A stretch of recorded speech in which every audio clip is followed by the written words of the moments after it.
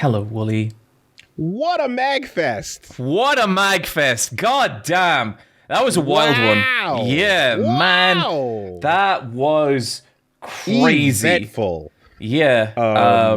Man, that thank you to everyone who showed up to the panels. That was fucking wild. That was so fun. That was a canon event. Yes. Yeah. If you have not watched the both Dokapon incident and versus Wolves Live, there is critical lore you will be missing for this episode. But man, dude, MAGFest is such a good time. Like Fox said it on Blue Sky, but he said like how he finds MAGFest such a soul-filling event. And I feel that. I feel so good after coming back from MAGFest and like just meeting all the homies, meeting a bunch of new homies, catching up with everyone, and it was just so fun. Like goddamn. I mean, look, things were yes, there was a glow afterwards. Not everything went according to plan, but a lot of things did go according to plan. And okay, speaking of things not going according to plan, can we talk about the dance? Oh, I mean, sure. Sure, absolutely. This has been eating me. This has absolutely been eating me, Woolie. And you know when it started? Okay, so for people who haven't seen the versus Wolves Live, we started off that with with the RRR dance. RRR. Yes. Yeah, the Natu. And I rehearsed it a lot. Me and Woolie together rehearsed it a lot to the point of severe sweating. Sweating. Multiple days. On our own, and then in person, we have it down. We have done the work. Yeah, and like we were doing it over and over, and again in our hotel, and like to the point that it started to feel real good. Like we were getting it fucking tight. We were nailing it. We were high-fiving it afterwards and everything. But in the actual panel, there was a problem. Who could have foreseen this? Yeah, we had tried to account for every variable. The one variable we didn't account for was the audience. Like the sync of going heads down into the jacket pull into the link up is all on the rhythm, but there's a reason why performers on stage have ear monitors that we are now aware of. Basically, when the crowd caught wind of what we were doing, the screams and cheers were so loud that we couldn't hear anything. And it meant when we did the actual dance, we were totally out of sync. And I've explained this to like 5 different people. No one fucking cares. Everyone seems just excited that we did it. When I watched back the footage, I was genuinely heartbroken. I was like, no, we can do it so much better than that. Because the good one, yeah. We couldn't hear the music, and we couldn't step to the boat, and it was like, didn't see that one coming. No. Every other thing, right? Centering, readjusting, all that shit, did not see. We even like added in like a kind of little, like, you know, the kind of the hand clasp, Woolie. We added that in so we'd be able to sync up better. We and man, I'm really glad people enjoyed that. It worked. I got what I needed. I got what I needed out of that. Okay, you know? I'm glad. I guess for me, there is a torture in preparing for something and thinking you have every eventuality figured out, and then something comes from off field and gets you, and just we have to go back. We have to go back, Woolie. Well, listen. Sometimes botches occur, and what you have to do is work through it. Yep. That's the important part. Right. You know, so I'm going to start using Carney as much as possible from now on. But we're getting ahead of ourselves. Maybe we're getting a little bit ahead of ourselves. You know, Woolie, technically you're not meant to use any of the insider lingo unless you've worked as a professional wrestler, which, just to be clear, I have. So I can say those things. Right. Okay. Also, I think part of being a professional wrestler too is having like perfect tattoos, just like we'll get into it, right? Well, what are you getting at, Wooly? We'll get it. We'll get into the way the ink looks on sculpted, chiseled bodies, and then there's me trying to figure out what I'm doing next Sunday, getting some of my arms worked on, and you, I believe, also might know a thing or two about getting ink done. You mean the Garfield tattoo? Well, something happened. Or did it, Wooly?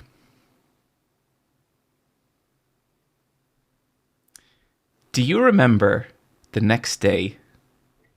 No. Okay. Hold the fuck on. What is happening? Do you remember the next day at the Patreon meetup and someone asked to take a picture of the tattoo? Mm-hmm. Do you remember what I said? What did you say? I said, no. Now's not the time for that. Why would I turn that person down, Wooly?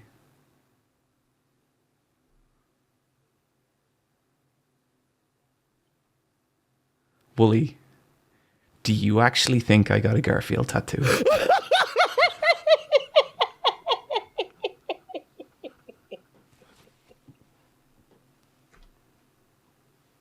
Get the fuck out of here! No way! Wooly, that would be fucking insane. I had Michelle draw the tattoo on before our panel. Oh my god! Mm-hmm. Mm-hmm. What? Yep.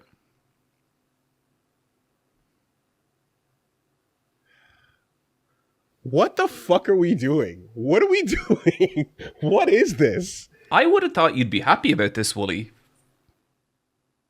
Because do you really want to be doing a podcast with someone you forced to get a Garfield tattoo?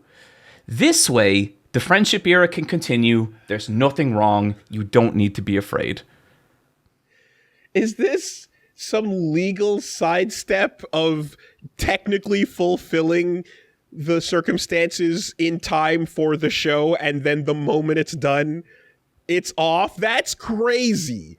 That's crazy. Wooly, crazy would be getting a fucking Garfield tattoo for a podcast bit. I swear to God, y'all, like literally the night before, I think we said it. Just like, he's like, yeah, nah, didn't get it. Fucking, what is happening? What are we doing here? What is the show anymore? It's really simple. What are we trying to get done here? What are we trying to accomplish? It's really simple. I don't understand what we're trying to accomplish. I wanted to give the audience the pop of the Garfield tattoo, but clearly I'm not actually going to get a Garfield tattoo, which is good, Wooly, because if I did get a Garfield tattoo, then what the fuck is this show? Like, how do I come back at you from that? Well, I guess all of your earned pop-offs are fraudulent. And not real and hollow, and all the energy that was in the room at your big moment is now meaningless. Oh, based on lies. Yes, absolutely. Do you think that hurts me? Do you think that scars me even a little bit? I am now glad that you didn't get to sync up your music with that cue. I'm glad that the photo. Fuck you! I rehearsed that. I rehearsed that. Popped up, and that fucking was walking up and down my kitchen, timing out that speech. That was not intentional, but I am glad that has happened now. Holy shit! But Wooly, like, this is good for you. You do not want to exist in the podcast where I have that tattoo. You really don't. So yeah, look. I want to exist in a podcast where we say what we mean and we mean what we say. I mean everything I've said so far this podcast. Words matter. Or do I, Wooly?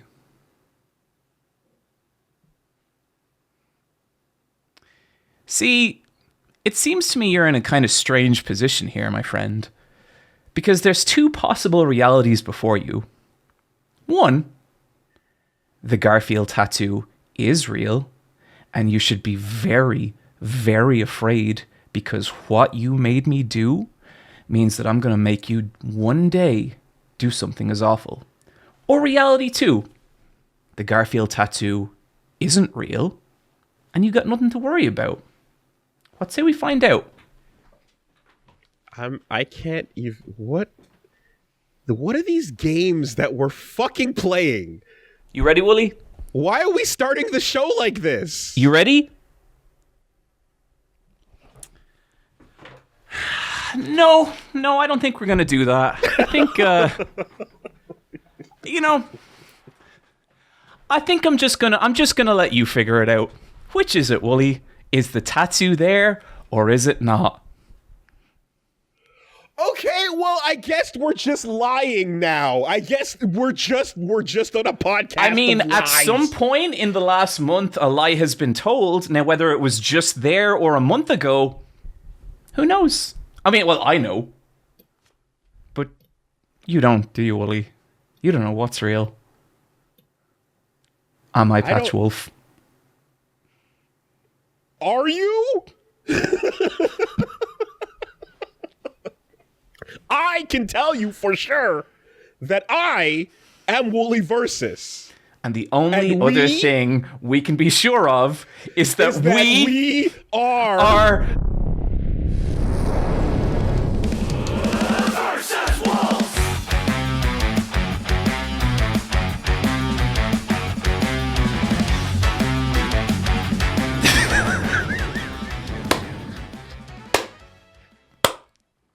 I just don't even know what to fucking make of this entire operation anymore. Whatever do you mean, Woolie? You seem upset. Let's talk about it. Listen. MAGFest occurred. It sure did. And there was a whole lot going into that.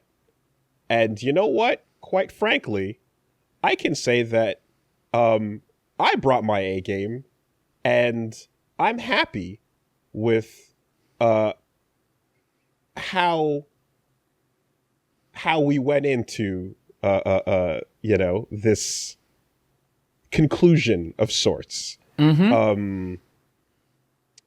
Given the way things worked out in the Kendrick episode and all, the last thing I'd want to do is disappoint our listeners by not bringing my A game. And I would say that, that we delivered. I would say that I delivered by literally bringing a game, Dokapon Kingdom. It was unfortunate that we came joint last place. We lost to Kathy. But we as a team, we gave it our all. And that's the important thing. I think that I honestly, no matter what in my heart, I feel I'm like, I don't know how this is going to go, but holy fuck, I'm glad you now understand why that game was delivered in the briefcase.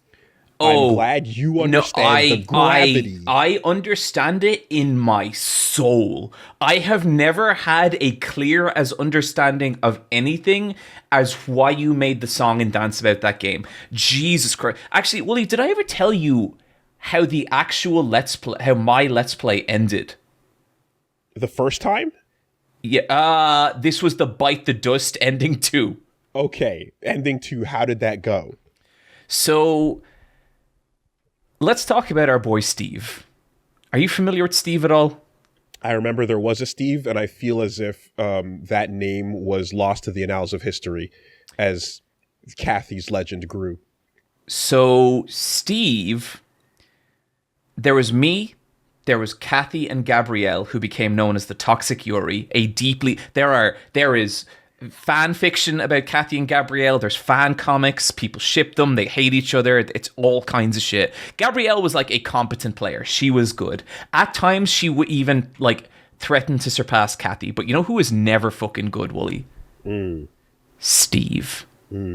Steve was always slipping in his own shit, always bottom of the pile. His name is Steve. Weakest character in the whole thing, right? Yeah. We go through the whole original run of Dokapon Kingdom. You could rename him, and his new name would be Steve. Yes. Yeah, totally. The insult name is also Steve. And so then I'm doing my final Dokapon stream. And Steve turns into a monk. And the chat start calling him Awakened Steve. And I'm like, no fucking way. Steve comes to the edge of hell, like to just outside the last boss room. Yeah. And he fights a fully tanked up me. Some stuff has gone my way, not financially, but stat-wise, equipment-wise, I am the strongest in the game. I have the highest, I have the Dokapon sword, I have the best shield, I'm a fucking monster. And I take little Steve, so the whole storyline run through this, Steve's been my apprentice, who I don't teach anything to and have murdered multiple times at this point. And I take little Steve, and one final time, I slit his little fucking throat. And I'm like, I cast his carcass off into the void, never to be seen again. And then, like, you know, it's tricky. I'm trying to fend off Kathy. I'm trying to fend off Gabrielle. I'm trying to keep them out of the boss room. I'm, you know, all that kind of stuff, because I don't want the game to end. And the boy, Steve, enters the final area again. And in what I can only call a surprise roll-up, beats Kathy. Wow. And chat is losing their fucking mind. But, like, it's okay because he got really, really lucky. I can't remember what happened, but, like, it was like, you know, it was a fluke that he beat Kathy, and I was like, okay, not a big deal. The boy Steve steps up to me. And at this point, Woolie, I am the end. I am the walking apocalypse. I am the bringer of death to this world. And Steve uses the ability Afterburn. Are you familiar with this? I forget. 50% chance to half your stats. 50% chance to double your stats. Double. Oh. And he fights me. And I'm like, I need to end this quickly because this dude's a fucking menace. I strike. I hit. I take off maybe 10% of his life bar. Let's go. And he fucking one-shots me, goes through me, and ends the game. That is how Dokapon Kingdom ended. Wow. That was the final thing. The lowly Steve awakened and did it, and I was furious. But this is the crying you saw. But what I loved about our panel is, you know what I never got in that final Bite the Dust arc of Dokapon? I never got my final match with Kathy. And then I got that in our panel, and God damn. I was worried. I was legit, because I'm like, this is perfect. I have the stage set so that, you know, when I said it in advance, I was like, you know, heal your wounds, grow strong, then we'll settle the matter. I'm pointing at that WrestleMania sign, you know, and you know what's going down. And the whole time in my head, I'm just like, but what can we do with the time we have? Yep. And so I'm like, I took a look and I was like, we get approximately 5 weeks. Can we make it work? And you know what, John? Your ability to fumble and bumble should never be doubted, because 5 weeks was more than enough time. So, like, for like not to break the kayfabe a little bit, but I mean, So there's sometimes people, like, I see them discuss on my videos, is John actually angry? And I think there was a thread somewhere, I don't remember where, was John actually upset at how things went at Dokapon? And the real answer to that is, fuck yeah, I was. Do you know what it was like to fucking walk up to Kathy with a sliver of health and get one-shotted? Like, was I secretly delighted that panel went the way it did? I mean, fucking yeah, it's like one of the most entertaining things I think I've ever been a part of. And I'm like, if I can lord over you that I stomped you down into the dirt and you're Kathy and this legend, that would have been amazing, hilarious, brownie points to have, even though things worked out fantastically. Yeah. There was a really beautiful moment where I think Kathy went first, rolled highest, and she got like a really good wet. There was something happened, but I just remember you turning to me like this, and a little bead of sweat just trickled down here, and it was so like yeah, dude, this is what I've been dealing with. Yeah, and like it's so good as well because like there was every chance that NPC rolled into that game and just became a Steve, just didn't do anything. And she did shit. Man, wonderful. And, God bless Deathblock. God bless all of us, each and every one. It was a good time. And God bless me for that sick-ass thumbnail. Intro. That was I'm pretty dope. Yep. I'm happy with. We're just forsaking the entirety of like, we're dropping, how we're doing this. We're dropping specials all day. I mean, it had to be that, right? So that's for me is what I wanted. The briefcase can close there. That's what I wanted to get out of this chapter. You ever worry, Woolie, that I might have a briefcase? Oh, I've asked you if you had a suit. I asked you if you had definitely one. Have a suit, Woolie. But it's funny. I don't have a briefcase because when the suit comes out, Woolie, what I've got for you does not fit in any briefcase. I am always ready for business. You should know this by now. Mm-hmm. I stand on that shit. Yeah, looking forward to it. I'm also someone who, when I stand on business, I like to deliver gifts. I like to deliver presents to my friends. I like to bring what I bring. So, your slideshow that followed, again, I'd like to say it was cute. You spent a couple hours in MS Paint.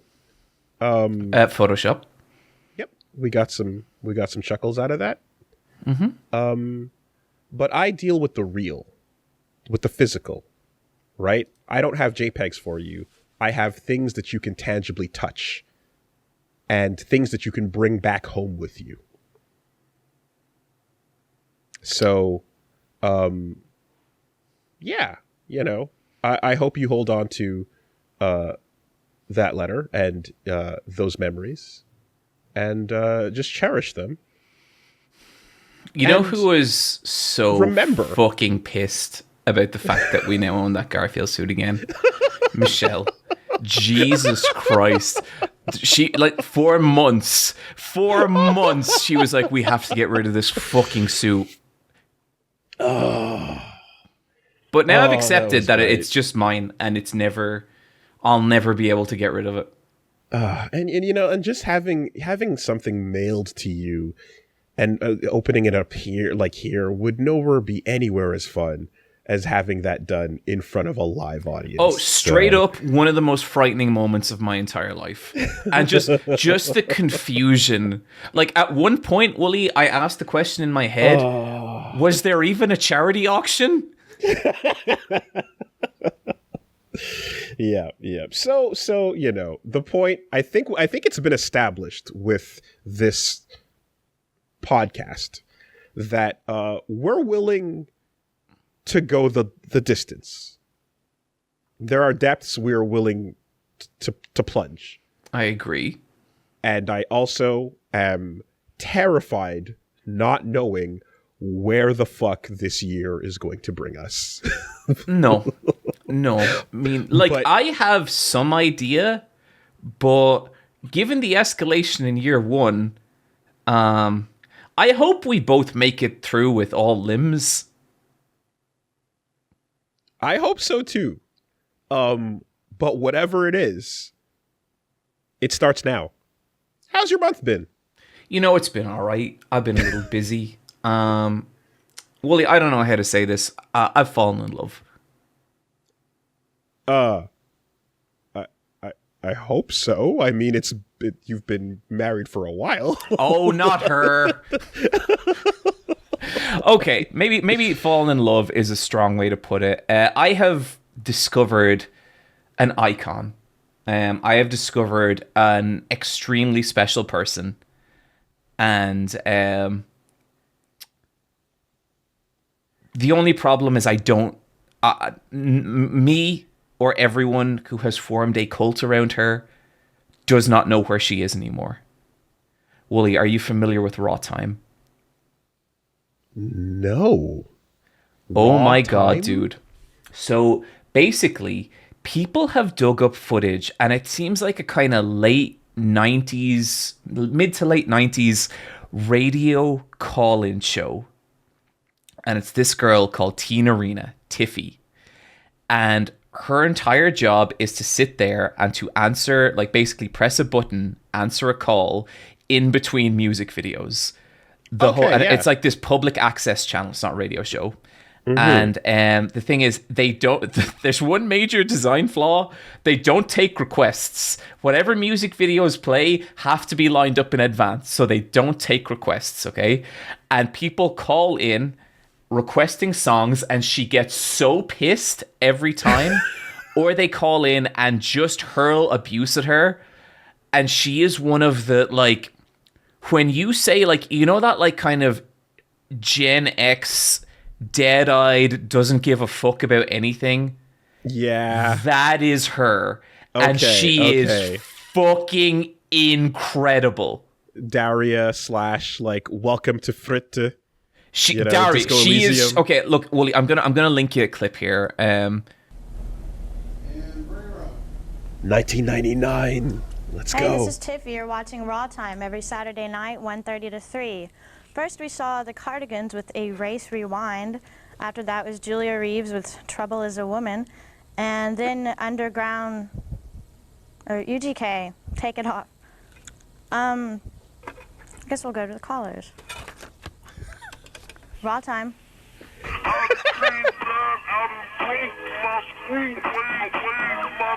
Okay. Rawtime. Hey, do you have any Kid Rock, Limp Bizkit, or Tool, or Screw videos? We do, but I don't think we're gonna play them ever. Rawtime. Okay. Rawtime. Yeah, where's Stefani? I don't know. I think she's out on a little vacation. Vacation? Yes. Weren't you supposed to have a co-host today? Christine, I think it was? That's me. I was the co-host last week. Yeah, I know, but, well, forget it. You're a bitch anyway, so, you know, it doesn't matter. I will leave a selection of some of my favorite Tiffy moments, but it is just... Why is this happening? Her just...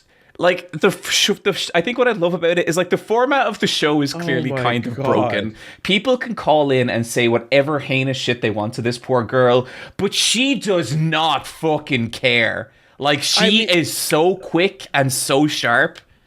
Yeah. Like, I feel like an exec walked into a hot topic and just went, hey, you want a job? Yep. Like, come with me down to the radio station. And she's like, okay, yeah, whatever. I quit. What are we doing? You know? And so, like, she's become, like, okay, I want to play a little animation here. Basically, a massive fandom has formed around this girl because she's fucking incredible. And the weird thing is, no one knows where she is now. No one knows what she's doing, but people love her. I love her. I think like it's a combination of just thinking she's really cool, but wishing I was more like her. I wish I could endure the slings and arrows of life with the just Gen X fucking fortitude she does. There's something extra special too about the found footage nature of this, where it's like, this is from what you sent me is 7 years ago, but it's 7 years ago archiving something from 1999. A quarter of a century ago. The upload is old. Yeah. That is archiving something from like that's perfect. I think my favorite one is some guy calls in and he goes, "Hey, are you a lesbian?" And she just goes, sometimes." And then she's like, "Are you?" And he's like, "What? No." And then she goes, "Oh, that's sad," and hangs up on him. She's fucking I love this woman. I want to spread her around as much as possible. Woolie, speaking of enduring the harshness of life, I hear you played Nightreign. Yes. If I'm not mistaken, this is the track off the Guns N' Roses album. God, it really does sound like it. No, Blood. Oh, that's just wishful thinking. I keep trying to say, my brain autocorrects to say Bloodborne Nightreign, and it's just, nope, that's not what's happening. That's not the reality we live in. Elden Ring Nightreign, the beta, just took place, and there was 3 days of getting a chance to get some hands-on with it, and it is really cool. It's an unexpected side project that came out of nowhere, and while everyone saw that initial trailer and was like, I don't know if you were like me, but like I clenched up hard in fear that a brand new 200-hour FromSoft experience was being shadow dropped on us, and thankfully that was not the case. This is Elden Ring arcade mode. You know, it's funny because like I saw a lot of people be like, "Fuck, I don't want this," you know. But actually, I remember when the original Dark Souls came out, me and my cousin spent maybe an hour trying to meet up in Dark Souls, and like, you know, the fucking I don't know if you ever tried to do that with anyone, but like literally a system designed so that you cannot connect with your friends. Like loads of weird shit you have to kind of jump through. You can do it, but it's rough. Yeah, it's really dropping rough. The signs. But we eventually did it, and when we did, it was one of the most fun sessions I've ever had playing Dark Souls, because all of a sudden Dark Souls kind of turned into a normal video game because those enemies were not prepared to be attacked from two sides. Exactly. And it honestly ruled. It was really fun. Yeah, and so here's the thing: is anybody who's going like, "Oh, who wanted this?" Those people are disingenuous and giving not their takes are terrible, and like that's not real. Everybody who has been modding the Souls games on PC aggressively into randomizers, into new runs with all kinds of weird, unique aspects, into runs where they've brought in bosses from previous games that are from the wrong franchise. All of these aggressive full reworks are shows are signs that people absolutely want new, quick, different experiences and the ability to like co-op together, you know? And so what they did is basically a new director said, let's take all those things that people are kind of modding the game to be and just make a version of the game that gives them that, right? Mm-hmm. And if you are looking for if you feel like playing some Souls, but you're like, I'm not looking for a full on dive into a run right now. You get a 45-minute condensed go, where we dropping boys version of Souls in Nightreign. And it's kind of nuts because it scratches a very particular itch, you know? It's the fun combat system,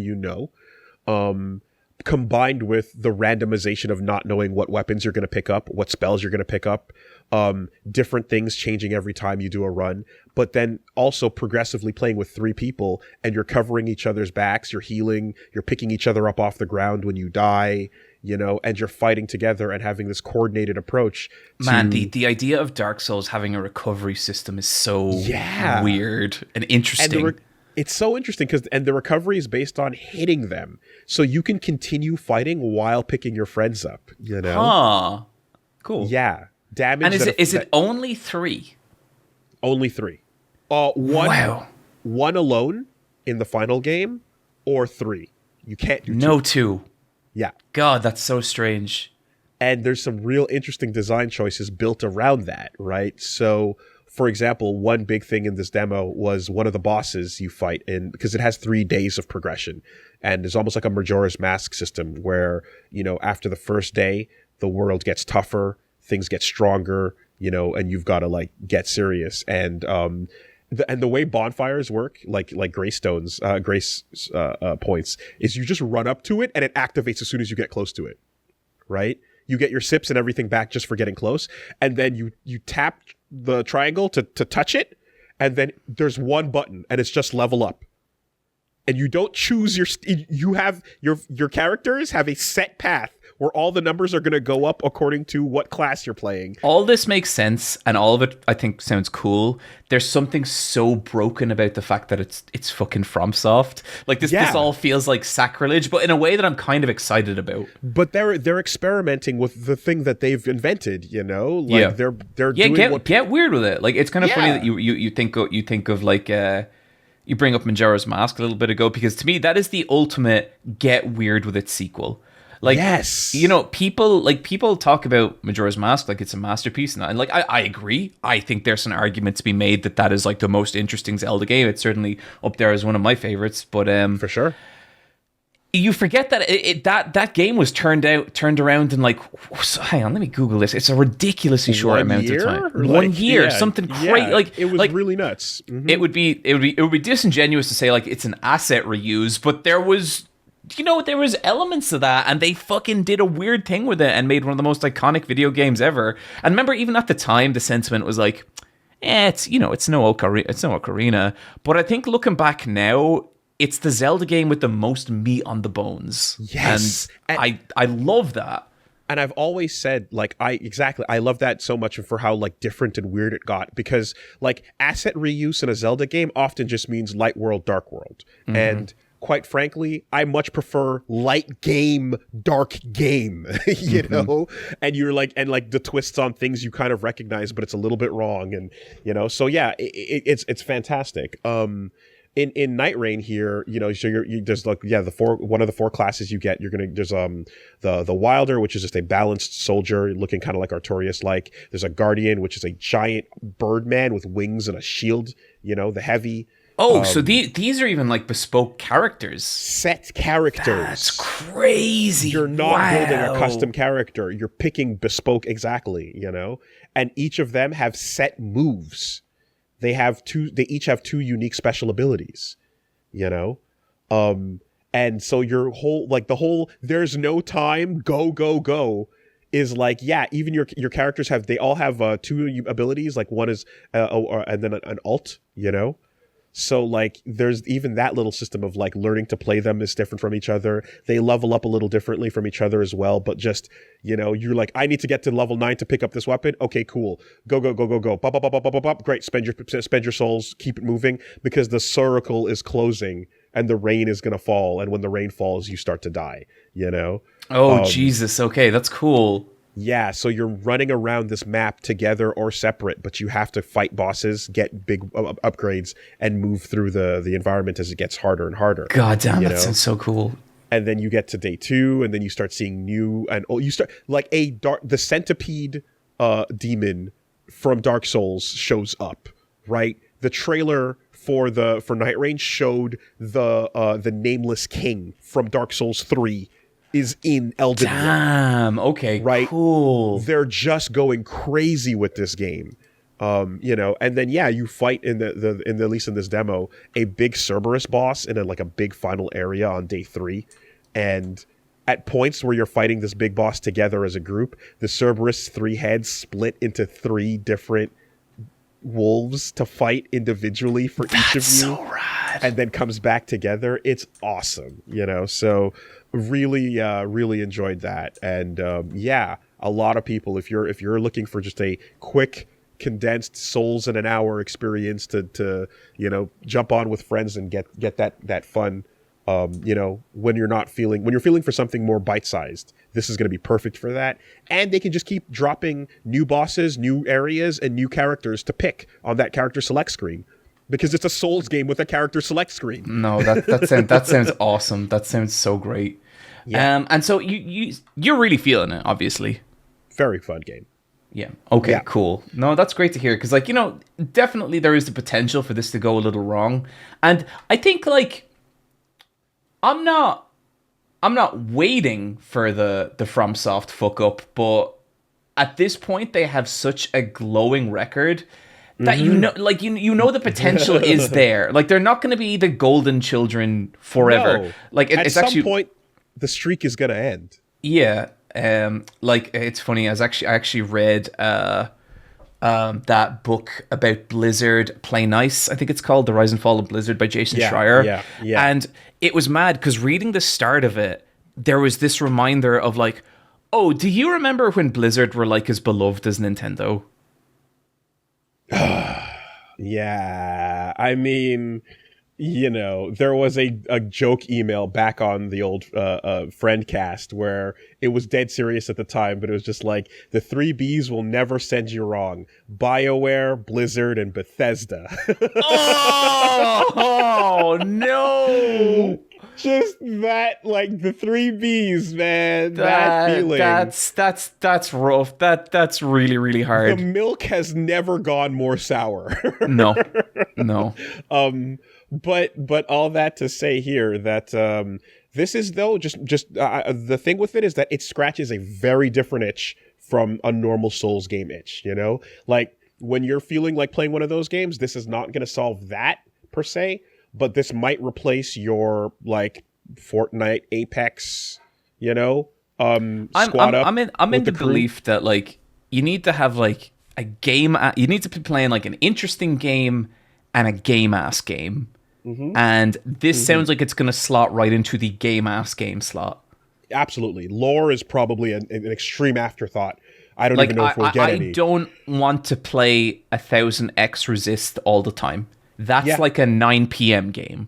100%. But when I'm finished work at like 7 or 8, like that is when I want to play my little gameplay dopamine game. And furthermore, FromSoft has given us so much more game than we all expected or wanted in Elden Ring and in their other titles, that they're allowed to make a $40 wild side thing and make some money, please, guys. I'm happy to support that effort. They've given us so much, more than we wanted over the years. And then, like, the Shadow of the Erdtree DLC was, again, just like an unbelievably, almost too much, content. Again, like, yeah, guys, you've made a lot of assets, but make a thing that you can use. I consciously put Shadow of the Erdtree down.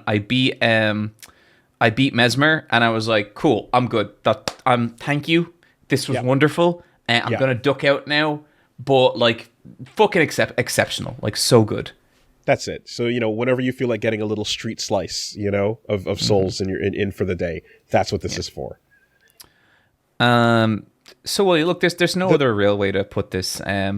We are slowly transitioning into a hip-hop podcast. What are you laughing at?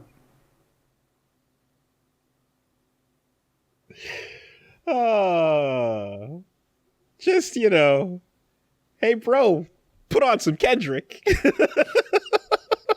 Do you ever post, like, self-deprecating humor and it gets just a little too many notes? You might have touched on something. You might have touched on something a little real, Yeah, I did see that meme and just went, oh, that kind of way. It's bad, Wooly. It's bad. I'm like kind of at the point now where, like, I was at a con with Sudden Mango over the weekend, and there might have been a moment or two where I found myself explaining Kendrick songs to her. And then being like, oh, no, don't, Wooly, don't clap. This is bad. I picked the best time because I felt in the air that it was the time was then. And then I was rewarded with GNX dropping the day after I brought that challenge to you. Yeah. And now, after everything that went down with this arc, right? what do we have? We have the bookend that is the Super Bowl halftime show. It is the best time. Do you mean the worst halftime show of all time? Terrible. What am I looking at? I just I don't know if you've seen people make that argument. Oh, I've seen it a lot. Do you just get that real feeling of like, dude, just what do you actually want to say? So like, just say the thing you actually want to say. Well, they said the same thing when it was the all hip hop show last time, or when it was the Weeknd or the Usher show. They also said each of those shows were the worst Super Bowl halftime shows ever. So I just genuinely think that it would save us all a lot of time if they would just fucking be honest about it, you know? And now you start to understand the core of my personality, right? My entire thing is, don't waste my time. Let's just get right down to brass tacks. Just give it to me straight, Doc. You know, don't dilute it. Don't water it down. I don't have time to start seeing and figuring out what's real and what's not. Just get down to the heart of where you're at, you know? So, do you know, you actually told me a story. I don't know if I can tell this. Do you remember, Woolie, MAGFest a year ago, we sat down for a business meeting and I told you about how I had made a typo and messaged you something and asked you, had you seen it? I do remember. I forget what the actual one was. Do you think it's okay to tell that? Yes, but I don't remember what the actual like typo was. Oh fuck. Okay. So we had just started Versus Wolves, okay? Mm-hmm. And you messaged me that we were like the #1 podcast on iTunes, which was fucking insane. Like and like still blows my mind, you know? And just to be clear, like the iTunes chart is weird. It doesn't necessarily mean you're the most popular podcast in the world. Period. It stacks towards new releases for sure. Yeah, but it does mean something. But it was still like a big fucking deal. And like I've said this before. This whole podcast, it was like an excuse for us to hang out. Really, like that's what it was to like get together in a routine way. And I texted you back, wow, this is a way bigger deal than I thought it would be. And I texted you back as I was going in the door of Amsterdam airport, and I had my bags and I was kind of excited and I was kind of flustered and I was like, oh, that's really fucking cool.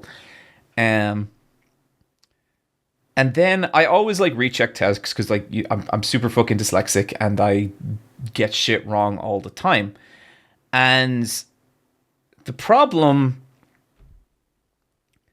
is that the B and the N key are next to each other, and I had missed the B key and had texted a different message. And I just want to be clear, that was not an autocorrect, because for it to be autocorrect, that word would need to be in my phone, which it fucking is not. But I deleted the message immediately and then got on a fucking plane with no coverage for 3 hours, wondering if I had just imploded my new fucking hit podcast. And Woolie, the entire plane ride, I was like this.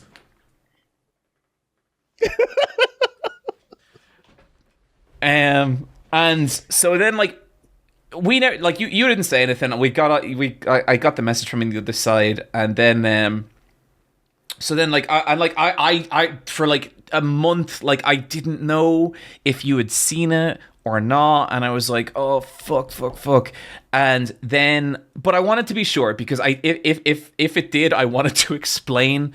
And so then when we met up at MAGFest and we went for our little kind of business morning, we went through like all this shit with Versus Wolves and like all the kind of new plans.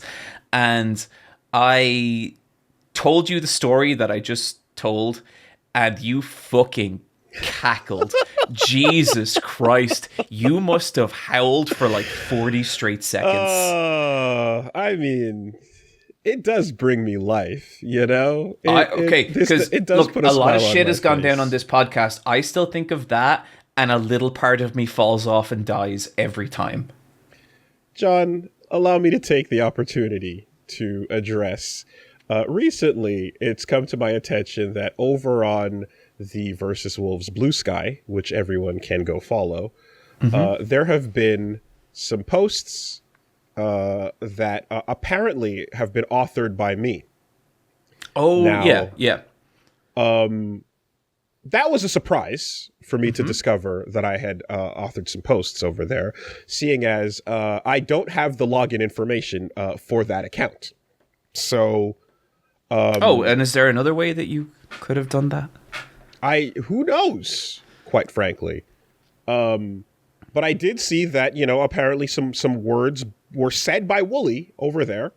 Do you want to? Could we read one of them? Maybe. I guess I'm not really sure what this is about or where this is going. But let me just hop on over here, because I haven't seen these posts. Hi guys, I've noticed a lot of people saying unfair things about John since the Dokapon incident. I feel a need to state that John is my best friend and personal hero. Holy. John could have won any time, but let me win because John knows I am sad and have nothing else. Hope this clears things up. Woolie. Right. That's really sweet. So, I did not ultimately do so. But my thought was, what better way to follow up this post? And I believe a second one that was made at some point. I was thinking, you know, why don't I just log in to this Blue Sky account and say something to the effect of, and now I would like to quote my favorite songs, including the big mega hit from Jay-Z and Kanye West about Paris. The next posts. Let's start rapping my favorite lyrics. I don't like this. I don't like this. This is not funny anymore. Don't do it again. And I didn't do it, John. But I almost decided to start rapping my favorite lyrics from my favorite songs on the Versus Wolves Blue Sky account. Okay? Woolie, your message has been received loud and clear, and there shall be no more shenanigans with the Blue Sky account. Just to set the record straight.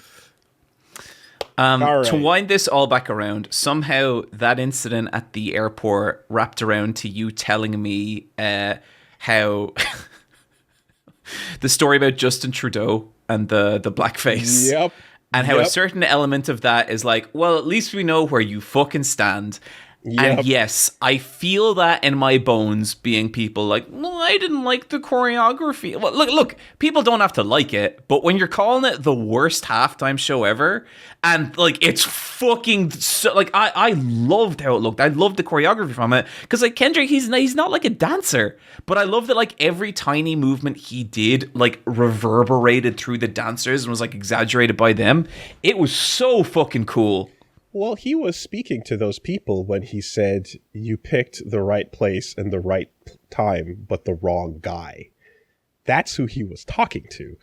Mm-hmm. What I did appreciate was the few but still existing examples of some parents that their kids went online and were like, my parents didn't understand this at all. My dad was going off on just, you know, how, you know, he didn't enjoy it. And then I explained the backstory to him. And now he's like, oh, shit. That's what that was?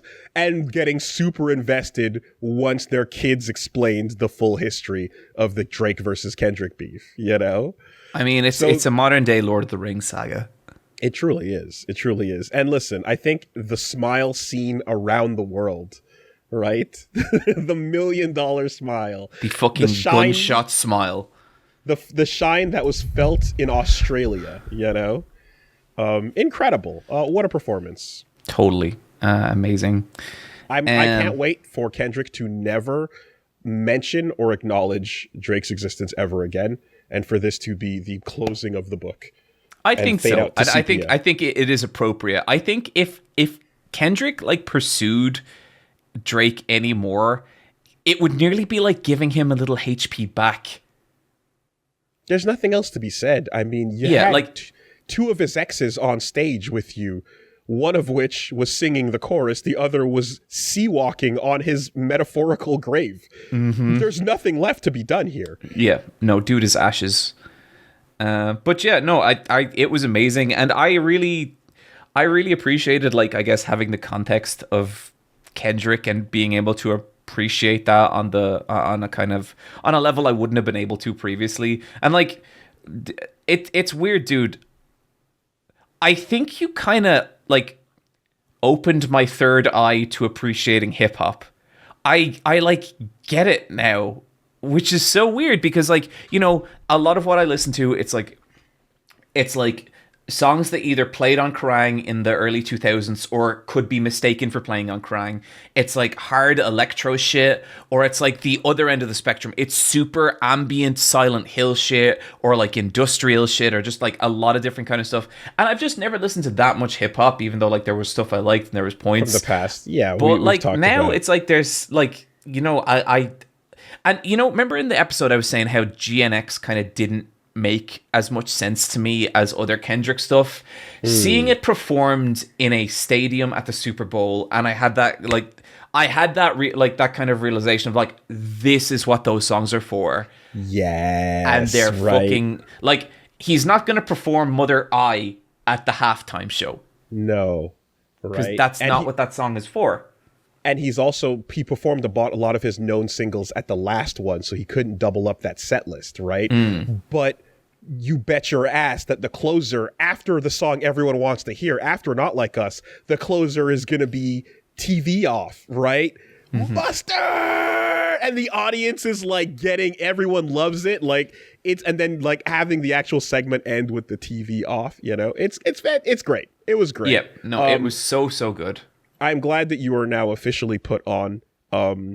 I would like to think in this instance, this was a bit of an alley-oop that FD Signifier set up, and then I dunked it in just to cement the fact that because you watched that video, you know, that he put out. And like what I would say is like the FD Signifier video is fantastic.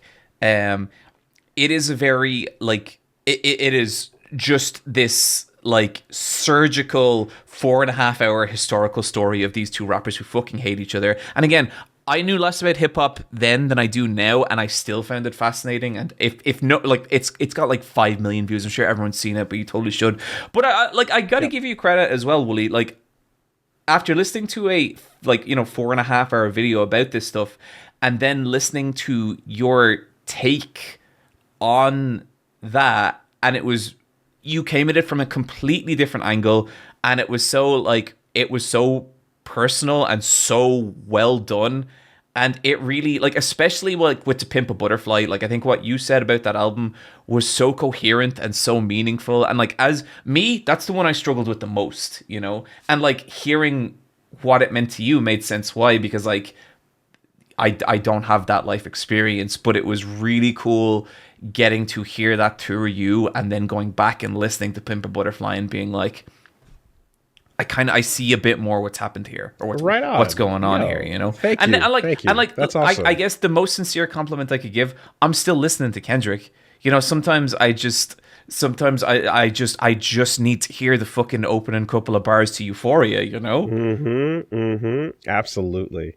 No, it's the takeaway here being that it is a great time to hop on board, you know, while this discourse is currently happening. Just picture me like one hand just clinging on to the back of that bandwagon, flopping all over the place.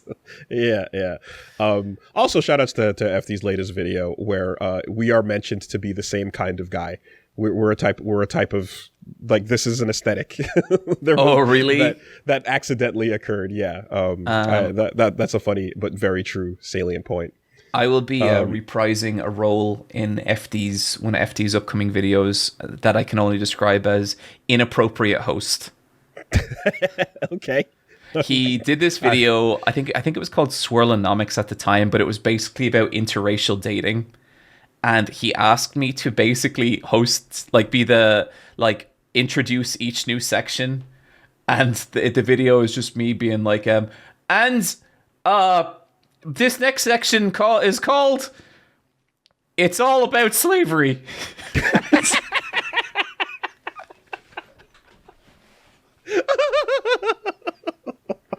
Wow. Okay. Damn. Yep. Let's go. Yep. So yes, good time on that. You know, just by the by, apropos of nothing, did you know? So friend of the show and friend of us, Little V Mills. Oh. Recently pointed out to my attention that apparently while driving through, his home state of Alberta. Did you know that there is a place in Alberta, a location of a town or a hamlet? Check this out. There is a hamlet in Alberta. It's just called Madden? It sure is. Right? It's like, oh, that's interesting. That's pretty cool. There's a town in Alberta called Madden. You want to drive up to Madden and take pictures next to some signs? That could be fun. Well, how about this one? Within Madden, Alberta, you can go to this street. What the fuck? Walsh Street? There is a Wall Street inside of Madden, Alberta. Yeah, it's just down the road from the Madden Community Center. Yeah, apparently so.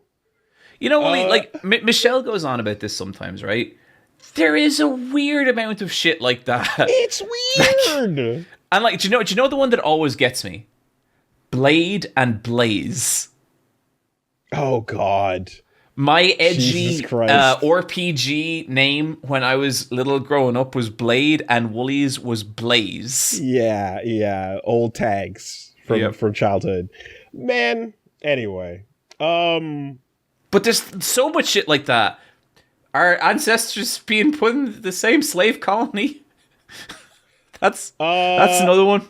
Yeah, at the very least, you know, some of the curious and strange history that overlaps is wild to discover, and I feel like this is going to continue to be a thing. Now I can't wait for you to. I'm just picture we're looking out at a sunset and you're just dropping the Killmonger final line. You know, you're like, Woolie, bury me in the ocean with my ancestors who jumped from the ships because they knew that death was better than bondage. And you're just like, what is happening? What is happening right now? I promise I'm at my limit. Well, kinda. Okay. All right. Well, kinda. All right. Look, I know I still have some self-awareness in all this, Woolie, I promise. But do. that said, let's talk about Irish hip-hop. Yes. The thing you thought didn't exist turned out to exist. It turns out to exist super fucking hard. Basically, after that Kendrick episode, a bunch of people came to me and were like, John, you gotta watch Kneecap. Jesus Christ, you gotta watch Kneecap. And yeah, that is exactly what it is. Kneecap is a real-life Irish language hip-hop band that are, you know, not super happy about the English and some of their transgressions. They're a Northern Ireland-based band, and they have, you know, they're not afraid to talk about what they think, and they you know, I would say the strong opinions. Is strong opinions. And look, I understand it's a complicated situation, and I certainly do not think that, you know, people who consider themselves part of the Commonwealth are like bad people or nothing. But I think there's a lot of weird shit about, you know, being Irish, and there's a lot of weird shit about where it puts you on a kind of cultural map. Like, Ireland has a very, very dark history, and that dark history manifests in a lot of really fucked up generational trauma that is still absolutely a part of Irish culture, like in a huge, inescapable way. And this band Kneecap are like a really raw expression of that, and their music is like very angry, and it's very like it's very political, and it's great. I think it's fucking fantastic. I'm the best way to experience them, or like as an introduction to them, I guess, is there's a movie called Kneecap, and it is really cool. It's just a really beautifully shot film. It's really funny. It really puts across who these people are, and if people are curious, I would really encourage them to check it out. I was like, there's a lot of like, everyone in Ireland loves this fucking movie because it's a great ass movie, but it is a really, you know, it is a really sincere depiction of, I think, like a lot of what goes on with Ireland. And it's just, I could not recommend it enough for people. Yeah, so I remember, like, we were talking about this a good bit at MAGFest, and I believe, you know, Sean, one paperbag animator, was explaining that one of the members' names was Provo, and the significance of what having that as your name meant. That's, yeah. They're not doing things by half. It's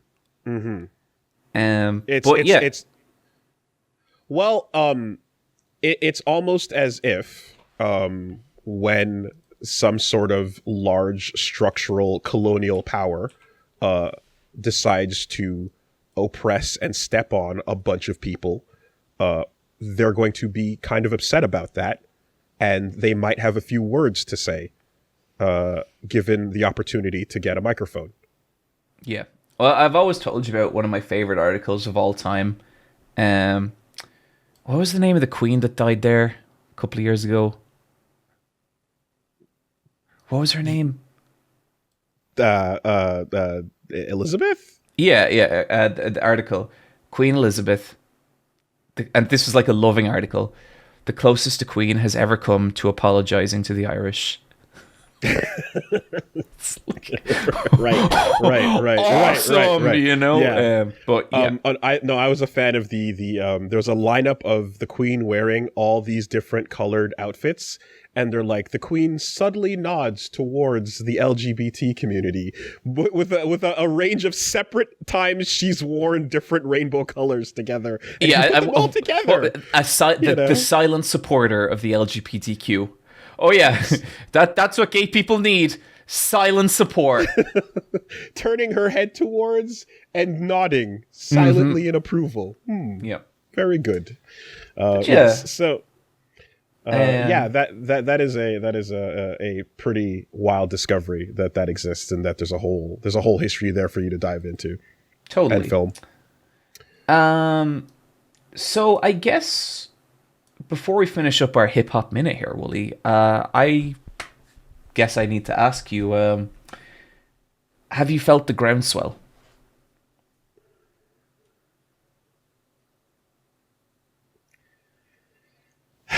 I'm going to just straight up anticipate whatever the fuck is about to happen here. Oh yeah? I'm going to anticipate whatever the fuck is about to happen here. I'm just going to say this, all right?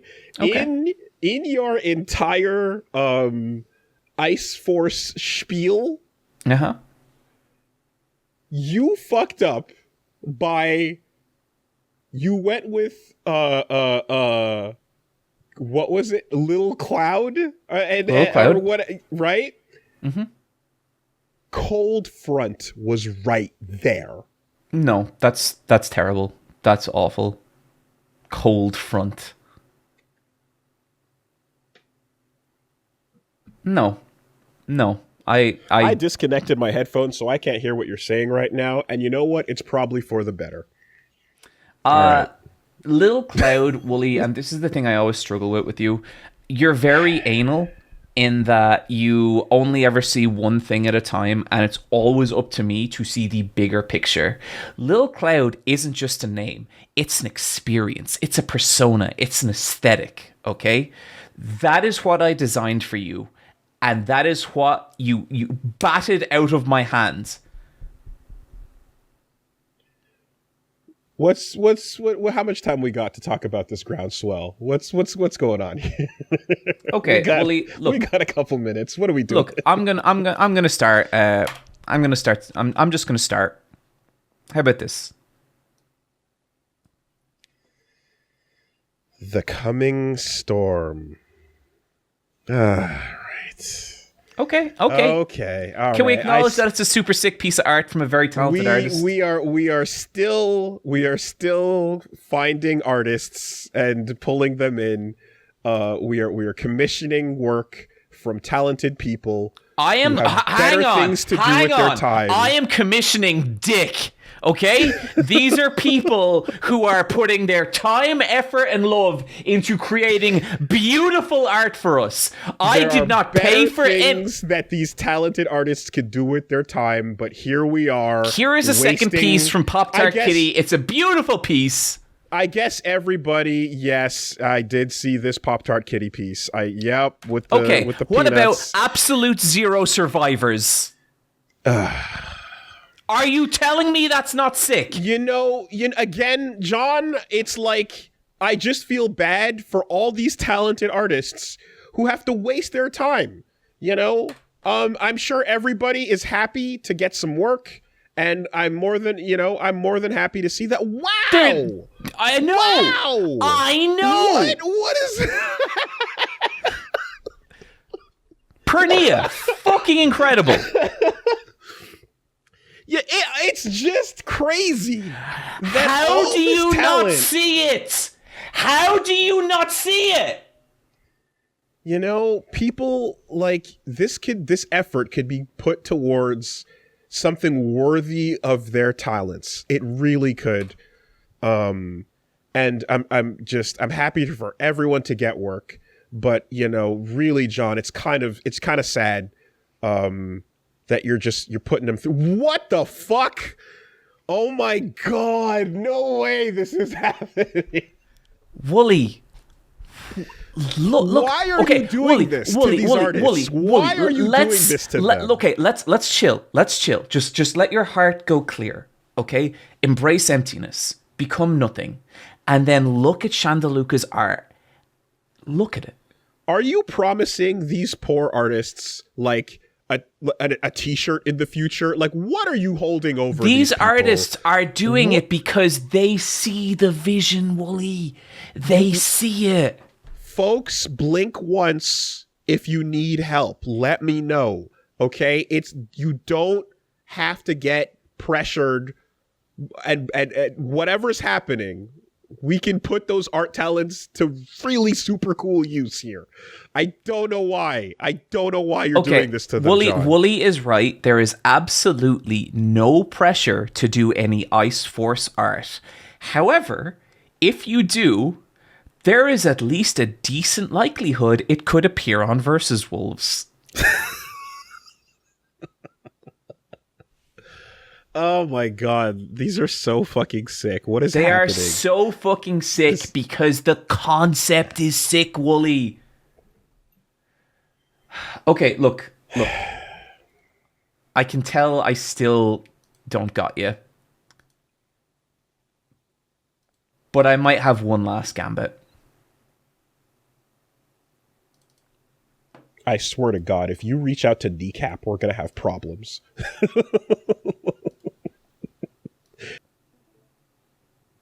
Can you see this, Wooly? I can. That is a mixer. Mm-hmm. It should start playing pretty soon. Let me know if you don't have sound. And we are hitting play now.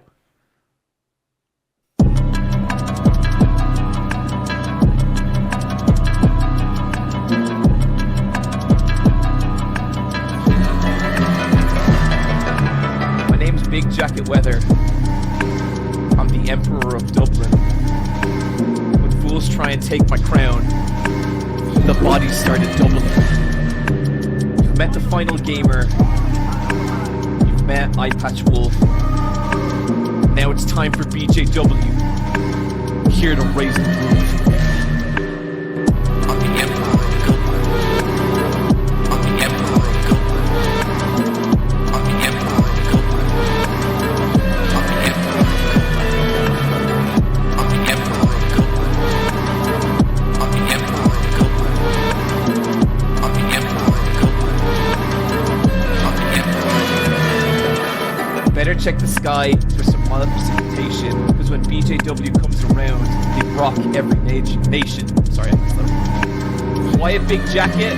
You don't see no snow? Well, motherfucker, it's 'cause my rhymes are ice cold! That's it. That's everything I have so far. Do you ever get tired of being wrong? Do you ever get tired of being wrong?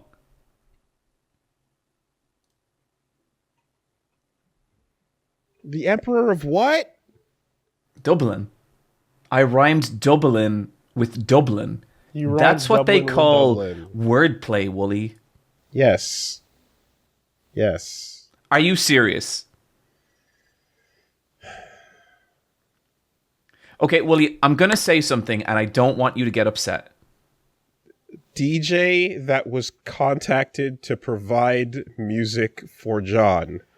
Once again, I'm sorry that you have to go through this. Woolie, this is not my fault. I did not contact anyone. This was a fan, an incredibly talented fan whose SoundCloud I will link. I'm sorry that your talents are going towards this nonsense. It doesn't need to be this way. I don't know what you were promised, but there's another way. All right? They were promised nothing but to work with my lyrics, which is what I'm offering you, Woolie, but for some reason you're too good for it. What you're putting these poor talented people through is just, it's despicable, really. It's just... Okay, Woolie, I want to say something and I don't want you to get upset, okay?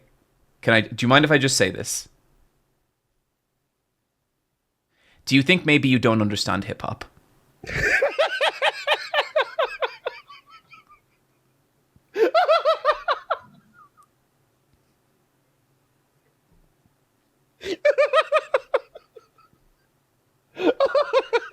I'm sorry. Yeah, actually, I thought I got it this whole time. Okay. It turns out you've never known, have you? Yeah, BJW. Big Jacket Weather. Yep. And look, you're the J and I'm the W. No. What?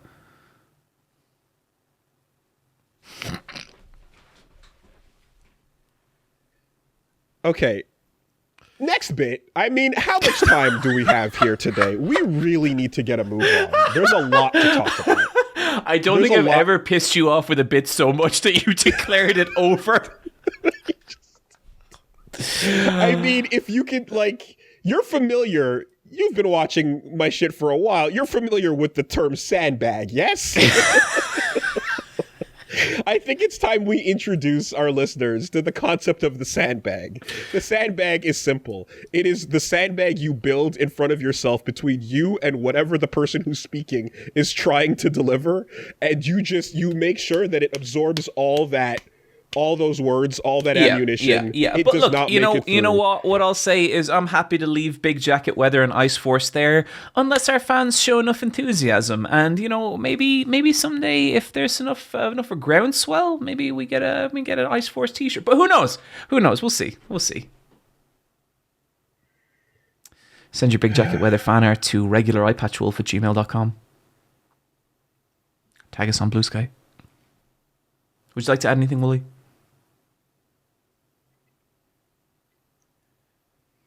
I'm just glad that I didn't hear my AI voice coming out of that speaker. Thank you for putting that idea in my head.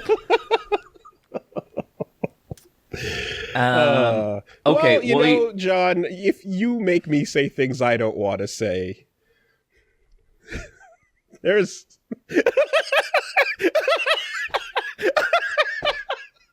I believe we've already been over this. Is this going to be your fucking, like, your eject button for this podcast? It's the only button I have, man. It's the only button you have. Woolie, you have been fucking tormenting me on... We have a Patreon.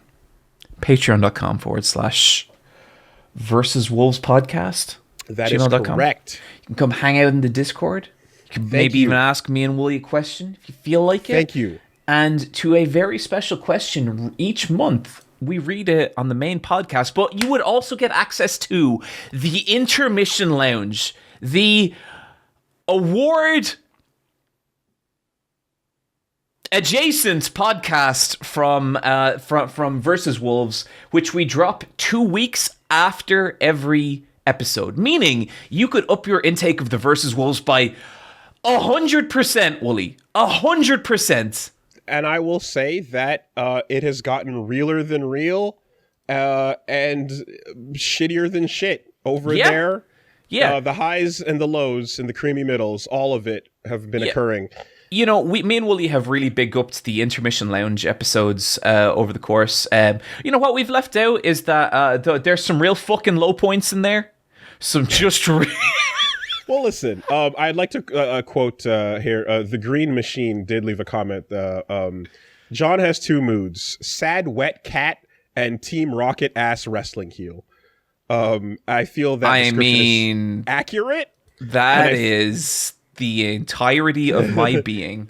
And I feel like you get to experience both of these over at the lounge. So, yeah, check us out. Support. Enjoy. Cool. Okay, this month's question comes from Pebble. Hey fellas, it was a pleasure to meet John at AkumaCon, and from that experience I gained a question. Has Woolie figured out that the Garfield tattoo was actually, you know what, I don't want to, scratch that. And this next one, this question is from Stealthy Potato. Howdy. On a scale of 1 to 10 being 1 being I fucking hate reading that and 10 being I fucking love reading that, how do you feel when you see the comment, I use your videos to fall asleep? Woolie, do you get this often? I do. Thank God, because I was worried that it was just me. I do. And it's just, listen, I'm at this point, I'm happy that you enjoy it. And you know what? If it's going to take a couple listens to get through it, then so be it. I'll take it.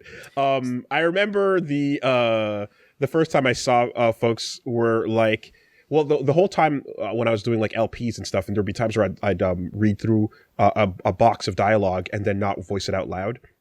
Or I was playing through Naruto Ultimate Ninja Storm and I was playing it in Japanese voice acting because that's the show that I used to watch myself. And then people were like, yeah, but when I minimize it, I can't understand what's being said. And if you don't say the dialogue boxes and read them out, then I can't follow because I'm just listening. I'm not actually watching. And I was like, oh, God damn it. Shit. Okay.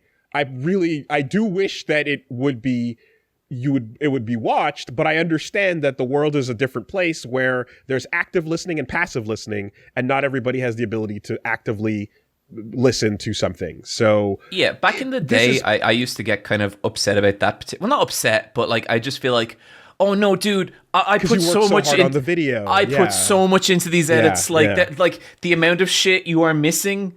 But I'm not concerned about that anymore. No, exactly. And so I put more effort than ever into the edits, but I am just okay with the fact that people will tap over it. That's it. And so active listening and passive listening are a part of the world we live in. And even if you are tuning in and watching, then that's cool. You're seeing some stuff and enjoying it. And if you're somebody who's listening, then that's okay too. And if passive listening is also listening to fall asleep, I'm happy you're clicking play. God bless. I'm not gonna feel any ways about that. No. Yeah. There's some of my favorite creators that they put me in a kind of relaxed mood that it is easier to fall asleep. And I would say some of these right now for me are Madular is one of them. It is Grimbeard is another. And then I actually there was actually a girl who showed up at our panel. Do you remember the girl? She was in the Armor King, casual Armor King drip. Babe Ruthless? Yes, I did not know she was Ruthless. a YouTuber, and then I saw someone mention it in the comments, and she just has these really chill, like, fighting game breakdown videos. I will put them on to chill, and I might sometimes fall asleep to videos of that kind, but I really have to like those videos to fall asleep to them. If it's someone who's like, you know, I don't like, or someone who's making points I think are silly or whatever, I'll just get irritated. And so I actually take it as a big compliment when people say stuff like that. And, you know, most of all, you know, Willie, I'm about to enter my 10th year of being a YouTuber. And, welcome to the club. Yeah. And I think, honestly, at this point, I'm kind of just thankful that people still want to watch it all. Like, I'm just happy I'm still around, you know? That's it. There's no retirement plan for this gig. We don't know what it looks like. No one's done this before. Yep. So as if people are still enjoying what we're putting out, that's pretty cool. Yeah, fuck yeah. Thank you. And if you're sitting there, like, eyes peeled back, absorbing every frame of our videos, awesome. Thank you. And if you have it tabbed over while you play a game of Counter-Strike and you hear every fourth sentence, appreciate you too, buddy. It's legit. It's legit. Mm-hmm. Yeah. That got more introspective than I thought it would. There you go. And I mean, hell, look, how would you feel if someone said, hey, you know, love your stuff, Super Eyepatchwolf. I wear your t-shirts to fall asleep as pajamas. It's like, I market them as like comfy enough to nap in. Yeah. You know, so it's like, it's not, okay, you're not wearing it outside. Okay, that's like, the point is, like, that's great. I'm glad that you'd like one, you know? That's super cool. And like the colder answer is, buddy, you bought one. You can do whatever the fuck you want with it. Well, there's that, you know? Yeah. Yeah, you can pick up all your dog poop with it, you know?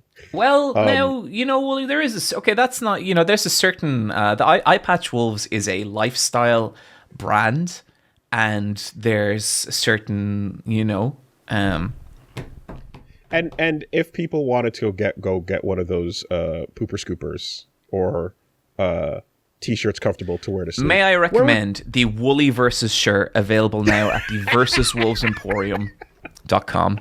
I'm sure people saw this. We started a Versus Wolves store. We announced this at the panel. Those t-shirts are available right now. There will be a pinned comment below this video. We will include another link in the subscription. I am wearing the Versus Wolves episode 999 t-shirt at the moment. It is beautiful. It is gorgeous. It is by Cigar. Let me get their tag here. It is by Cigar Does Art on Blue Sky. She absolutely fucking killed it. I love the t-shirt. And we have a bunch of shit over there. We have a Final Gamer tee. We have a Zelicron Time Wizard tee. If for some reason you should want to get into fitting games, a Get Into Fitting Games tee available now at Versus. Oh my God! It says Get Into Fighting Games. And yes, thank you. Yeah, I'm sorry. I'm you know, and unplanned actually. I'm rocking that one too. And, fighting games. It is. Yes. So that's what you do in those videos. I never click on them. Yeah, well, maybe you'd get better at them if you did. You want to play Tekken, Woolie? I would love to play Tekken. Want to play Tekken? You want to play some Tekken? Tekken You want to play some Tekken again? You want to fucking play Tekken? No, but yes, the long-awaited full heart design for Get Into Fighting Games finally available. Thank you for everyone who's grabbed one so far. That thing's been moving. People have been very excited about it. Look, I talk shit. That is our best-selling t-shirt by a mile, and deservedly so. It's a beautiful design.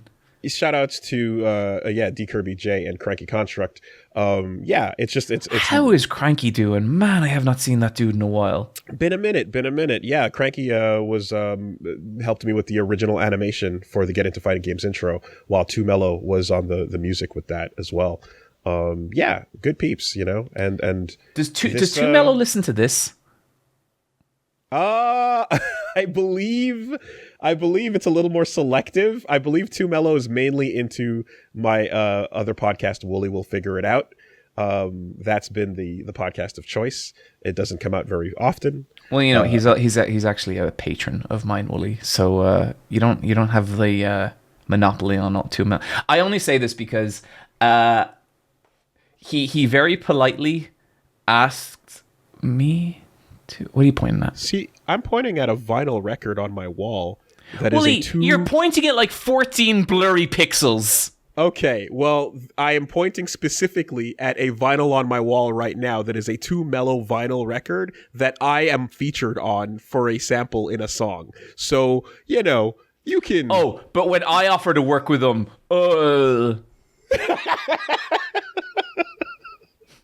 Well, maybe Big Jacket Weather needs to prove themselves a little bit more lyrically. Okay, so it was funny because I was talking to him on Blue Sky and I was saying how, we should work together sometime, which I actually meant in earnest, but nothing to do with Big Jacket Weather on a different secret project, which I'm not going to talk about. And I think he just responded with like a laughing emoji. And for a second, I was like, that motherfucker. And then it clicked, and I was like, fair enough. Yeah, because you're like, yeah, man, like, yo, I mean, let me spit something for you real quick. And I'm sure Mello's like, all right. What did he say? I think he said, for the sake of all white rappers, please stop. That's correct. I believe that's verbatim. So, you know. Oh, good shit. Okay. Shout outs to Mello. Yeah. So, Woolie, we've been doing this podcast for roughly 6 hours, and we have yet to touch the main body. So, we came out of MAGFest with some recommendations. And the first of those is that you check out our sponsors. This podcast is sponsored by Rocket Money. And we've talked about them before, but it's really become a new world where it turns out that, you know, there's new ways to get money from people. And one of the most effective new things that we didn't see coming 20 years ago is the subscribe to my service that you need for 1 second and then forget that you've signed up for it scam.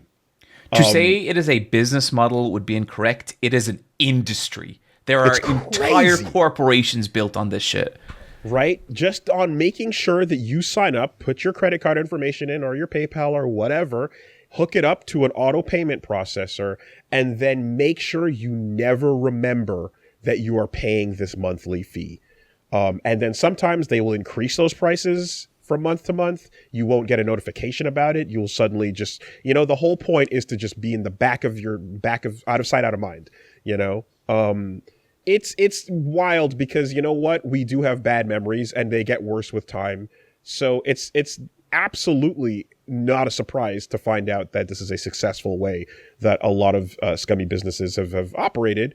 And on top of that, there's some where if you do discover and you're like, let me unsubscribe, they make you go through the ringer, you know? Oh, they have a rat's maze, like, to funnel you back into their system, or worse, just make you give up and be like, oh, fucking fine. Look, I'll keep paying the $7 a month for the rest of my life.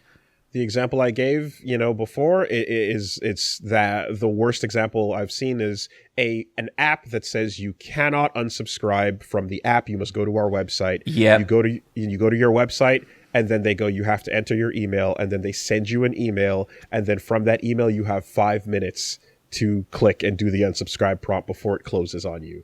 And it's just so garbage. So it's bullshit. Complete bullshit. The whole thing, all this to say that Rocket Money is basically going to help you find subscriptions you forgot about and anything that you just might have signed up for, you're not keeping track of, or anything that has price increased on you. And it'll help you cancel that or give you a notification about a price increase, and just, you know, keep track of stuff that's easily forgotten, especially when it's trying to be forgotten. So yeah, like taking a look at it, it was pretty straightforward and simple. You just, I hooked up my account and took a look and saw a bunch of stuff. There were services where I'm like, I don't even know what company name that is because that's not the end service that I signed up for, you know? So, and it's, they kind of cut through a lot of that. Any times where there's like extra steps to unsubscribe or to disconnect as well, Rocket Money can like simplify that and just make sure that it's a clean cut too. So I do appreciate the fact that this is something that's available because times have changed and this new threat that is your own memory, you know, it falls into this help that out is good. Really frustrating type of business where the whole thing is like it's not actually doing anything, but it kind of just exists to make money. And it's weird and it's predatory, and I think it sucks. And it's cool that's like there is like an easy, accessible, and like most importantly, time-friendly way to do this, because you could in theory like, you know, go through all your statements, all your credit cards, all your bank accounts and try and pin this stuff down. It's generally a fucking nightmare, and it's not worth it. And I think a service like Rocket Money does really help with that. And I would also say, like, I always say, like, when I think about like looking back on my own life and my own shit, if I could send like advice back to myself, it would be, please, for the love of God, pay closer attention to your finances. Like, monitor your money, keep track of what's going in and going out, and have a good handle of where your money is coming from, where it's going, and what you're spending money on. And Rocket Money is a really great way to do that as well, because it's also a personal finance app. It's also a really fantastic way. You basically hook up your accounts, and it really clearly lays it out in a way that like bank statements and stuff do not. And I think that's really important, because I wish schools taught like financial well-being and how to take care of your money. I always recommend people the book Simple Path to Wealth. You get yourself Rocket Money, you get yourself Simple Path to Wealth, you'll be okay. You'll be doing just fine. I think it's important to exactly be able to say what would I told myself back then, you know, and especially now with the fact that I'm still looking and seeing things I don't recognize and going, wait, what is this connected to? You know, it's nice that this exists. So yeah, Rocket Money is a personal finance app. It'll help you find and cancel unwanted subscriptions, monitors your spending, can help you lower your bills and help you grow your savings. By the numbers, over 5 million users have saved over 500 million in canceled subscriptions. Man, Woolie, I ain't no mathematician. That sounds like a lot of money to me. Does. Saving members up to $740 per year using all the app's premium features as well. So cancel all your unwanted subscriptions and reach your financial goals faster with Rocket Money. Go to rocketmoney.com/VSWolves today. That's rocketmoney.com/VSWolves. One more time, rocketmoney.com/VSWolves. Thank you very much. Appreciate the support. This episode of the podcast is brought to you by Tempo. So, we are getting into, we talk often about like how busy our weeks are, how little time we have, and how rough it can get. And, you know, when you're squeezing in meals kind of haphazardly without thought, a lot of the times you end up choosing bad, unhealthy options, you know, stuff that's just like not going to do you any favors in the long run. You know, a thought out, dripping greasy patty is not exactly something I want as I'm getting older and as I'm starting to feel the consequences more and more for every bad decision I'm making. Right? So enter something like Tempo, a weekly delivery service that can get you chef-crafted meals and dietitian-approved menu straight to your door. It's nice to basically look and go, there are people that know a whole lot more about better tasting food that is actually healthy and good for you. Let's leave it up to them, because I have no control over my decisions sometimes. And the less, you know, I have to do on that, the better. Absolutely. Like this goes hand in hand with shit that I wish I had a better handle on when I was younger. But like, eating, you know, at some point, and like especially like as you start to approach like your 30s and stuff, your body becomes a lot less forgiving about what food is going to do to you, and specifically what you are going to feel like. And you know, especially, you know, if you are short on time, that to me is the worst trigger for just eating like garbage. And a service like Tempo means that you have ready-made meals, you know what's in them, you can count like your nutrients, you can do all, you know the calories in them, and it's like, it is such pressure off the day and such a great way to eat better. I am now at the age where I know which foods will give me night terrors. Oh, Jesus. I know which ones will cause them. I didn't think that was a thing I would know in my life, but now I know what I have to avoid, for example. It gets bad out there.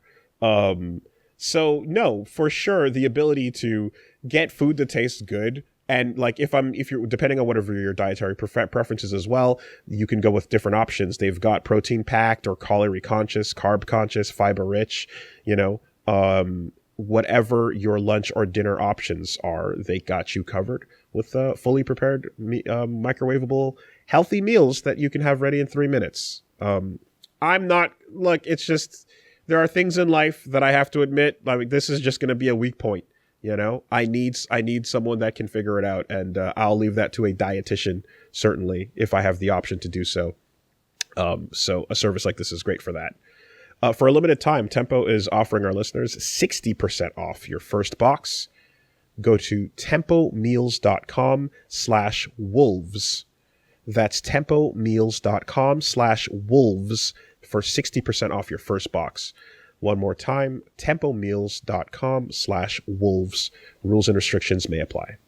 Thank you, Tempo. Okay, so MAGFest, we had a special rule. People could ask a question or make a recommendation. There was a few extenuating circumstances. People had the option to overwrite other people's recommendation. Questions or die was the name of the segment. Questions or die. And the one I ended up with that actually I think lasted the whole panel. If I may, just real quick, because that went the way it did, a big part of what we wanted to do is have some fun with that segment and bring an unexpected surprise to the panel where nobody knew that was going to be the case, right? And I think too as well, some folks that were concerned that like panels with Q&A can sometimes be rough listens depending on how that goes for like a podcast episode. We got some energy and some pops and some hype out of that segment, and I'm really happy with the way it went. Totally. And I think a lot of people were happy and excited about that too, giving that taste of a like, ooh, you can do the thing you wanted. You can make them watch something. But with that, immediately afterwards, I've gotten some energy directed my way where some people might have been like talking about their plans for next time around, or the next live panel where, oh, I'm going to prepare a big thing and we're going to know what to recommend. And I just want to say, stop. So I think the running theme with Versus Wolves panels is going to be raw chaos. We may not repeat questions or die ever again. Maybe there's going to be some other ways you can recommend us stuff. Maybe. I don't know. I genuinely don't know. But if you are walking into a Versus Wolves panel, you may not take anything for granted. The hubris to sit and go, I'm going to prepare a bit for the next time I get in line and recommend. Who says you're getting that chance, my friends? So, we like the unexpected and keeping y'all guessing with that. So don't put too many eggs in that basket. Yeah. Now that said, there are some eggs in this basket. Let's go. Woolie, I watched all of War in the Pocket. So the stipulation was that it was going to be no longer than 2 hours, but I got to episode 5, cashed out my 2 hours, and was like, you know what? I can do a 6 because that's how long it was. This is, I believe, an OVA series based around Gundam. Yes. And Gundam has always been a weird one with me because What's your prior experience? So I have watched the first season of Witch of Mercury. And I have read the Gundam's origin. I've read parts of the Gundam's origin manga. And I have watched a little bit of, I think it's 0086. Okay. 0083 perhaps, but I mean... The one with Char. Oh, okay. Yeah, I mean, so there was... Yeah, there's 79 is the original series, and then there's Zeta, and then there's... I think it was 79. I think it was 79. It's the very, very, very old one. Yes, 0079, yeah. And Gundam's always been like... It's been this... You have this as well, Woolie. You know you have these series that people are constantly side-eyeing you on and being like, what if you got into this thing? And Gundam has always been a little bit like that for me, in that the concept of mechs I find cool, but I like karate more than robots. Right. And I can't... Robots on their own are not enough of the cell. Yeah. I like them as a spice in other things. I like Gurren Lagann. I love Evangelion. There's other stuff I like, but I am the most casual of mecha fans. Right. And that's great, because like I'm someone who gets excited at robots as robots, right? I love mecha for mecha. But when this genre like exceeds its boundaries, so to speak, and when there are standout examples, the best mediums often don't really... It doesn't matter what the genre is, because the storytelling will stand on its own two legs. Sometimes like the design of a mecha can be just so fucking peak that it punches through that, right? Or tank legs. Or tank legs. Will stand on its own tank legs. Yes. So like, I know the big one for you is always is it Anubis from Zone of Enders? Yeah, Jehuti from Zone of the Enders. Jehuti and Anubis are just... You can't look at those designs and not be like, they are just incredible. They are like... They're sexual. They're sexual robots. Well, you know what? We're gonna... I mean... Okay, you know, Woolie, I knew you were a fan. I have been thrown off course. I do not know how to recover. I am spinning out. Suffice to say that Yoji Shinkawa, the amazing master ink brush painter, can do a few organic-looking swipes and create a brilliant silhouette of a robot design. And it doesn't even have to have feet for it to still look elegant and cool, you know? Shapes floating next to each other. I also would say the first time I ever saw the Gundam Death Scythe, I went, that's the coolest thing I've ever seen. Yeah, every kid, absolutely. Yeah. So, like, I was kind of approaching War in the Pocket and being a little bit like, I don't know how I'm going to take to this. And it's interesting, and I would not say I was on board immediately.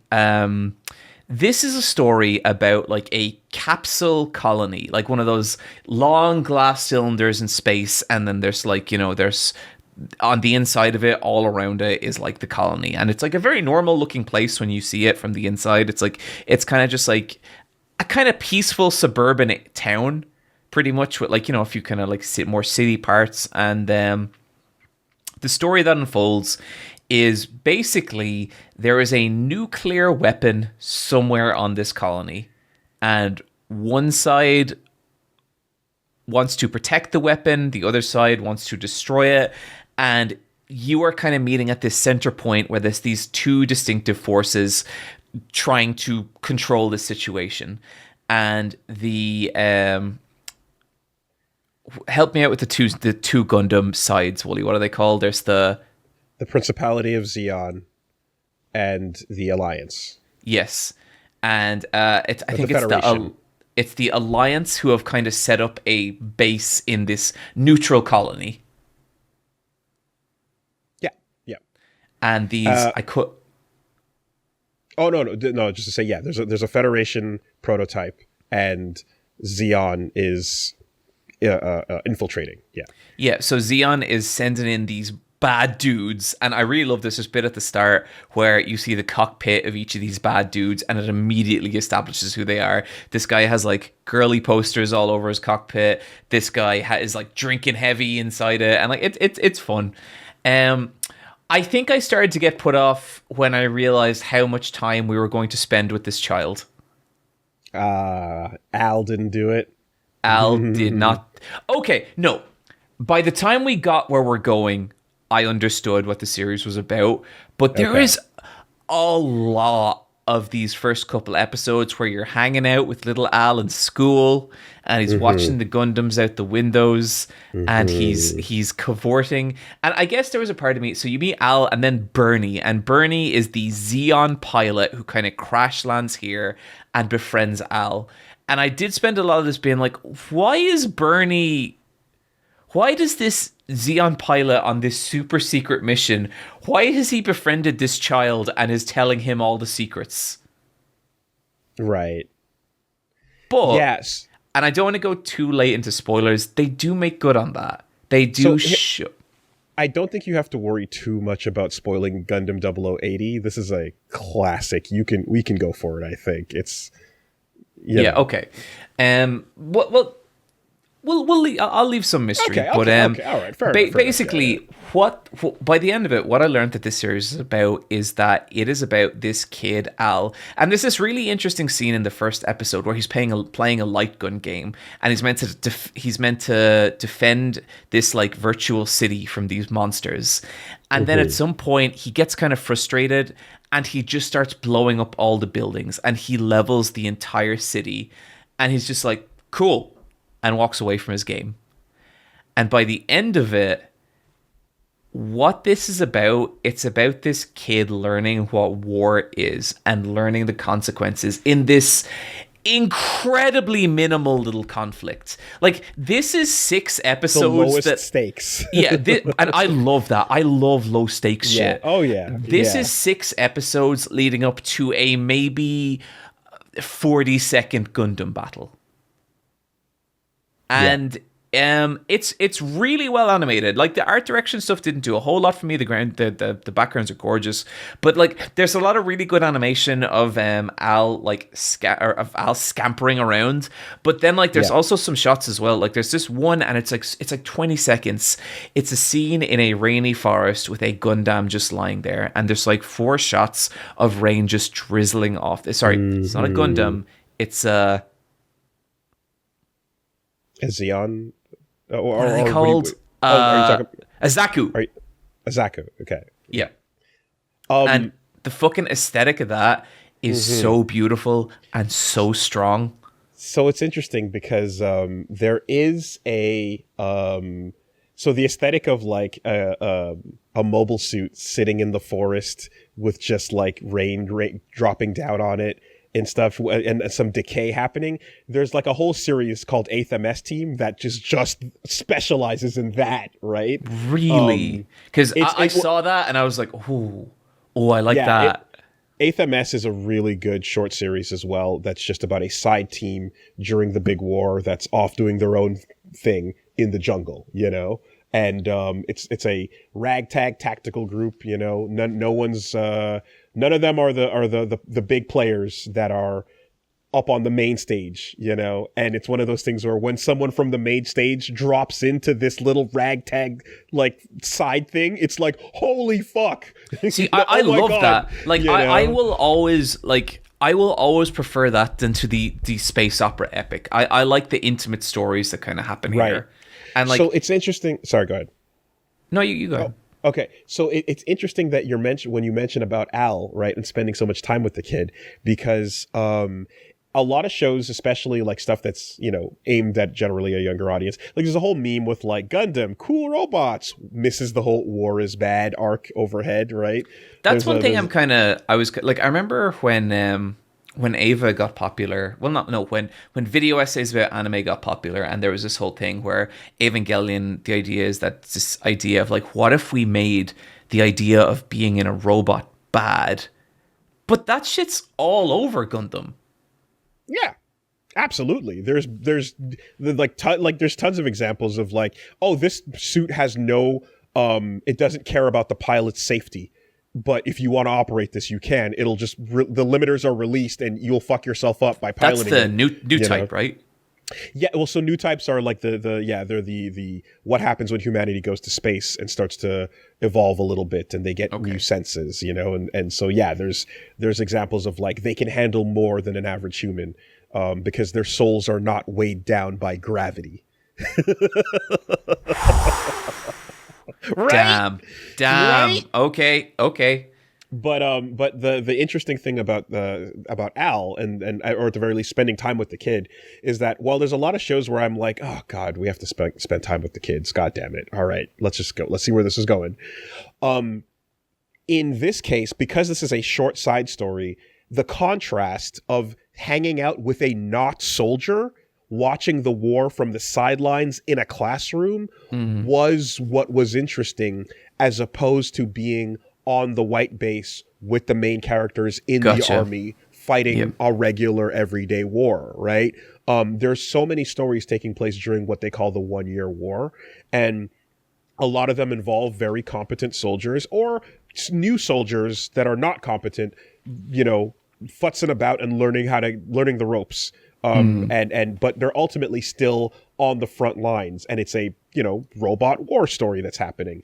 But the fact that War in the Pocket spent so much time with a complete non-combatant was what made it stand out and interesting to people that have seen a lot of frontline war Gundam series.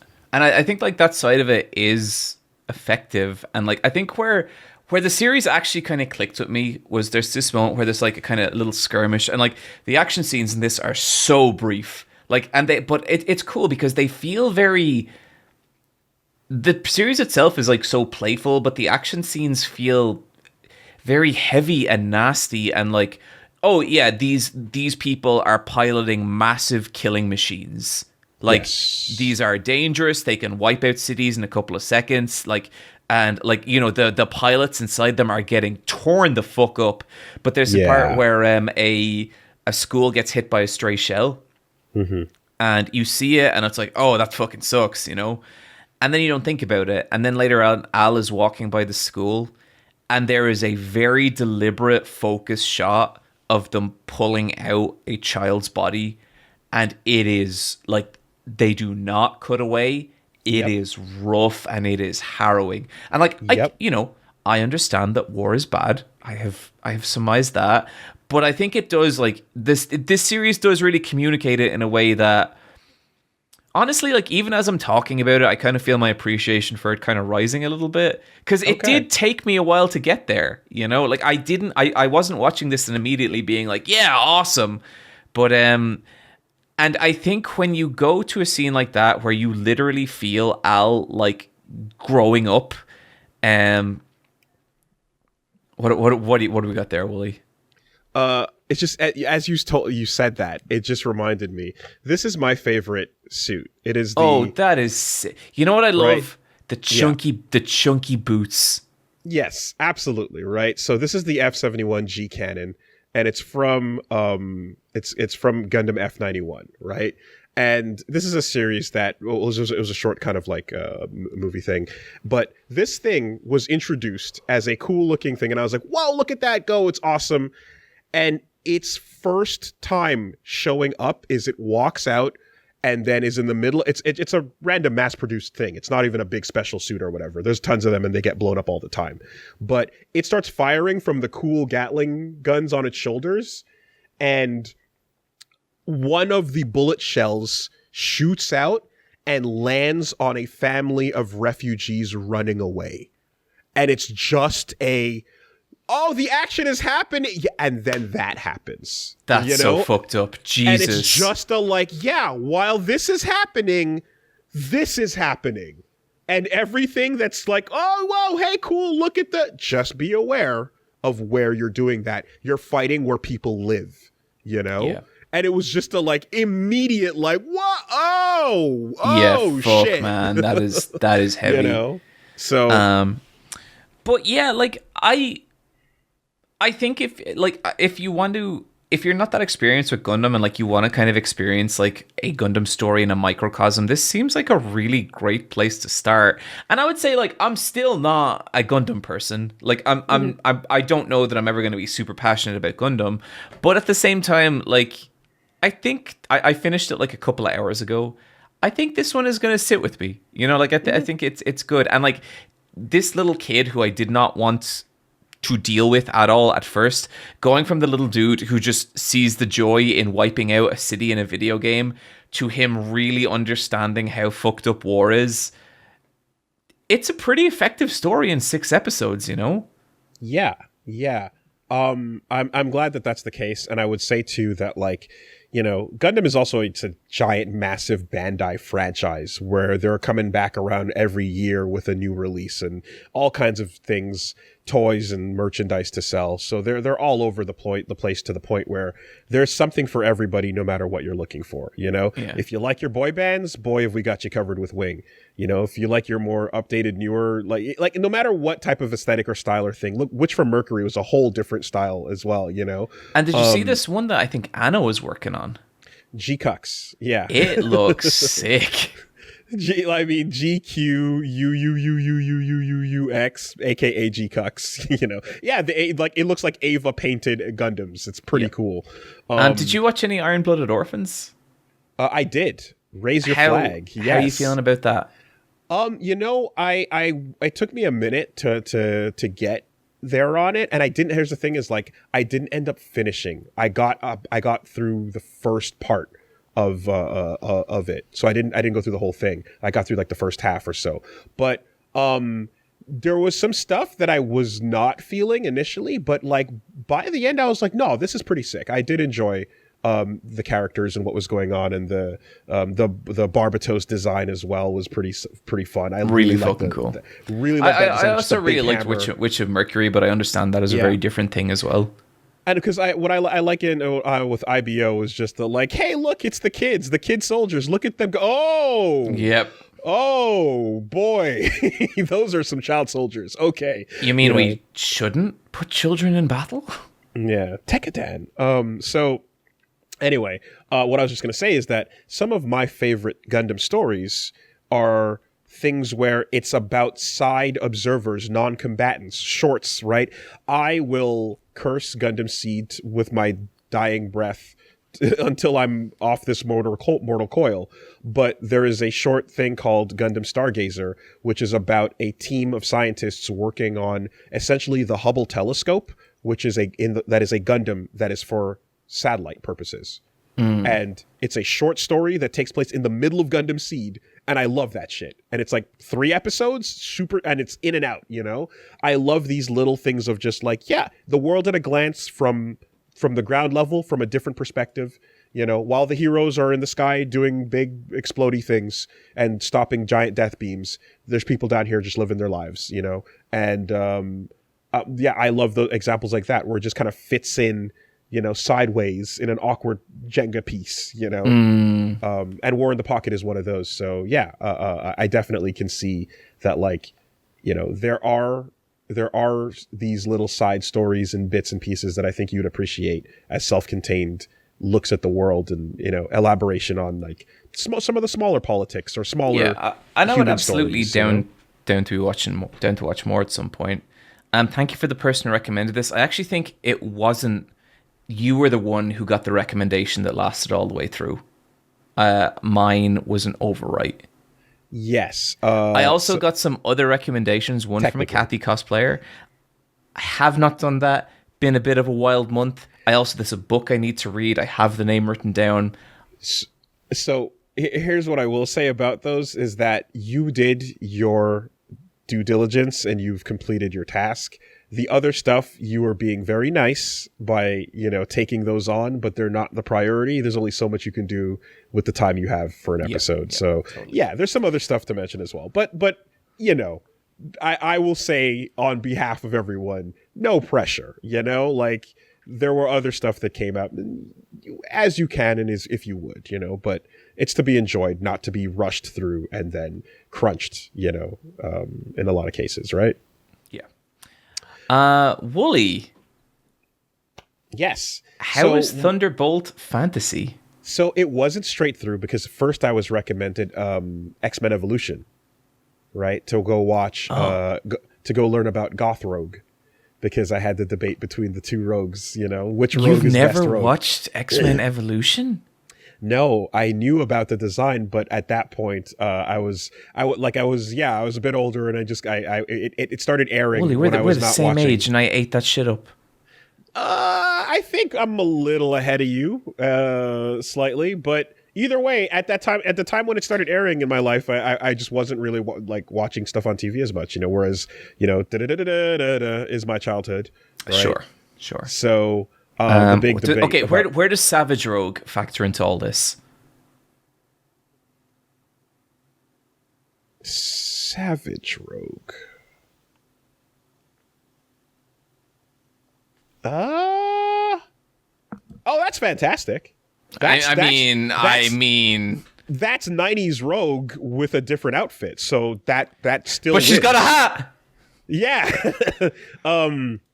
That still wins. No, absolutely. Nothing to say about that. Rogue in the Savage Lands.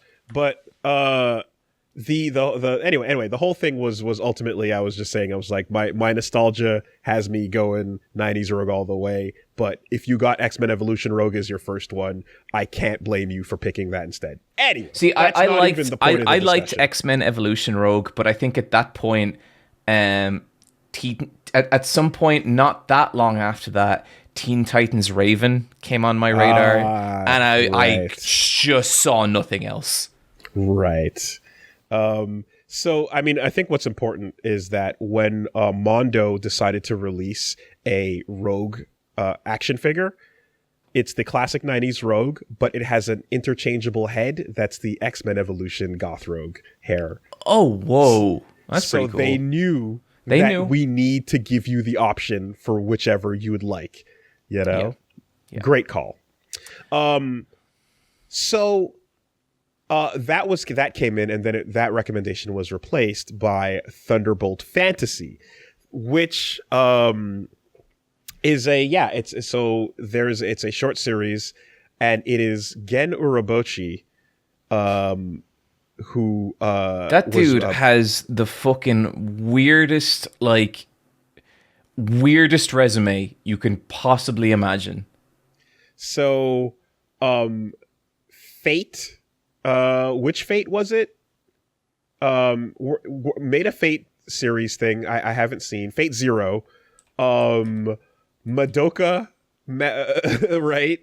And then this, and it's Kamen Rider Gaim, a completely wild just resume of essentially jumping around and doing whatever the fuck he feels like. He's also worked on Sayano Utena, which is a very problematic visual novel. Oh, Song of Saya.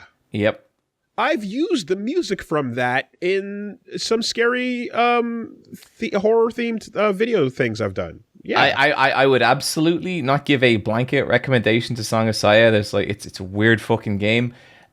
It's got an atmosphere and it has some amazing music, but just know what you're getting into with that one, folks. So all that is just it's a wild resume, but one of the fun things about Thunderbolt Fantasy is episode 1 is not the first thing you watch when you click play over on Crunchyroll. You watch episode 0, which is the making of, right? And it starts with right, I didn't know that. It starts with Gen Urobuchi going, so I went to Taiwan and I just happened to see Taiwanese puppet theater, and I was blown away, and I was looking around like, why did no one tell me about this shit and how cool it was? It's pretty. So I watched the first episode years ago, and I said I should watch more of this, and then roughly 12 years passed. Okay. It's so fun to just see him no one told me about how good the cheese was, and he's like, so I started going around trying to find out more about this stuff, and I started telling, and he's like, oh yeah, I reached out to the Nitro Plus guy, and then what was it? The person behind Nendoroids, and like he talking to his friends. He's like, yeah, guys, this stuff was pretty cool. And then one day again was just like, yo, how come y'all didn't tell me about this? And we were like, oh well, I don't know. We all kind of knew. He's like, and so then he starts going around to try to see who he could reach out to. And then there's this studio called Peely, who's like one of the big known Taiwanese puppet theater production companies. And while he was trying to find them, they caught wind that Gen Urobuchi was interested. And so they were reaching out through their connections to be like, yo, can we meet up with him and tell him about how cool it is? Cause so they were trying to find each other. Yeah. Completely separately. Awesome. And then eventually they did. And then they're like, we got to make some cool shit together, So they started this whole project called Thunderbolt Fantasy. And so they show you how they carve all the puppets by hand in wood. They have puppeteers who are, grabbing the hollow. And these are very pretty puppets. Very Bishonen, beautiful, traditional.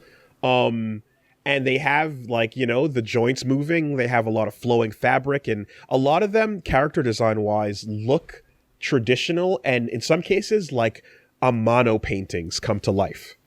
Totally. Very, very cool. I think something that's also noteworthy about it too as well is that puppeteering is very different from say stop animation, right? And there's things that are happening where a lot of the time I kind of am used to seeing. I'm like, oh yeah, that's not stop animation. It's someone actually making that movement happen. No, and it's so I'm just watching a little bit of it here, and it's so hard to make that transition in your brain when you're so used to so much animation. God damn, it's fucking cool.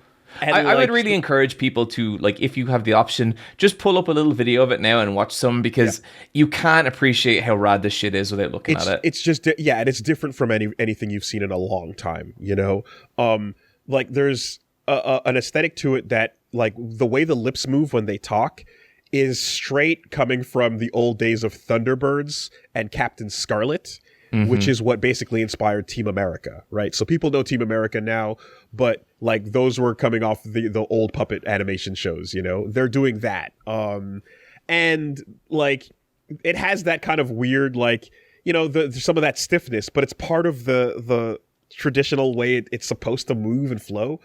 And so what really gets me is how sick a lot of the the post-processing, the special effects look. That's what I was getting to, yeah. That's, I think, the kind of X factor of this show. Because there's live action CG TV effects in Japan that they're definitely depends on the show and what you're watching, but there's some shows from the era of Kamen Rider I remember a while ago where you're like, ooh, hit or miss. Some of that CG is going to look rough, and in some of the later shows it's going to look a lot better, but in some cases it's bad. It's up or down, and even down to the movies where it's you never know, because sometimes mixing live action with even if they get the model looking good, the lighting might look a little bit off, or the frame rate of the CG might look a little bit off. So it just doesn't blend as well together, even if it's fine on its own. But when you mix that with the puppets here, it actually works well, because the puppets also look surreal. Looks fucking cool. Yeah. And it's there's a lot of, it's like you were saying, there's a lot of awkward and stiff movement. And then you get one shot that just looks unbelievably sick. Everything just works, and but it's all kind of part of the charm. It is. And what's most impressive, I would say, is that the choreography they have is full, traditional martial arts movie choreography with swords and blades and big kind of wushu style movement. Wuxia, right? Exactly. I didn't want to get the wrong name, because there's wushu as a style in wuxia, but that is happening full, and they're flipping blades around and doing all kinds of aesthetic movements, but they're doing it with just these Oscar the Grouch controllers, underneath just outside the lens of the camera. I wish I could send this back to Jim Henson. It's incredible, And then when someone gets hit, you see them recording. They take the puppet and just yeet it full at the wall, and you just see like, you know, like they really have goofy moments of the puppet just getting flown across the room, and that's the actual action, you know. I love the cuts to the feet. That's what sells so much of it. Right, moving through the like running on the ground or on running on water. And then the thing is that like Urabochi is, you know, also telling a good story with some cool characters that you're like, oh, these are cool traditional characters. That's what I wanted to ask next, because like I'm watching this on the side here and like, dude, I'm fucking compelled. Like this looks, I might just watch this. So but how is the story? So once the novelty, it doesn't wear off, but once you go, all right, the puppets are here and the action is beautiful, right? Traditional and great. What else is going on? The characters are great. The conversations have, the story, it's all real fun. It's very solid. You know, they have very real, cool conversations. There's a couple of scenes where I want to call them Tarantino-esque, right? Like there's a great scene where like there's a full-on just murderer, one of the strongest characters, Broly, shows up and basically is sitting down for tea somewhere, and like an extremely violent moment is clearly meant to happen, and our main character walks up and sits down and just has a drink with them and just kind of talk about the fact that maybe we can talk about this, you know? And it's one of these moments of like, this is the bride talking to at the beginning of Kill Bill with the cereal, you know what I mean? This is this is the Inglourious Bastards, where they're having the beer, you know, where you're like, oh god, any second now, you know? And it's great, and it's not the puppet stuff, it's just the story and the characters, you know? Fantastic with that. I love that whenever someone is doing something powered up and awesome and having their big like special like ability moment, the dialogue goes from the Japanese voice acting, which they got an all-star cast, by the way. He just reached out to all the most famous voice actors in Japan, and they're all just doing it. But then it cuts to Taiwanese, like traditional like language of like the scroll being read of some cryptic, incredible shit, you know, to describe the move that's about to happen, you know, or like the dance of necromancy and how it requires no music, it requires nothing but the moonlight and an empty vessel of a soul returning to its husk of a body. You know? And you're like, oh, let's go. The only thing I'm struggling with is I can't for the life of me give you any names or factions or proper weapon things, because they're don't worry, Woolie. I struggle with that shit in English. It's very, yes. It's tricky because a lot of them are super old, traditional, fancy Taiwanese names that I'm having a hard time pronouncing and remembering. But so far, it's awesome. I got 6 episodes in. So, you know, technically 4 would have been the 2 hours, but I was happy to do the next 2.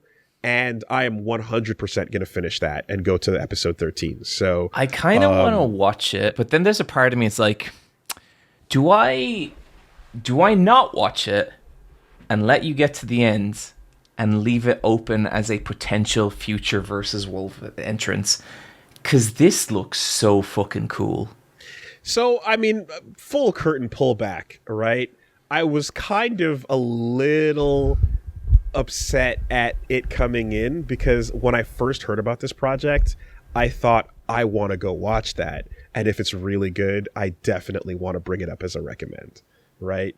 So now that that's fully out there, I guess it's been disarmed, but this project, Thunderbolt Fantasy, was 100% in my mind as a potential thing to recommend, providing that I liked it. You can tell someone that you're going to recommend something, and it can still be like a cool thing. Like, I'm going to recommend you Shenmue 3. But I'm going to recommend it to you first round. So if you want, go fucking play it. Like, yeah, go play it. Go do your little counter break or whatever. It won't matter because all I care about is you playing it and being unhappy. And so yeah, whatever you want, buddy. You're playing Shenmue 3 before you die is what's going on here. So see, Woolie, it's all dependent on how you frame it. You can really yeah. Okay. All right. Mental note taken. So yeah, I was going to potentially consider this awesome puppet show as a fun thing to talk about as well. But I think we're having a full we're having a chat about it here. But I'll check back in certainly once I get back through this because yeah, it's great. I love it. Awesome, great recommendation. Absolutely, and it would not have been this quickly. I might have taken my time getting there, so this has just pushed it forward for sure. So thank you very much to the person who recommended this as well. And I'll be sure to check back in once I finish that first season. But if you want to watch something that's just different from the usual, this is a very fun, it's a fun feeling thing that's just like, oh wow, there's a different art out here, a different medium, and they've been doing it, like when those like when Isle of Dogs or Fantastic Mr. Fox drops, and you're just like, holy fuck, that's fun. I would say just Google Thunderbolt Fantasy, and one of the first videos that should come up is just Thunderbolt Fantasy Episode 1, Scene 1. It's 6 minutes, 38 seconds. Just give it a look. And if you are not invested by the end of that, then maybe it's not for you. Kind of hard to imagine that, though, because god damn, this looks so sick. And for anyone out there that's a Gundam Seed head, the intro music is performed by TM Revolution. So, the theme Rai Mei is the OP, and it's a TM Revolution ass song that you're like, god damn it, this could have been OP7 of Gundam Seed. It's right up there. So, Thunderbolt Fantasy was fantastic. Shall we get into the meat and potatoes? I think it's about time we do that. I think no better time to start this podcast than 2.5 hours in. Absolutely. And no better meat and potatoes than sexy hiking. Woolie, why? What, come on, dude. You knew what you were doing. I wasn't meant to learn about myself. Well, you were, because it did teach quite a bit. And the idea was essentially that knowing that you would push through and in most cases, try to make it to the end of whatever the challenge is. This was going to test that and see whether or not you would, in fact, go all the way. Now, I felt in the air that perchance there was a possibility that something like a Bennett Foddy might exist in what we're doing here, whether you were thinking about it or not thinking about it. Oh, I was thinking about it. I assumed you were. And I was thinking, well, sure, I've played it. I've gotten a good ways in, from my estimation. So, that's a simple enough block. But I'm anticipating, and I'm trying to play a little bit of that 4D chess, right? That 4D chess that paid off so well last December. And I'm Willie, can I say something about your 4D chess? I'm just trying to recommend my friends fun pieces of media. That's all this podcast is to me. That's why people see you as the villain and me as the virtuous hero. Because I'm just here trying to have a good time. I don't know what you're trying to do. I've never known. I look forward to your next rap segment. Okay. You introduce me to hip hop and then get upset when I like it. So my thought was that essentially, there might be a little bit of invisible Bennett Foddy being played in the air around our heads a little bit. And, I'm like, what's a little more interesting than that? Well, there's QWOP, certainly, but, I mean, you can't really go that far into QWOP, per se. And there's the climbing game that he made, which was the keyboard climbing game, which then someone else tried to make a Bennett Foddy graphics remake of, with different controls, a difficult game about climbing, which is not actually a Bennett Foddy game. Is that good? Surprising. It's, it's a difficult game about climbing. Sure. It's essentially remaking Bennett Foddy's previous game with the getting over its graphics, in a way. So yeah. But all this to say that I felt that was in the air. But what I didn't think had a chance of ever coming up whatsoever was the thing that he talks about when you first start playing that game. Sexy hiking. Indeed. And the first thing he mentions is the challenge of the tree that you have to climb over, and how impractically stupid and difficult that thing is. But for some people, it's a complete deal breaker. And for others who like to suffer through things, it might actually be the deal itself. He goes on to talk about how, some people are looking for a bittersweet experience, like biting into an orange. But he's like, I don't want the orange. I just want the peel. I just want the bitter, right? And I think something about that kind of made me think of how you yourself have displayed some confusingly, bafflingly masochistic tendencies so far on this show. I am sorry. The fucking person who in episode 1 brute force their way through fear and fucking hunger is telling me that I'm masochistic. So it has come to my attention that generally it seems like you enjoy a good struggle. I enjoy proving I'm the best. And sometimes when that struggle is not sublime enough, one needs to reset, redo, retry, and experience it again and again and again. You've demonstrated as much through a series of Dokapon, The Final Run for Real This Time As We Mean It sequels. And that was me proving I'm awesome at Dokapon. And I kind of did. So I thought, you know what? If you're somebody that's this resilient and this willing to take a little bit of punishment and to kind of smile as the blood trickles down a little bit, then let's reward that. Let's give you something. I don't know how much of those Dokapon streams you watched, Woolie, but there was very little smiling happening.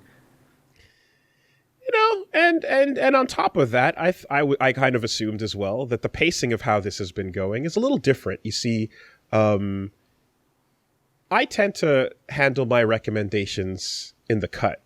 Right?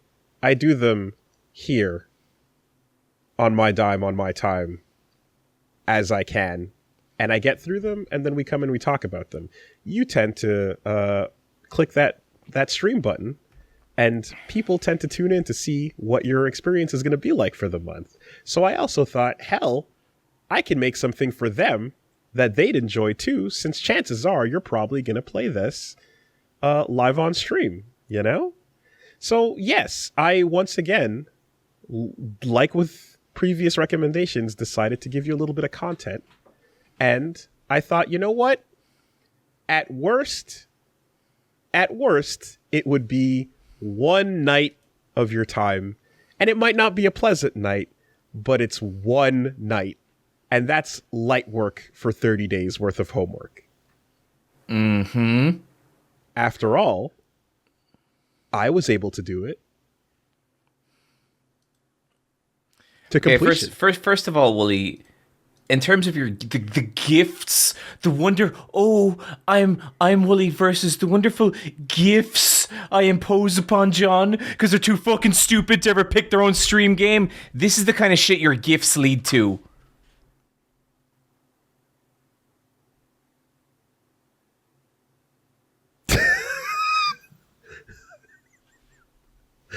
My, how dirty you've become, falling from your moral high ground.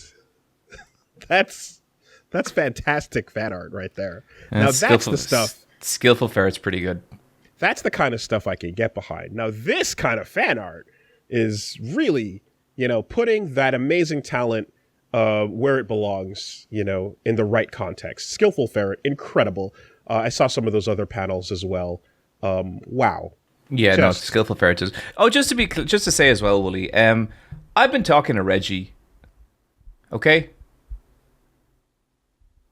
Look, I don't want to hurt you, okay? I don't want to hurt you. Do you think you're the only one capable of personifying Little Cloud? Okay? Do you think that? Do you think you couldn't be replaced? Do you think Lil V Mills couldn't make a fucking amazing Little Cloud? TikTok, motherfucker. Back to the subject. How was your climbing experience, John? Well, Wooly, I too, from what you had said, thought that one night would be enough to cover this. I've assembled a highlight reel. Would you like to watch it? I would love to watch it. I've instructed Fox to only leave in the sickest gaming moments. I see. I take it you're a fan of Donkey Kong Country music. I absolutely love Donkey Kong Country music. Well, the last thing I'd want to do is have that contextually rewritten in your brain to be associated with anything else. Jesus fucking Christ. Are you seeing the screen? I am seeing the screen. Why are you smiling already? Because I'm just curious as to whether or not, because I can see that screen, that wild, insane title screen. But I'm wondering if you had a chance to install my DLC. I did not. You sent me this, unfortunately, a little late. I see. Well, that's all right. This wasn't personalized DLC, was it? This is a little...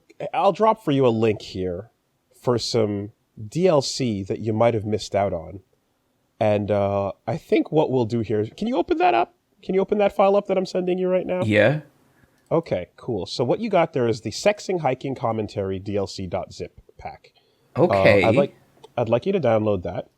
Okay. I'd like you to open it and just have it sitting right by the wayside. And what we can do is we can manually... Wooly, what is going on? What is this? Wooly, what is this? Well, John, I mean, you were thinking to yourself, hey, sexy hiking, that's not going to be a whole lot to talk about. And I'm like, oh, yeah, I hear you. Don't worry about it. Let me provide you with a commentary DLC pack. Wooly, did you do this commentary? So what you need to do is show me your highlight reel, and for a chance, each track is listed with an instruction, and we can pause and play the track so that everyone can hear it. Wooly, can I be completely honest? Yeah. I hate doing this podcast. I hate doing this podcast. We haven't even started yet. You know the worst fucking part. You know the worst part that actually makes me so angry. Okay, you do all the shit everyone says I do. The fucking villain speeches, the stupid fucking setups, the overly wrought. You do it all, and you don't get blamed for it. John, it's just a zip file with a couple of MP3s in it. Jesus. All I'd like you to do is just let me see your highlights. Okay. Let me see how your journey through sexy hiking went. Hold on, I'm gonna share my screen so you get to hear everything. Yeah, and then let's just listen together. Oh my god! Right? Because what is a Bennett Foddy-like game without some encouragement along the way? Okay, I'm hitting play. You can let me know when you want me to pause it to play whatever. All right, let's take a look. What is this Oh, so this is actually the exact same style control as Getting Over It. Like, I have the pickaxe and everything. Okay, well, that's sensitive and weird, but it's fine. Fucking All right, okay, pause. it's fine. I still think I'm doing pretty cool, Pause. pretty good. Why don't we play track 1, and you can say what it's called there too. And It's called Play As You Start the Game. hey there, my name's Woolie, and I wanted to welcome you to Sexy Hiking. Yeah, so I think that while you're getting the experience here of the game that inspired Bennett Foddy's Getting Over It, what might be missing was the words of encouragement that he provided as you progressed through that game. So I thought, hey, great opportunity to step in and give some words of encouragement as you played through Sexy Hiking. So yeah, I just wanted to say thanks for coming on this journey with me. And if you've been having one of those days where, it's been a rough one and you might not have the patience to overcome some of the obstacles that this game might present, tough shit. No one gives a fuck.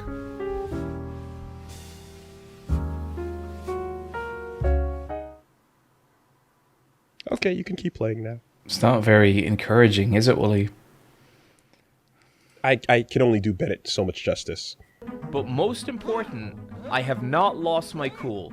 I have not let this game beat me, and I have not let Woolie beat me. No! Okay.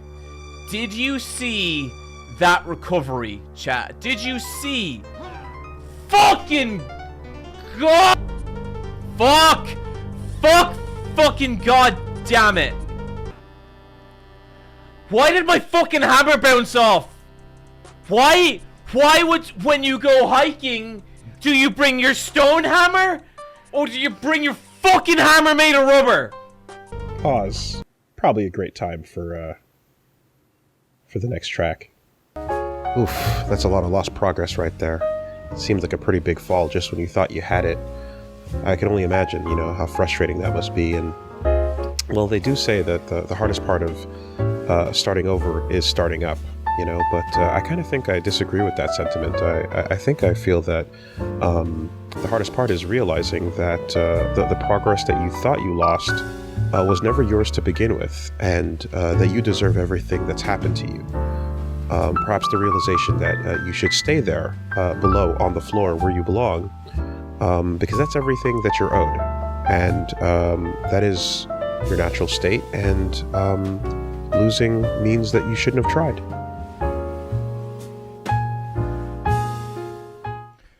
What the fuck is wrong with you? Like, what is actually wrong with you?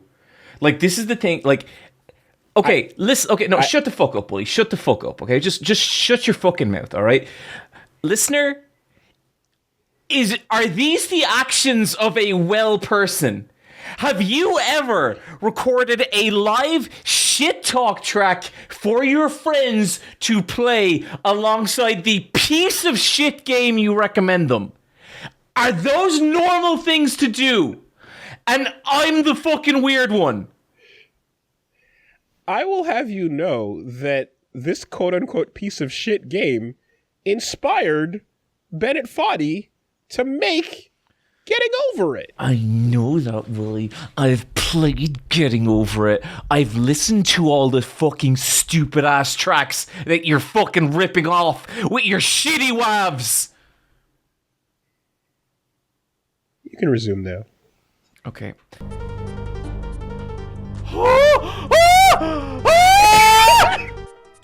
Look back down at the start. So I can see there's something down there. But what is it? Oh, yeah.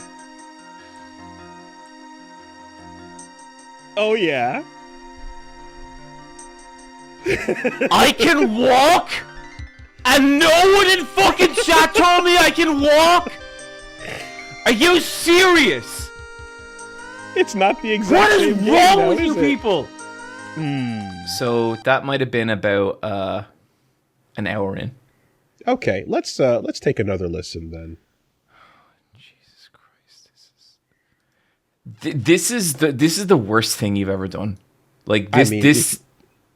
This was intended to go in the moment, but I'm fine doing a little catch up live here with everybody. Happens to the best of us. I wouldn't worry too much about it. Hey, don't forget that at any point, feel free to stop and just move yourself to a decent place to take a break. And you can hit the escape button or the X button at any given point to take a break. I won't save your progress, and I won't really care. But you can quit at any given time if that's what you'd like to do. You tried to sabotage my fucking game. You tried to sabotage my game. What are you talking about? Esk exits out of the game because that happened to me on stream. No kidding. No shot.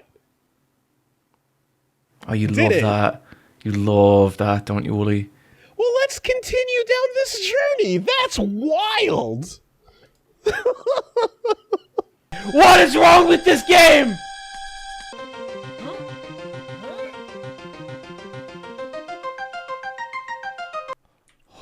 No! Okay. I'm guessing that's a moment. Whoa! Playing track number 4. Enlightenment is man's release from his self-incurred tutelage. Tutelage is man's inability to use his understanding without direction from another.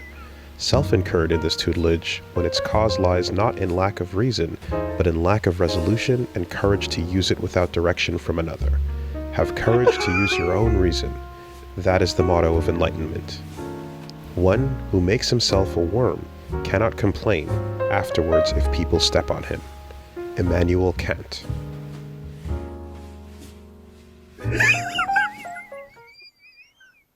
Well, like, okay. I'm sorry. We did you not enjoy the words of encouragement that Benny provided as you went through those games? I thought a couple of quotes would help us. I'm actually losing my fucking mind, okay? Woolie, we've been doing this podcast for a year, okay? We've been doing this for a year, and we've had some pretty tense moments on the podcast, right? Like we've kind of gotten all up in each other's business. Things have gotten a little heated, and I'm just letting you know this is the only time I've ever felt violence towards you, okay? If you were standing in front of me and not 2,000 miles away, I think I would actually hit you. I have never hit anyone in anger in my entire life. I think I would actually fucking take a swing at you. I really do. This is fucking insane. I really thought we'd have a chance to, I thought you'd get a chance to do this live in the moment, but here, we can do it all afterwards. It's important. Part of getting over it is hearing Benny's encouragement as you get through that game. That's a quintessential part of the experience. Bennett Foddy. You are a fucking antagonizing little fucking asshole who's just trying to crank and crank and crank, and I am so fucking sick of it, Woolie. I swear to God, at some point this year, I'm gonna come at you, and I'm gonna hurt you, and I'm gonna hurt you real bad, Woolie, and you're never gonna be the same afterwards. You're never ever going to be the same afterwards. I promise. I am going to change your life. I don't even know how yet, but I have never believed a single sentence that has come out of my mouth more than what I just said. Okay? Someone needs to listen to more Immanuel Kant. I think he could do you some good. Can we please get through this? Absolutely. Okay.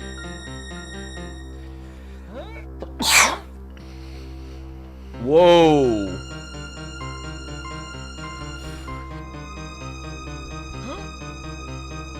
Oh, stop doing that! Stop doing that, Jesus What are you Christ. doing?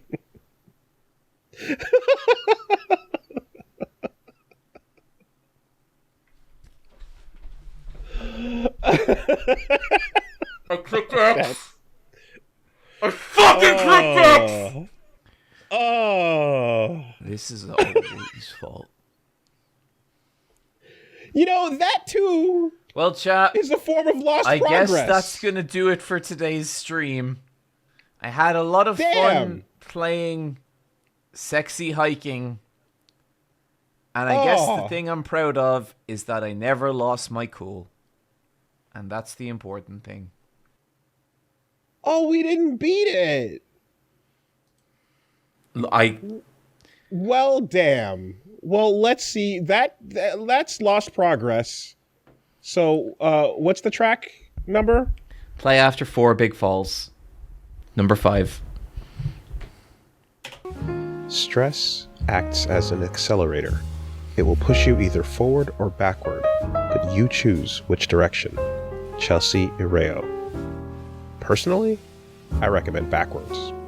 Get good, hold that L, stay free, low diff, uninstall.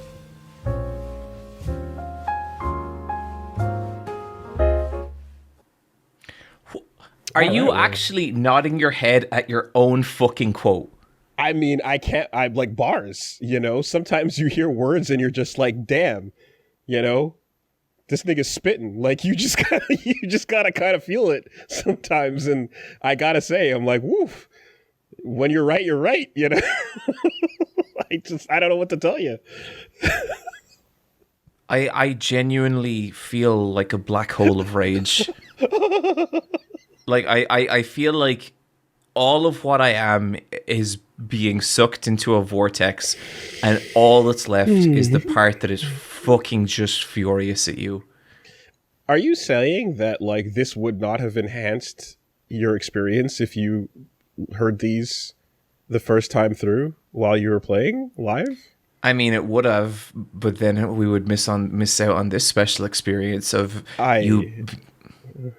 This is not the intended way the dish was prepared, but I have to say that, you know, sometimes that next day pizza just hits a little different, you know?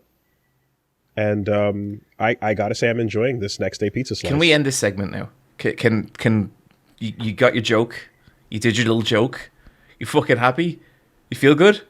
I mean, I'd say more than a little. I put a little effort into that, and you know, one might argue more than you did. It seems like the progress has stopped where it did, but yeah, you didn't beat the game, but you did get the experience, so that qualifies. Yeah, absolutely.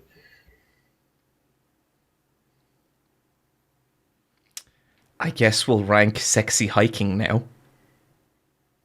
I mean, the piano music was pretty calming. You have. Oh, did you play the piano music? The piano music was pretty calming. Oh, you dropped a WAV file. Ho ho ho! Real fucking Michelangelo da Vinci over here. You're just creating art, just masterpiece after masterpiece, Wooly. John, speaking of masterpieces, I just wanted you to experience what inspired the game that you've spent so much time getting to know. I thought it was important to learn the roots a little bit, and, you know, glad we got here. Yeah, glad we got here. I really thought I was done with the misery from Sexy Hiking. I thought that was it. I cannot believe you did a fucking audio track to go along with it. Wow. You know what, Wooly? That is kind of inspired. And that sure is giving me some ideas. Let's rank this. Yeah, sure. I mean, at the end of the day, you chose this path. What was the other path then? The other path was a week getting to know another world.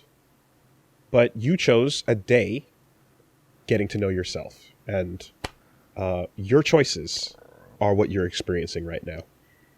Never forget that. John, look at me. Look at me. John, look at me. Never forget that.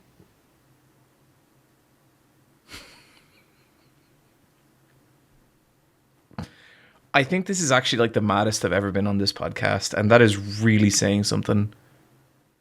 Like, I guess I need to calm down. Okay. I guess we are in, New York. New day. New year. New you. New me. Oh, Wooly, shut the fuck up. Seriously, just shut up, okay? Just shut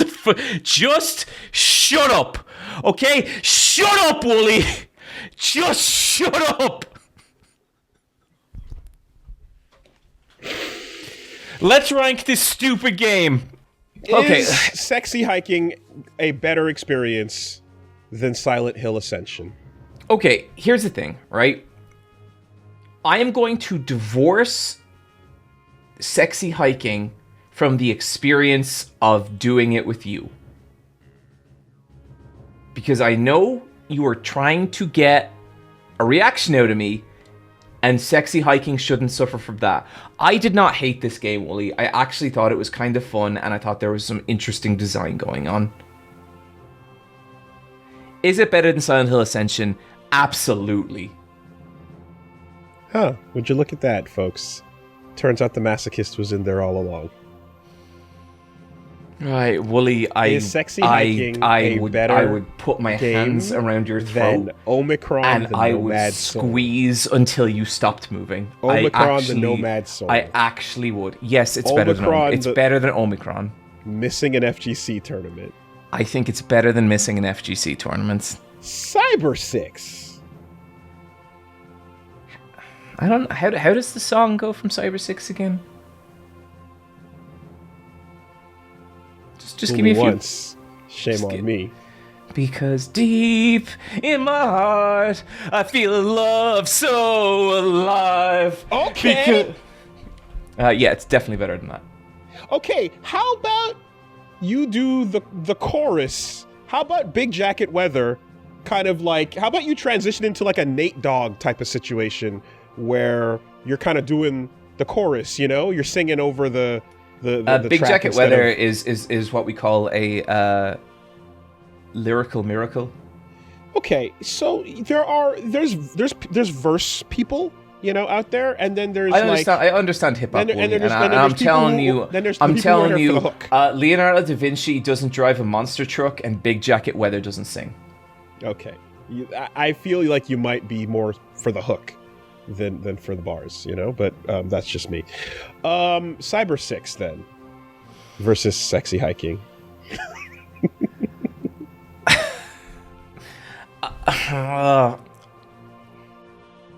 So sexy hiking is not beating police knots. It's not. What are you doing? What is wrong with you this episode? The fact that this is not at the bottom of the list proves my point. You're such an asshole! You are such an asshole! You like it. It's not beating police knots. I agree. I'm with you there. But did you hate Cyber 6 that much? No, I liked Cyber 6. Okay. Do you like climbing things and you know? Well done. What was that? That's the voice that plays when you clear the level. So, Willie, what actually happened in that video is that whatever sexy hiking was doing, it was like fucking up the resolution of my screen. And so it's whenever an old fucking Flash game, yeah. Yeah, and so like my screen was going into like 320 by like 240 or something, and then at some point it got knocked and I couldn't see where I was clicking, and I accidentally clicked out. Okay. Okay, I have thought about it. You didn't get to experience the final level of that game, which is some of the most supreme bullshit in the fucking world. It's the shit that Bennett is talking about. And okay, fair enough. You know, I don't know when, Wooly. I'm gonna give it a little bit. No. Listen to me. You don't have to. You can just go look. It's absolutely batshit, and I did fully expect you to just quit at a point getting to that actual finale if you got there. So you don't think I can do it? Well, I mean, I could. I did. But we're different people. And we're not talking about the same thing here, so that's not on the table. No one says motherfucker. No one says you have to beat this game. Shit. No one said you have to beat this game. In fact, I didn't even prepare a DLC commentary for beating the game. I just prepared that last one there because you didn't have to. You just needed to experience it. No one thought that was going to actually, so. Well, fucking fire up another audio commentary track, Woolie. I am going to beat that game. Oh, don't worry about it, John. We're good. You're such an... Okay, look, it doesn't beat Cyber 6. Okay, can we do an actual segment for this podcast now? Can we do the actual purpose of this podcast where one of us recommends the other a cool piece of media and doesn't, number one, make them play a fucking weird-ass game designed to be annoying, and number two, psychologically berate them while they do it? Like, can we actually fulfill the mission statement of this podcast? Dear listener, you tell me if we just took a segment that one of us was just about to go, yeah, what the fuck was that, and call it a day, and if the other provided some content and turned that into something entertaining to listen to. I don't know. I'll let you decide. I want to take everything away from you.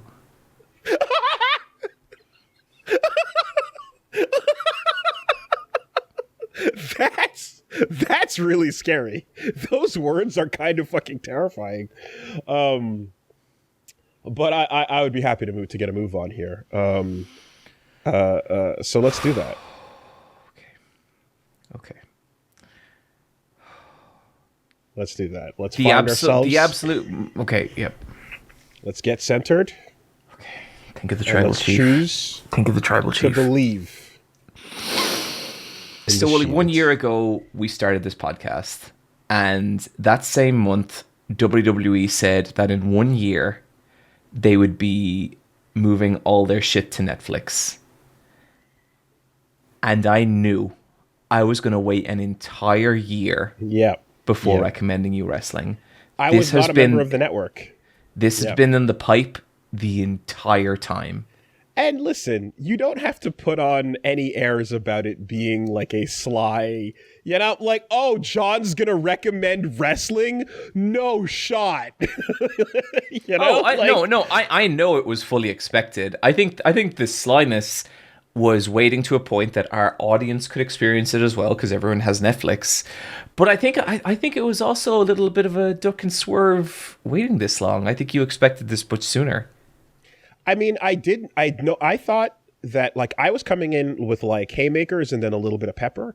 And then I noticed after a certain period of time that you stopped using pepper and you have just been going for haymakers. And so, with respect to that, this is a pretty fun way to do it, because you know what was happening? With that list that I got of the Roman Reigns timeline, that the Google Doc, as I was going through it the entire time, I saw anonymous other people popping up on the list as viewers were clicking on the file and also going down as well. So there was a sense of community occurring going through this timeline. Wow, wrestling, huh? Fucking is it not one of the most weird forms of entertainment possible? Like, Jesus. So, you did tell everybody at that panel that they had the option to go watch your Unreality of Wrestling video, but I did not. And so I didn't, as instructed. Even for any of the Sami Zayn stuff? Except for that, but then I went through the manual. I went through all of it manually anyway. But but it is interesting because, as laid out with the notes here, there's these little, like, notes and ideas of what's going on. So we begin this, and what I discovered in this crash course is that I knew way more about what was going on than I thought I did. Really? Because for a lot of the key matches pre-2016 or so, I watched them. And I went to the theaters and I watched a bunch of these big events. And I remember being there live while some of these things were happening, right? But what I did not know at the time was how new Roman Reigns was. It's crazy, isn't it? Well, I thought that when I saw stuff around 2014 or whatever, I thought it was like, oh, I've been checked out since after Attitude Era. So the entire John Cena era, I just didn't pay attention to, and stuff like that. A lot of people call that the Ruthless Aggression era. Okay. Wasn't that also the name of one of the albums? Anyway, yes. Or the PG era, right? Like, it's kind of interchangeable. Like, but to me, like, an era is kind of defined by like its big dog. It's big star, yeah. That was John Cena's era. So the everything post Attitude, I was not aware, really paying attention to, and so I thought Roman came around sometime during then, and then here it was, coming through, and people just were booing, and I remember I was like, yeah, well, I kind of get it. I'm like, I'm not really seeing it. I'm not really being pulled in by this, and it does really feel like, yeah, I get the whole forced push feeling sucking, while people are more interested in the underdogs and the wrestlers who are not getting that spotlight. And it certainly is very clear that I've had and felt that same frustration where it's like, God damn it, Vince McMahon has a vision for this whole thing and he's never letting it go. And everything is stuck under that bullshit, no matter what, no matter how talented or no matter where they come from, Mm-hmm. And so like that was overall what I had as energy going into this. Finding out that it's like 2012 or so was the debut when he came off of NXT with the Shield walking through the crowd. And I was like, oh my God, okay, it makes a lot of sense why so much of that early stuff was as rough as it was, because the experience wasn't there. Mm-hmm. So right? So just to like set the scene for people, we basically have this night and it's a triple threat match for the WWE title, and it's John Cena versus CM Punk versus Ryback. And John Cena has been like the guy for like a decade at this point. People are fucking sick of it. John Cena is great. Like, John Cena is brilliant. He seems like an okay dude. He's cool. But at this point, it's been Superman John Cena. John Cena wins, lol. That's what a lot of people say about this era. And this night kind of looked like it was maybe set up to position Ryback as the new face of the company. And it seems like it's going that way until right at the end of the match, 3 figures in black emerge from the crowd and beat the shit out of Ryback. Seth Rollins, Dean Ambrose, Roman Reigns. And they are the Shield. Wearing outfits that I'm like, that must be really uncomfortable to wrestle in. Like, every time I see someone like wrestling in jeans, yeah, it's rough. But then it's like full-on SWAT tactical gear seems rough. So their first appearance, they were meant to come out with shields and batons. Oh my God. Okay. And it was right before it that I think Vince saw it, and he was like, if you're tough, why do you need batons? And so they threw him away. And thank God that gimmick would have died a death right there and then. Of course, Big Boss Man happened. We don't need another 3 Big Boss Men. No. Faction. But perfect example of I wasn't paying attention, what's happening, is Ryback, because I'm like, oh my God, I remember this name as a thing that was like, are they just trying to do Goldberg? Because what's the deal with this guy that looks like Goldberg? And it's like, all I know about Ryback is I'm like, there he is. And he goes, feed me more. And I'm like, what era? What did I miss here? And it seems like nothing. It seems like that's literally the entirety of it. He looks like Goldberg and he says, feed me more. Honestly, yeah. That's it. Okay. Like he's that's it. He looks like Goldberg on steroids, and Goldberg was most certainly already on steroids. So, I don't know that, like, I think it's weird to like, Goldberg was already like a not Steve Austin, kind of copy that they were that was the energy of why that popped off. I believe they have a similar look, I will say, and I'm not a huge Goldberg fan, but Goldberg had his own thing going on. It was a different vibe to Steve. The vibe was different, and now we definitely know that the specifics of it. But I remember being told that WCW pushed Goldberg specifically because he looked kind of like Steve Austin. and they wanted their own answer to that character. Is that not the truth? I think that's probably oversimplifying it a lot. Fair enough. Okay. And so yeah, we get to see the Shield to come in, interrupt, and exist and do their thing. And it's funny because Roman's stoic reigns is like the most chiseled jaw of all, you know, and he is a fucking beautiful human being, statuesque, and always has been. Jesus Christ, right? But to that ends, Dean Ambrose is like tongue hanging out of his mouth. He's loose and wild and nuts, and he's painting much more of a picture of a character that you can identify and understand what he's about. And you know, Seth Rollins is also the wild one. You know, he's still like, he's not as wild as he eventually would become, but it does feel like Roman's like, and then there's me, and I am here. Yeah. But you see, here's the thing, right? Seth and Dean, they both had long indie careers before WWE. Like, Gotcha. Dean worked his Dean used to work like deathmatch wrestling, and that's all he did for years and years and years. Seth was like, had a big Ring of Honor run prior to all this. They were both exceptional. Like, already, like, on the mic, Dean was already brilliant. Seth was incredible in the ring.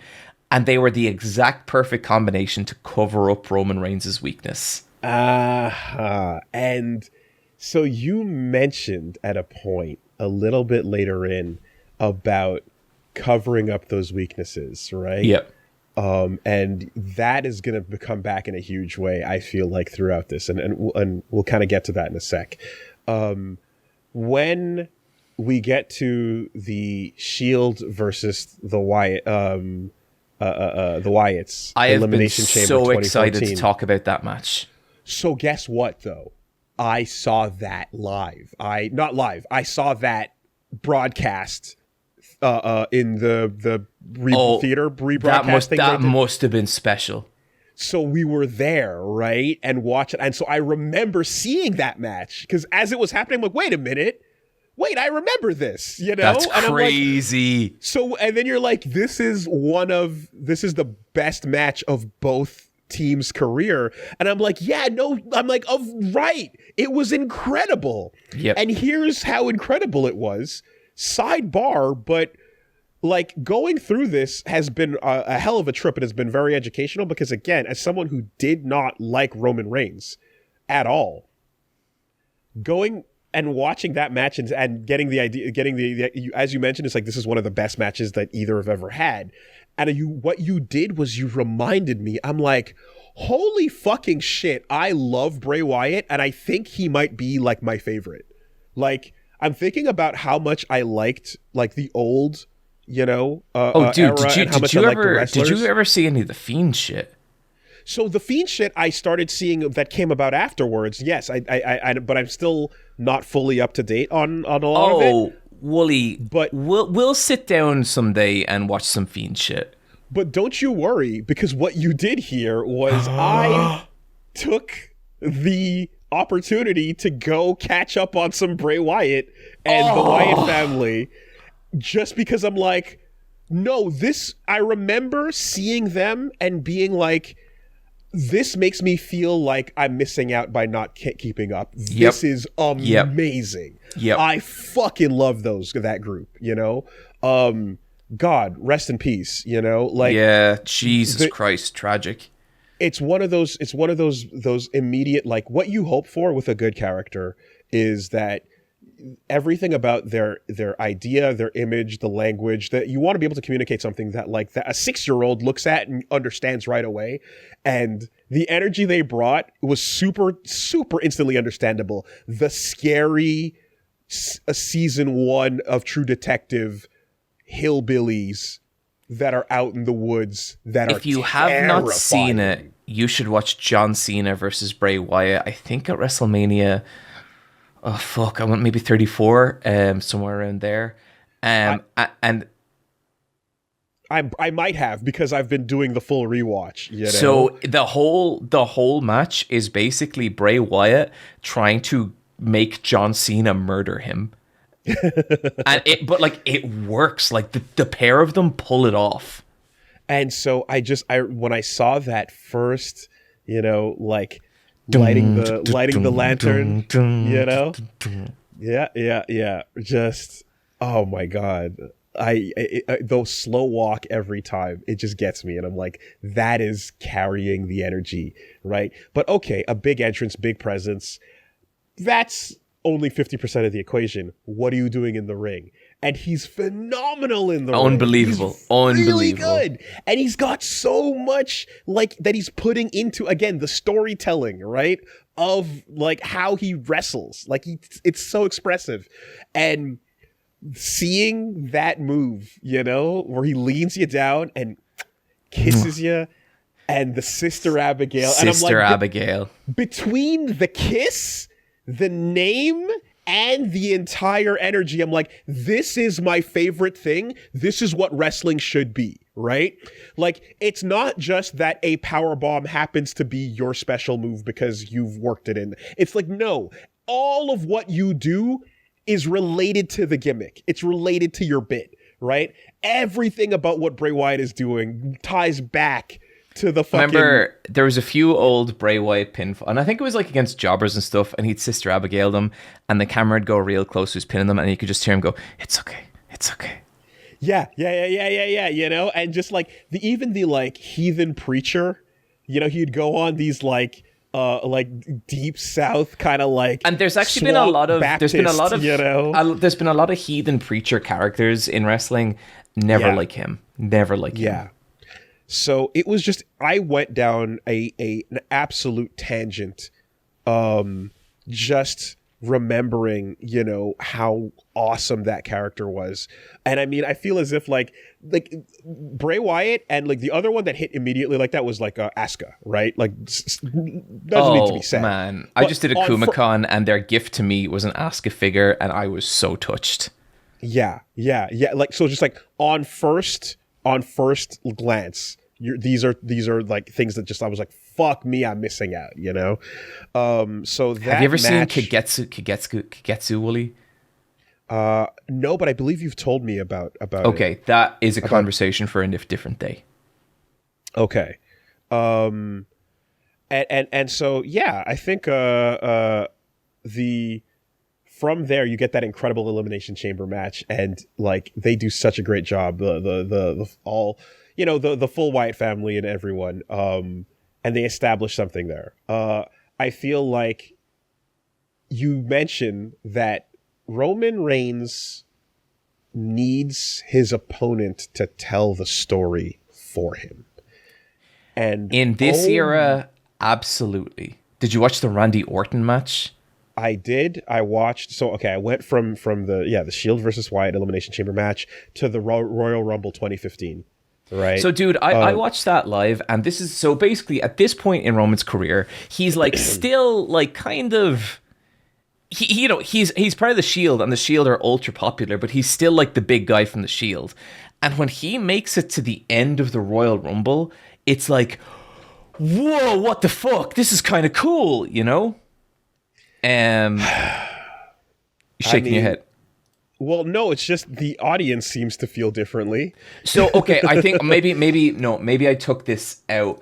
The previous year, Roman Reigns had made, like, before the one he won, he made it to the end of the Royal Rumble, and it was totally this, like, holy shit, the big cool guy from the Shield is in the final two? This is insane! And, like, everyone was rooting for him. Everyone really wanted him to win. But that's because it was a surprise. That's because it was unexpected. And that's because it was against Batista, who at that point was a Hollywood actor. So people wanted Roman to win the next year. But we'll get there. I want to slow us down a little bit. Having Bubba Ray come out that year too was like, oh shit, look at him go. That's crazy. Missed opportunity to not have Devon come out right afterwards as shit, I forgot who Bubba Ray was fighting, but it was a duo. Was it like Stardust and Goldust? I forget. But he was fighting a duo, and it would have been so perfect to have an old duo come out and but anyway. It would have been cool. So anyway, yeah, the Shield's so I want to go back to real briefly the Shield's first ever match, and it's them against Daniel Bryan, Kane, and Ryback. Okay. Did you watch this match? Yeah, the first one. Yeah. I love that match. I think it's so violent and it feels like gang warfare. And it's like Ryback and Kane and Daniel Bryan are good, but they can't work together like the Shield. And I think that match did so much to be like, this is who these dudes fucking are. They can work together. Yeah. Yeah, and they even have the group finisher, right? They have a shield bomb. And there's a really good chapter in John Moxley's book, Mox, which Dean Ambrose, and it talks about how they would just actually beat the shit out of people because they were worried. People like wrestling, especially in this period, was like very political, and you could make other wrestlers look bad really easily. And they were told that someone had been in Ryback's ear, being like, "Don't sell for the Shield. Don't sell for them. Don't make them look good. Right. They're gonna take they're gonna take your spot. Don't sell for them." And their solution was like, "Okay, 3 of us, 1 of him. Guess we're gonna beat the shit out of Ryback." And you watch that match. That is what they did. So learning about, Ahmed Johnson over the years, right? And then obviously Brock Lesnar, you learn about sometimes there's just people that are not going to sell and they're going to kind of fuck you over because they're just not going along, right? They're not working with you. And the answer sometimes is people are like, yeah, just work stiff then. And hits will be hits, Yeah. And some wrestlers are like, I want it to be as real as possible, so by all means hit me, leave a mark. So someone like Ahmed Johnson he was also ridiculously injury prone because he was just I used to love him when I was little, but I was actually going through an Ahmed Johnson match recently and I grabbed this screenshot from 30 seconds in.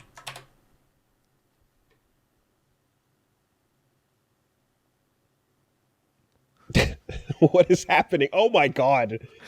Okay. Yeah, he's about to land on his neck. Yeah. Yeah. So the Shield have basically one of the best debuts of all time. They then come and they as heels, they beat this heroic face team and everything's all fucking awesome and it's coming through the audience, very cool. Yep. And very quickly they pick up some titles. Dean Ambrose becomes the US champion, Seth Rollins and Roman Reigns become the tag team champions. And I love the celebrations of these matches because you can see that they're genuinely fucking pumped for each other. The aspect of I guess that's another part of this too, right? Is that when you're putting a new team together or so, when I remember when the Dudley Boys debuted, and I didn't know that they were coming as an existing team from elsewhere. But it felt like they were a team that existed for a long time. Totally. It did not feel like they were built to show up here for the first time. Yeah. And the thing is with the Shield, they so in the storyline, they are these 3 guys who come in and they're trying to take over the company. In reality, it was kind of the same because basically you have these 3 guys called up from NXT and put together. And from there, they have to make all the same shows, they have to do all the same shit, and they have to endure the 3 of them being the new guy. And you can read, again, in Dean Ambrose's book, he talks about how, there were people who were, trying to, there was one bit where, basically Seth Rollins was harassed by a bunch of the other guys because he didn't drink, and they kept trying to, make him do shots and all this kind of stuff. And he was it really kind of was them against the world. And they talk about how they were still fucking earning nothing. So they would travel to town in cars and they would get 2-person hotel rooms and Dean would sleep on the floor. And they did that for a year. And so there is a genuine bond between these dudes, and that was real. I've heard many stories about that Vince era of find your own way to the next city. Big time. Travel comes out of your wage. Yeah, that was very common. Sort of seeing that established is there. And it's interesting going back to as well and kind of seeing the gritty old promos, the handheld, we are the Shield, I'm Roman Reigns, so I'm Dean Ambrose. Yeah, and it's the camera's all staticky and putting the camera down. But it was that they were the perfect promos for that era because everything else was so polished. You know, like this was the kind of, this was like the death of the PG era, more or less. Like this is when you really start that stuff started going away, and the Shield kind of killed it, you know, because they felt they weren't wrestlers, they weren't cartoons, they were these fucking psychopaths in combat pants. Looking back on it now with this full context, I can certainly appreciate where we're at in the journey, but I definitely hated him. What little I knew at the time, I was just even in the Shield impressed. I was not interested. Yep. didn't like the Shield at all. You know, I was a booer. Absolutely. Oh, back man. then, everyone loved the Shield. Like they tried to keep the Shield as heels. They couldn't. I didn't ever like Roman Reigns, you know? Wow, interesting. Okay. And I mean, this was fairly distant at the time, but there was no turn or anything for me. I wasn't on a journey that was following, you know, the narrative per se. I was just like, nah, I don't like that wrestler. I don't like him. I don't like what's going on. Not my thing. And so as it became more of a like, oh shit, he's getting pushed more and more, I was like, oh my god, really? You know? And it was so. But I like that's kind of how everyone feels. Well, like towards that era, absolutely everyone turns against Roman. But in the Shield, he was very well liked, and like he did have the fan support. And like he in the 2014 Royal Rumble where he makes it to the end against Batista, people were pumped for him. So something I will say is that no matter how much vitriol and hatred he received, right, at the peak of the nothing but hatred and booze, he still got the entire audience to go, ooh, ah, every time he did Every time. No one was quiet at that. They would go from booing to going, ooh, ah, you know?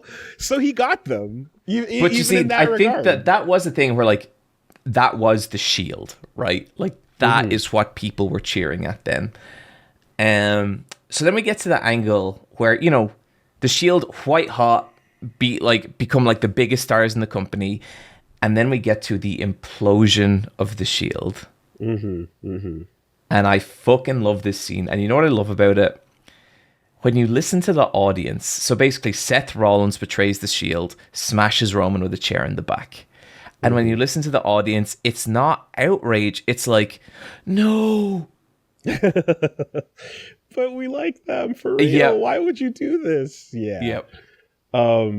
Yeah. No. You can. The sounds and it gets quiet at points. You know. Yep. And it is one of those things too, where like, okay, when you have a faction, what is the only story beat that can happen? They break up, right? That's the only place that things can go. The New Day, after like 11 years, are currently going through that. Except if you're the New Day. Not anymore.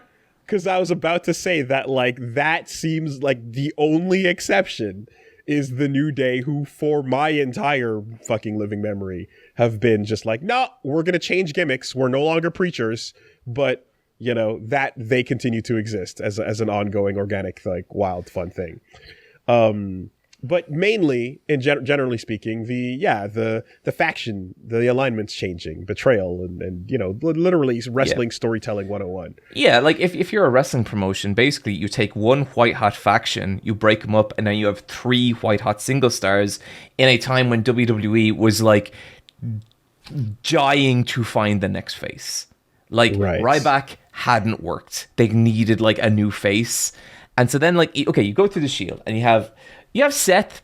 Seth's a heel. Like, Seth is just a fucking heel. And you have Dean, and he's cool, but you ain't selling many lunchboxes with Dean. Right. Roman, dude looks like a superhero. Superman, yep. He's clean cut. He's a company man. He'll do what you ask him. He's the right choice. Yep, and behind the scenes, Vince loves it, and everyone is like, "What a great guy!" Him. You know, yeah, that's the thing. Too, and for the record, like everyone backstage was like, "Oh, Roman's got it." Like everyone backstage just is like, "Roman is the fucking dude." I remember like hearing about that. and so when the breakup happens, and then it's like, okay, we're going to be going off on our own separate ways now, right?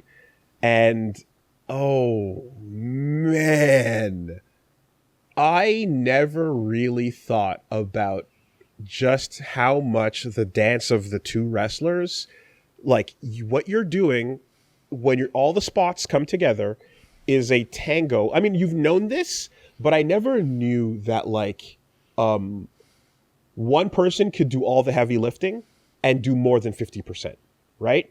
One person can do 80% if they sell and carry the whole thing, and the other, and like it's like a super kick, right? Yep. The super kick is one of the most amazing looking, painful things whenever you see one. Why? Because the kick itself is quick, fast, awesome, and all the kicker has to do is make the sound, and it sounds great. It's bap, right? The person getting kicked has the whole rest of the way to fall or sell however they want. Yep. Right? They can collapse, drop immediately, drop slowly. It's all on them. A good sell can save a bad super kick. A bad sell can, like, a bad sell cannot be saved by a good super kick. Right. And so that same logic now applying to where I'm thinking about these great matches with where I'm like, oh, this was 50% of a great wrestler and another great wrestler coming together, so hey, guess what? Like, if Okada's picking up your slack, it's probably going to be a great match. You know? Okada is one of those wrestlers, though. He is nearly incapable of a bad match. Like, you could put that in. He's like Kota Ibushi. Kota Ibushi, some of his best matches are wrestling inflatable dolls. Right. Yeah, I've seen GIFs and clips of those. So when Roman, who you can see how clumsy he is, you can see that, and like it's the selling as well. It's the like. Yeah, like stiffness, it's so bad. It sucked to watch. And I remember watching, so the first one was Orton, where I'm like, oh, Randy Orton's a fucking professional, and he's doing the slam, and he's the Viper, and he's the legend killer, and he's doing it, and he's making this work. And he's doing all the dance around and for Roman, who's standing there being chiseled, strong, and like an action figure with not enough articulation. Yep. And like you think about that, but then you think of like the broader meta of wrestling, and it's like, man, Randy is really working so hard for someone who is going to take his spot. Right. Right. And You're that is up. where a lot of the meta, that's where a lot of the vitriol from fans comes towards Roman. Because basically, wrestling fans, they love their favorites and they hate literally everyone else. And this dude can't really move. He's not putting on good matches. So why is he being pushed? And the answer at this point is marketing. Right. And here's the thing, right? When you're going, oh, you didn't like Roman even beforehand. I'm like, let me tell you, right? I saw Bray Wyatt light the lantern and I went, yo. I saw Asuka with the mask, right? And I was like, okay. And I remember seeing, like, I didn't know anything about Orton at all. The first thing I ever saw was Legend Killer. Mm-hmm. And I was like, what is that, right? And in the particular context, it was hilarious because I used to work back then working in QA, working with like Matt and a bunch of other people. And, we would have this bit where it'd be like, I'd send an email to someone, I'd send like Reggie an email and it would just be marked important, ! And then you click on it and it's just a picture of Randy Orton just doing this.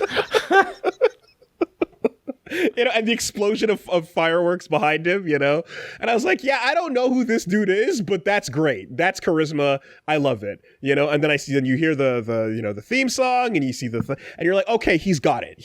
You feel it.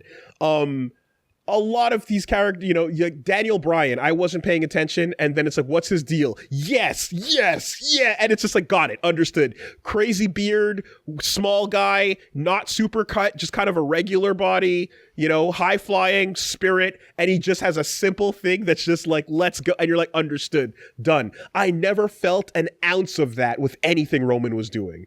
Not even the shield.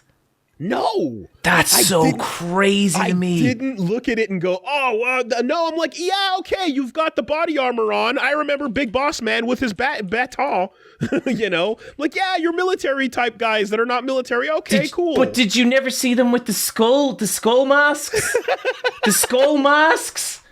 I didn't give a fuck about the security outfit or vibe. Are you telling me this does nothing for you? Are you telling me you don't want to be this? Yeah, the skull. Isn't that basically Bullet Club, first? Didn't they do it first? I mean, you're not wrong. Like, come on. That to me is Bullet Club. I think the Shield had something, though. Like, I think that kind of coming through the crowd, and I totally get the Shield. Coming through the crowd is great. Coming through the crowd is great, right? I'm not going to say anything about that. But I can just speak to where I was at the time outside, just catching wind of things and going, woo, to some things, right? There were people that there were names that came that I was like, I guess, I don't know. Like, I heard the name like Drew McIntyre, and I was like, I guess, I don't know. I mean... Oh man, Drew would find it, but not back then. Sure, but like there was a lot of names that kind of came that I was like, yeah, it's a new guy, I guess, we'll see. But there was nothing with them that made me just go, in the same way the things I'm mentioning are. Like when I saw Randy, and then I saw the whole gimmick. Okay, I get you. I think with the Shield, maybe... If you were watching week to week and you saw the effect they were having on the world of wrestling, that is a bigger deal. Because like they would literally show up and just beat the shit out of people. They'd interrupt other matches, and they didn't have a match for weeks. They just beat the shit out of people, and it was like, whoa, what the fuck? Who are these guys? Yeah, and I mean, and so there's different ways that works, because obviously there's the squashing that like Brock Lesnar does, where you're like, you just show up and beat people up too, but... it means something different behind the scenes, which I guess we'll get to in a bit here. Because, but like, it took very, very little to convey something interesting about the other characters I was learning about at the time. And so WrestleMania 2015 I remember this is another moment where I was like, oh fuck, I watched this one in the theater, right? Suplex City. The birth of it. I remember it because I was like, wait, hold on. Is he just doing suplexes because he doesn't really know how to wrestle? Like, is it that Brock... And it's like, no, I mean, Brock's had other matches, right? But that one in particular just kind of was like, oh, we're not putting a full story here, or the story is, I'm just going to do suplexes, I don't care, right? It was a weird experience, but at the time I was like, well, it's certainly conveying the whole, I don't give a fuck, I'm a beast, I'm powerful. But I was also kind of wondering, I'm like, is this the part where the UFC fighter is just kind of like, I'm going to interface with like wrestling, professional wrestling as little as I want to. And, I'm going to force the company to just kind of like follow my whims. As to showing up however many times a day or however many times a year and stuff. I'm not sure, right? But I do know that, like, essentially that was a match of like, okay, well, there's no story to be told. Roman just ate shit, got squashed. And... I don't know. Okay. Few things there. Okay. So I guess first thing, before we get to that WrestleMania, I think the real downfall of Roman Reigns as a single star comes with the suffering succotash promo. Oh, God. That is rough. Not only are you lame in the ring, you're garbage on the mic. Yeah. Yeah. And his Roman basically, he has this like promo against Seth, and he's like, you are a sniveling little pile of suffering succotash, son. And it is delivered with minus Riz And then the worst part, Wooly, and I fucking die whenever I think about this still, he says it, and then he just looks at the camera. I mean, it actually is Shockmaster tier. Show you the man who rules the world. Oh God, oh Jesus. Yep. You know, like it's bad Nitro level promo cutting. Yeah, and then at this point, you start to hear boos creep into Roman's opening theme.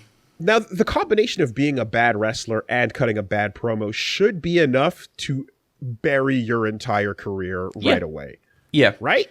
There are so many wrestlers who have done way less, and their careers have vanished. But the fans are starting to react, just not in the way that they want. There's signs appearing in the audience, like Roman claps when the plane lands, and Roman never cracks a cold one with the boys. Yeah. Roman Reigns likes Nickelback. Like, all just that so he is good. This fake ass person, you know? Yeah, which, like, to be honest, I mean, look, I think we can start clapping for the plane landing again these days, to be perfectly honest. Yeah, I mean, it sounds like it's becoming a bit of an achievement again. Might be a good time. But that being said, it's really, the more this character that should probably be gone sticks around, the weirder it's going to feel. And you sent me that clip of CM Punk, right, talking, shoot, behind the scenes about just like, okay, now look, you gotta make Roman look really strong. Yeah, and then Punk's like, okay, I should probably lose the match then. And they're like, no. But you gotta make Roman look real strong. You're going over, but make sure you make him look strong, though. You know? Yeah. And it just reaches this fucking sizzling cocktail where, like, the fans are really starting to dislike Roman. But then you get to the 2015 Royal Rumble. And Daniel Bryan is back from an injury and enters the Rumble. The previous year, they had to change the end of WrestleMania 2014 to make Bryan win because they had fucked up too bad. And the fans loved him. And so he's back. He's this beloved crowd darling. And he's eliminated, right? And Vince has always been a bit of a malicious prick, to the extent of which we wouldn't learn for a very long time. Oh, yeah. Did you notice which wrestler came out right after Daniel Bryan got eliminated? Who? Goldust. And you know what it says on the Titantron when Goldust comes out? Shattered Dreams Productions presents. Daniel Bryan gets eliminated. Shattered Dreams. I'm not saying Vince definitely did that. I would absolutely not put it past him. Funny. Yeah, that's pretty funny. That might be, that would be something. Yeah, I mean, it really is clear that, like, the whole world at that point is like, please let this awesome underdog go, right, and take it. And you know what it is too? The weird part is that Vince is, again, he's stubborn and he's got his way of seeing things and he doesn't give a fuck. But he also knows that in the middle of Stone Cold and The Rock being the biggest shit ever, there's room for a Mankind. There's a Mick Foley out there that people love, you know, and like that you can have near and dear to your heart that doesn't look like a chiseled Adonis, but it doesn't matter, you know, it's all heart. It's all personality driven. Well, I think Mick Foley achieved under the most begrudging of conditions. Yeah. I mean, Vince hired Mick Foley, and when he did, he told, I think it was Bruce Pritchard, he was like, I'm going to hire him, and this is going to teach you a lesson in heartbreak. You know, and it's, of course, the type of person who, right or wrong, it doesn't matter. It's his world, and it just doesn't give a fuck. Whatever, you know, it's not that, obviously... faces don't always need to win. They shouldn't. No. But but the way, it just sucks when you see the one limiting factor is just like you don't match this one dude's ideal, you know? Yeah. And with Roman Reigns, like Vince has found this perfect toy, and he's like, "This is the guy. Like, this is it." And so Roman goes on to win this Royal Rumble. The hatred. Oh, like vitriol. And like so in the Unreality video, I start on this match because to me, what's unfolding is one of the craziest fucking things I've ever seen. It is this dude in the center of the ring whose dreams have just come true. In reality, Joanna Hawaii, he is like, this is his crowning moment. This is the moment that his future spreads out before him, and it should be the happiest moment of his entire life. And imagine having a moment, I'm basically fucking saying my script, and imagine having a moment like that and 10,000 screaming people wanting you to die. I mean, so something I noticed was like, okay, so Daniel Bryan was what everyone wanted to happen, and then it didn't, right? Then the hopes and dreams move on to, okay, who's next? Bray Wyatt, right? Yep. And then Bray gets eliminated, and it's like, fuck, right? And so that whole little bit goes down where Paul White and Kane, Corporate Kane, I believe. Yeah, like, and it's the most like overbooked, silly right? shit. Yeah. But when they went over the top and were out, and the crowd realized actually Rusev is left, there was a moment where everyone starts going, Rusev, like, please, anyone else. Like, they're finding the, like Doink the Clown, man. Yeah. It doesn't matter. Doink the Clown would have got such a pop. El Torino, you know? Please, anyone but Roman. And sure enough, no. So, yeah, that, I remember seeing just the sound of dreams traveling to the each one left, you know? And it's that win at the Royal Rumble that brings us to the Brock Lesnar match. Right. And holy fucking shit. Okay, so Brock Lesnar, like that, to get at what I was saying, is I remember the story at the time was that he's a part-time dude showing up, but he has enough of a career outside of the industry that he's allowed to use that clout, and people in the locker rooms are pretty upset at the fact that like he kind of gets to just show up part-time and do what he wants, and also not really sell, and also not really wrestle, just kind of be a like boss character more than a wrestler. You see, I think that's one of those narratives where like there's definitely probably an element of truth to it, but I think in actuality, like at this time, he was a former UFC heavyweight champion. He was the most legitimate champion WWE has ever seen. To me, if you're asking me how I would book a character like that, I would probably book him kind of similar to this. I would want him to feel invincible. I would want him to feel like the beast incarnate. And I think sometimes wrestling fans get very conspiratorial and very like, they hear the clap of hooves and they think zebra instead of horse. Okay. Because it does feel like the same thing kind of became like the whole like you're a part-timer. Yeah. It became like part of the kayfabe. Yeah, big time. In a way like that we will get to soon. Batista and The Rock, you know, you can look at people that are like, oh, you're too busy being a Hollywood star to actually be here with us week to week, you know? Yep. And when that comes and becomes part of the storyline, that's fantastic. So, you know, if that were the case or not, in the end, like, it became an angle that is very fascinating. Yeah. But, so I actually really like this match. And I think that, like, I love the beating Roman takes here. And I think, I'm not going to say he's good at selling it, because I think he's actually just getting the shit kicked out of him. But I think it's you know, it's kind of compelling. But then we get the big moments. Well, so I find it to be his first compelling. I agree, compelling is the right word. It's one of the first matches he has that's like that, because all he has to do is just eat shit in a way that is straightforward, I guess. They're not doing complex spots. And anyone who asks complex spots of Roman at this time is not getting those really delivered. No.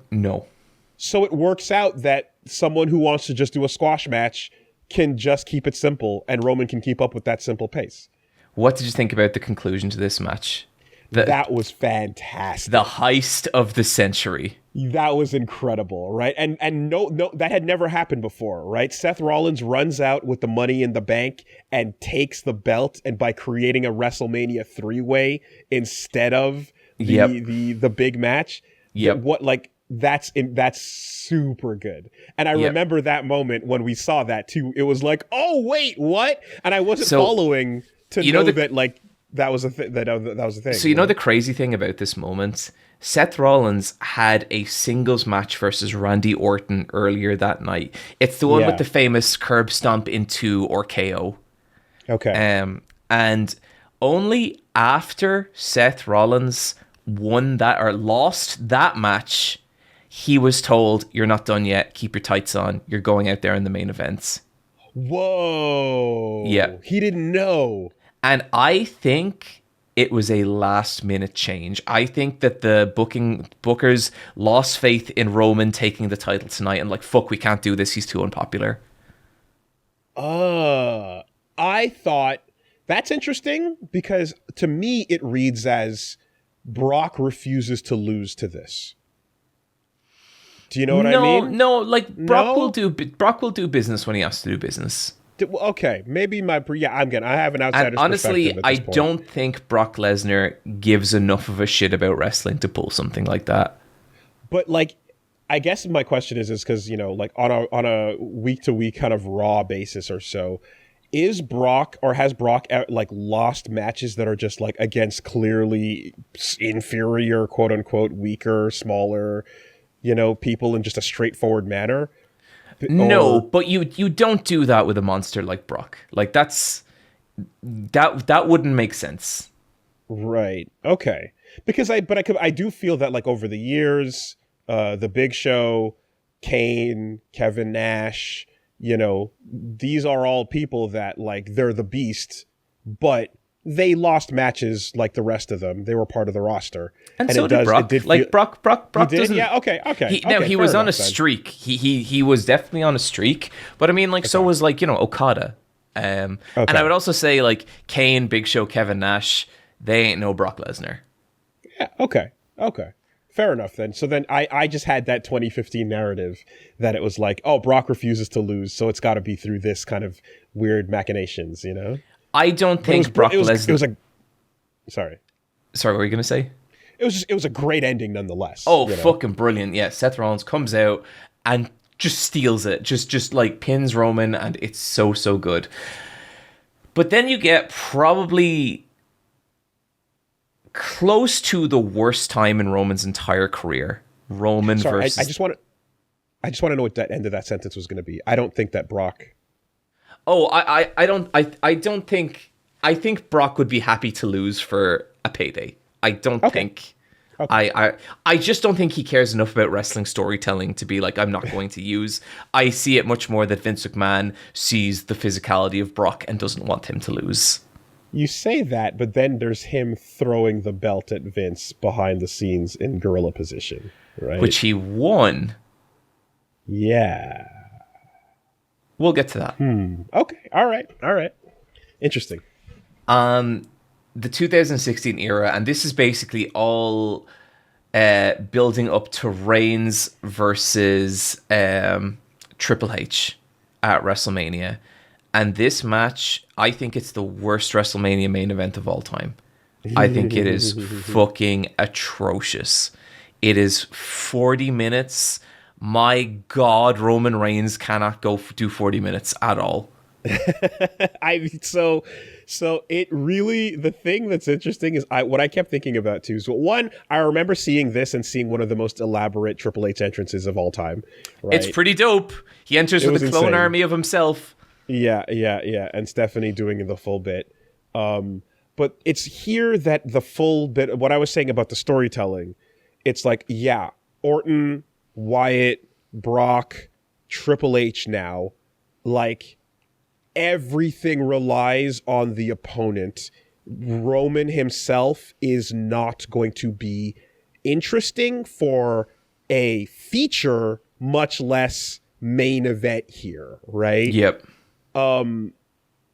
It really is just becoming so clear at this point. And I'm at this point too, I'm like, yeah, I know he sucks. Right. I remember this. You know, where are we going? Right. I mean, 'cause he wins the match to the absolute apathy of the crowd. Like, it's sad. And this is where things get like really hard to watch, because the following May he has actually a great match with AJ Styles. Really good match. People don't care. So this match with AJ, if I may, I took a note because I feel like that was the epitome of AJ doing all the work to make it he does a fun but match. I think at this point Roman has improved. Like, he is showing progress. Yeah, okay, right. And it's been a couple years for sure. But I kept looking at what he was doing, how he was selling, and how he was working, and how the opponent was. And when I was looking at, and I remember with this one with AJ, I was like, oh my God, AJ Styles is such a fucking good wrestler. He's brilliant. No, he's so good. And you never have, you're not going to have any of those moments that you get with the Roman matches where people are going, you can't wrestle. Yep. You can't wrestle. That's brutal, man. That's not, oh, your character's bad. We hate you. You suck. We don't want you to win. It's like your job, you are failing to do your job. It doesn't matter if you're a heel or a face. You're bad at doing this. That's a fucking brutal thing. That's probably the worst thing the crowd can say while you're wrestling. Yep, you know? Totally. Except maybe this is awful, which is we'll get to that as well. So basically, and it's a fucking disaster at this point. Raw is at one of its all-time lowest ratings. Reigns is stripped of the title after a People wellness policy violation. Yep. Damn, man. And then later that year, he is made the United States champion. And if you're like the heavyweight champion and then you're demoted, like people, the word backstage is Roman Reigns really took that as a demotion. He was not happy about that. I mean, it's wild because, like, well, first of all, I after hearing about how horrible a lot of retired WWF era wrestlers had it, I'm surprised that a wellness policy even existed. You know what I mean? That it would be like, oh, we're going to strip the title. It's like, oh, you give a fuck? Really? You don't just give a fuck. That's questionable. I'm going to tell this next bit out of order, but we then get yet another... so then we get the Undertaker match. What year are we talking? This is... 2017?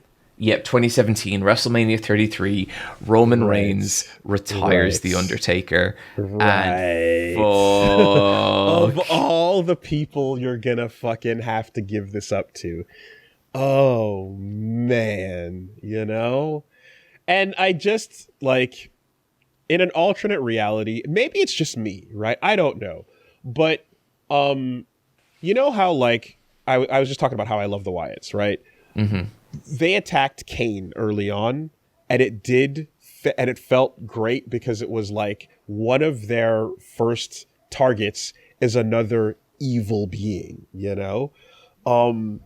There's a little bit of this energy where, you know, you see the passing of the torch from one wrestler to another when the others move on. You know, it can be in the lightest way possible, like fucking from RKO to RK Bro or whatever. Mm-hmm. It can be in the form of a Steve Austin to Kevin Owens. You know, we get that stunner going type of thing.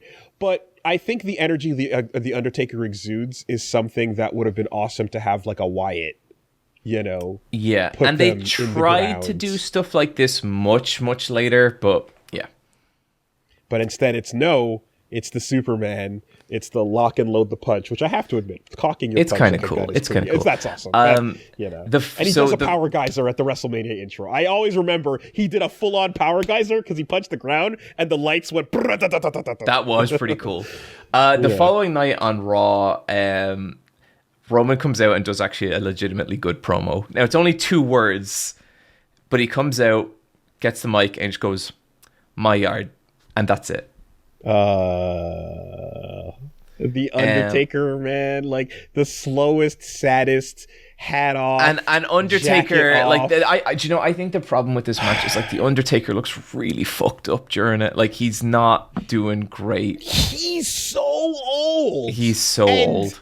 This match, to retire him, needs someone capable of carrying that weight I've been talking about. Yep.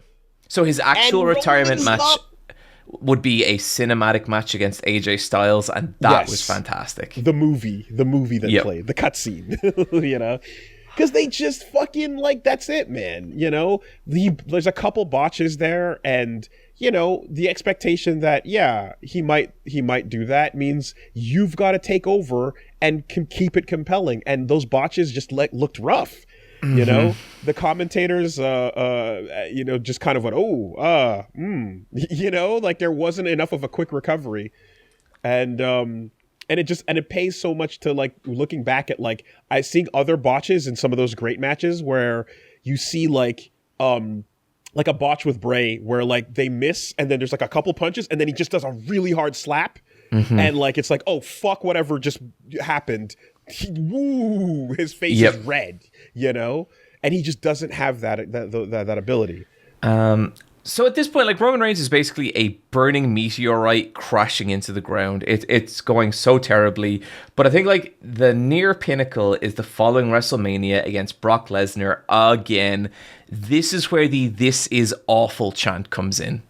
I have to stop you because I need to take a moment to describe the feeling in my chest and my neck and my teeth when I listened to John Cena dismantle. No, Woolie, we'll trust me, narratively, I am flipping these two for a reason, because that is the low point to me. That is fucking hell. But the Brock Lesnar match, it is a fucking travesty. Like, it is so bad, and the audience hate it so much. And this is the match. Brock Lesnar wins, goes backstage, throws the title belt at Vince McMahon, and walks out of the company, because fuck this. Now, was that because... like, why did he do that? Was it because he just hated how that match went? Because it was a bad match? Because he hated the booking? Brock is the heel. Serve me a compelling face. Give me someone who's I can tell a story with. Give someone who I can work with. And it's not necessarily Roman's fault at this point, because like what I will say, throughout all this, Roman is the one being pushed. He is the one unable for this position. It's not his fault he's not able for it. He's just not experienced enough, you know? It's like you're shoving him at a pace that he can't keep up with, and his legs are struggling to stay running on the ground. It's like if it's like, Woolie, if me and you managed a 12-year-old in UFC and we kept being like, get in there, kid, and the kid had to fight like 30-year-olds, you know? Like, it's not the kid's fault. We shouldn't be putting him in there. That would explain the toss, you know? Totally. And, that was real, you know? He walked past the Vince and the whole staging ground area and just was like, fuck this shit, and stormed out. And then we hit... Also, sidebar, massive appreciation for the fact that they recognized nice and early that Brock is terrible on the mic as well. Let's just put Paul Heyman attached to his hip, and we'll never have to have that problem again. Why does he have a baby voice? Just, you can't get it all, right? You put all the points in one stat, you can't get them in the other stats. That's how it works. So, yeah, Paul Heyman is there to cover for the terrible promotional ability of Brock Lesnar, and that becomes important in the future as well. So Woolie, sorry for interrupting you earlier. Please tell me about the feeling in your neck and teeth watching this Johnson. Oh my God. The promo. So as you've described it, you're like, there's a promo between John Cena and Roman Reigns that goes off the rails. Now, when you said, like, notice the real anger, I'm watching because they're still performing. They're performing, and like, it's interesting because to me the realest thing I've seen was the pipe bomb, right? And that went big for a reason because that was real, But it ended up being that crazy thing that works out in that way where it works all back into the kayfabe because everything can subsume it, And here, John Cena, I've never seen him acting this way. So the thing people forget about John Cena is he is a vicious bastard on the mic, and this is not the only time he's done this. Okay, I've never seen it. I've seen him, do the usual, right? But he's still the good boy, the soldier. And like, he comes out and talks shit about the situation, and he clearly is looking at this as a, like, Roman is getting protected. He should have been out of here by now. He should not be the main event, but he is still the main thing that Vince wants to happen. So I'm going to embarrass him for real in the ring. And you're the high exalted Roman Reigns, right? Everyone back there knows it. And then he points to the crowd. Everyone out here still trying to figure it out. And that's the first time that, like, it's acknowledged. It's like, oh, you're calling it. Everyone has ignored the fact that Roman has been getting booed this whole time. Yep. The commentators, everyone on the mics, everyone is just kind of like, oh, well, there he is. And wow. And they don't acknowledge the fact that he gets booed, I'm sure Vince is in their ear screaming at them to don't acknowledge it. But John does for the first time, and everyone goes crazy. And it is fucking vicious. And like, I think the part that kills me is like, he's Roman's like trying to mount his comeback, and he's like, you, and he chokes. And like, if you don't give a shit about wrestling, please watch this promo. If you want to see a man die, if you want to see a man emotionally wither into nothing. And here's the thing, right? John Cena, knowing this, if as a professional, we talked about selling, right? About you are going to, if you're trying to have a great promo with somebody, you're going to lift them up and match their pace, and you're going to dance together, right?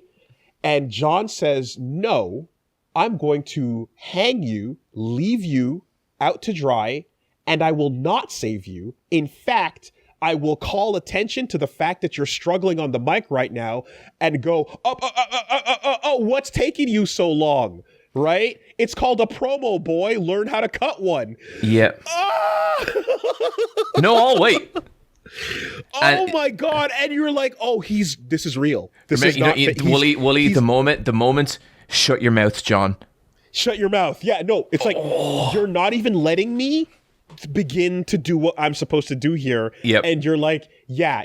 He's like, I'm trying to embarrass you out of your seat, And then, to his credit, Roman reaches in deep down and pulls something out. And he actually says something real. He goes, you're like, you're plastic. You're like, you're the best at this because you can be anyone. You can become anything.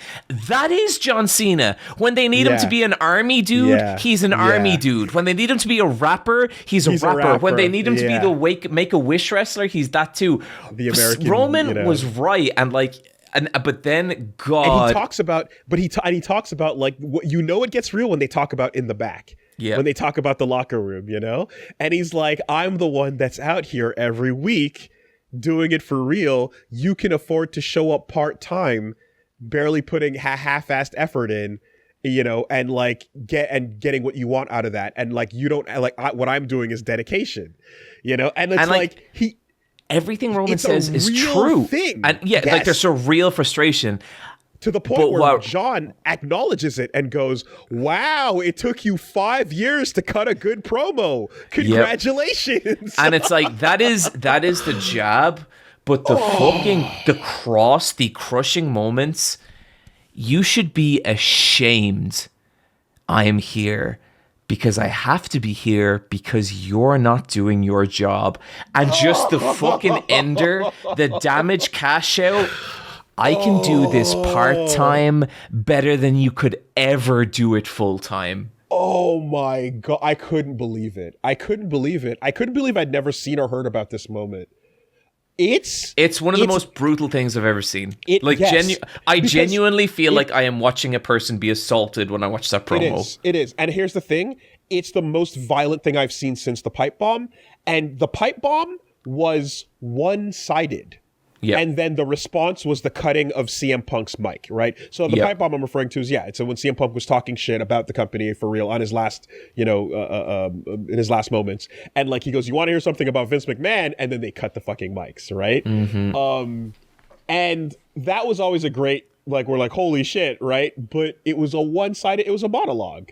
This is a dialogue about all the bad decisions the company is making. The pipe bomb, and there's no way Vince was happy with it. The pipe bomb kind of floats in and out of being kayfabe and being real.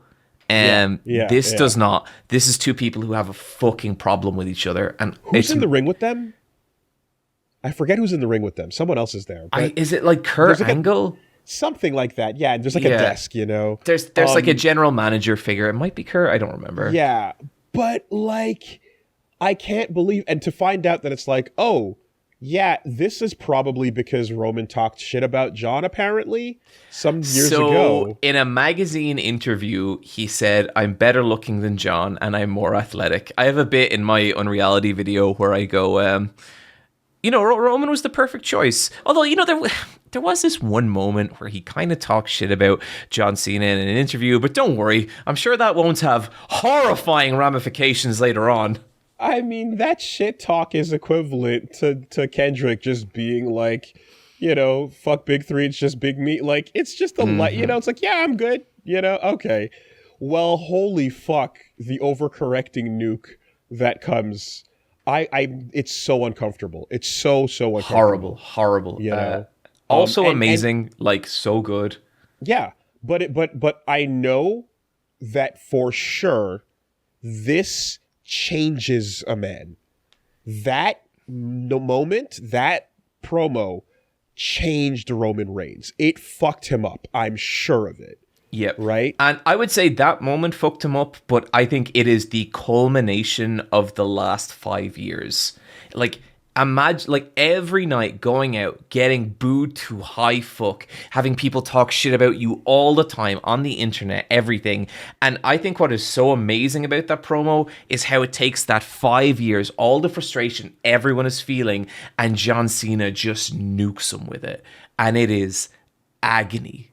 And John calls out the fact that he's like, also, I'm someone that you can't step over because, they'll protect everyone else from you, but not me. Mm-hmm. And it's true because John is that important to the company. He's one of the only people that's allowed to do what he's doing and talk this shit right now. Cena also brings up, you took the US title as a demotion.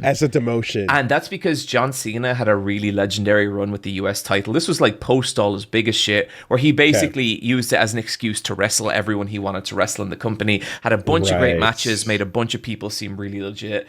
And to him, watching Roman do this and be like, oh, what, you're too fucking good for this title? Like, Especially in response to him saying, "Oh, you step on over all the new talent. You don't allow them to rise up with you." Yeah. You know, it's so interesting. And plus John is the straight man. He's the Boy Scout. So you got a demotion because you failed a drug test.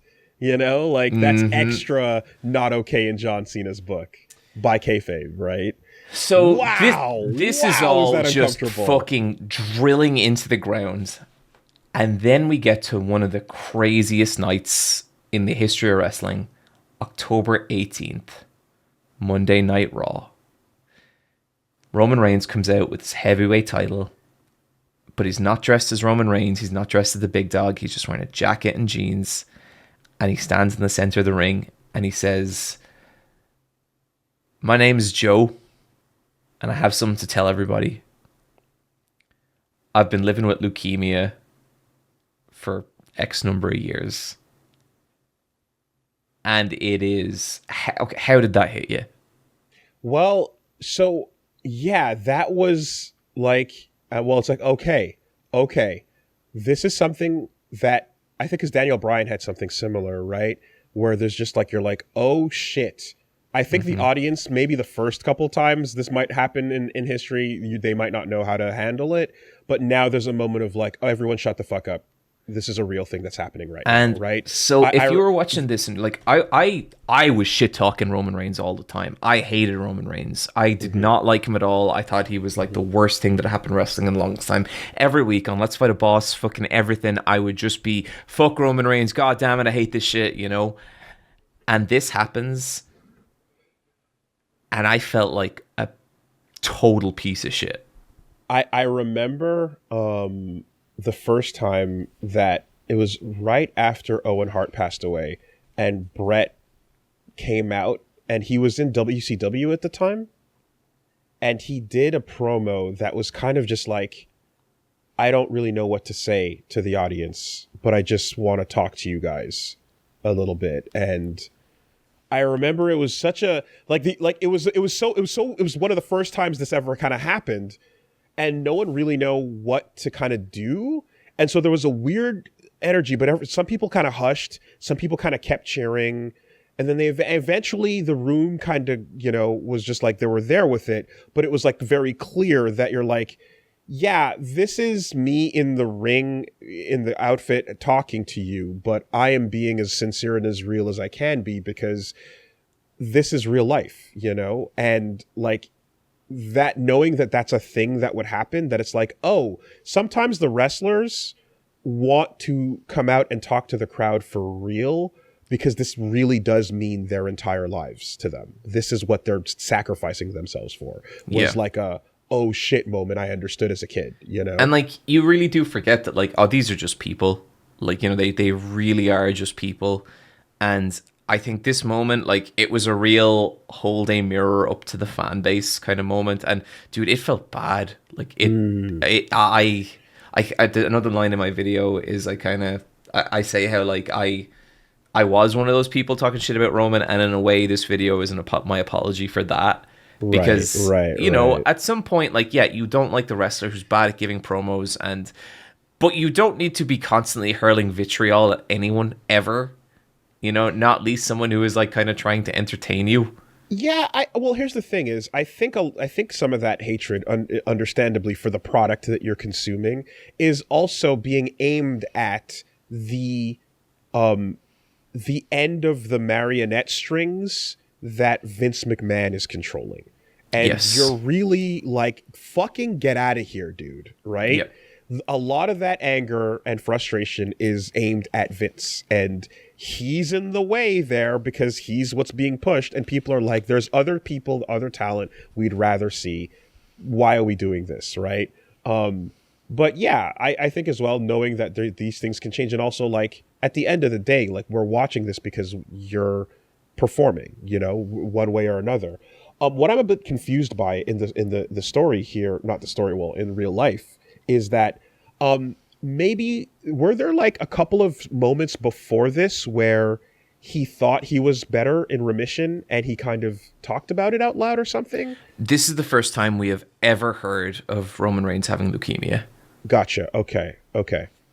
because I feel like I did see like clips where he kind of came out after, because there was that, like, the shields came out and they did the bump and they had a real, like, you're gonna get better, we'll see you again, man, and I feel like between the tribal chief return and this moment, there was perhaps a moment or two. So yeah, no, he did come back between this and the tribal chief return.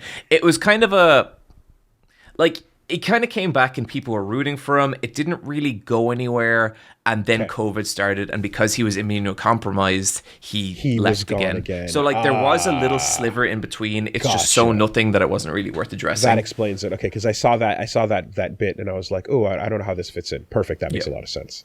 Yeah. He just came out there and he had a straight shoot. He said, I'm sick and I'm going to go get better. And you'll see me again, And we do see him again 2 years later. So basically, Bray Wyatt, now as The Fiend, is having a match with Braun Strowman, who I will just never ever give a shit about, despite how big he is. And Roman Reigns. Muscles, though. Look at the vascularity. Look at the triangulation. You know what? Fuck Vince McMahon, piece of shit.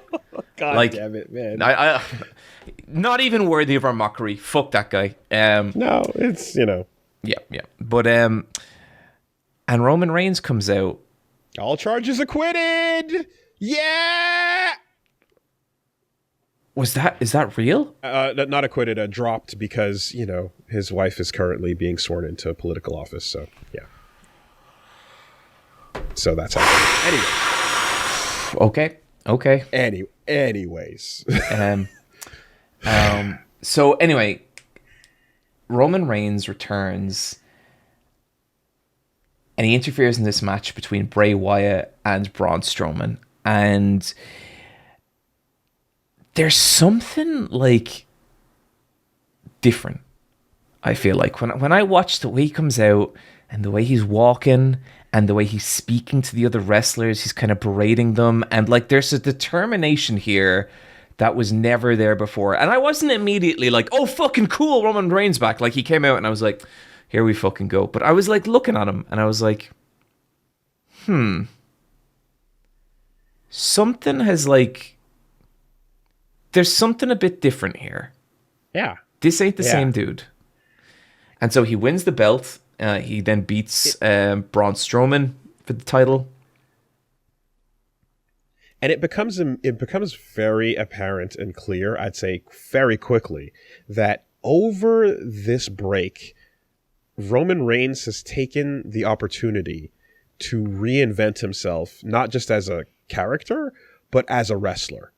Right? So he's taken the opportunity to learn about like what makes a good match, about how to sell, about how to get the emotion across, about how to act, right?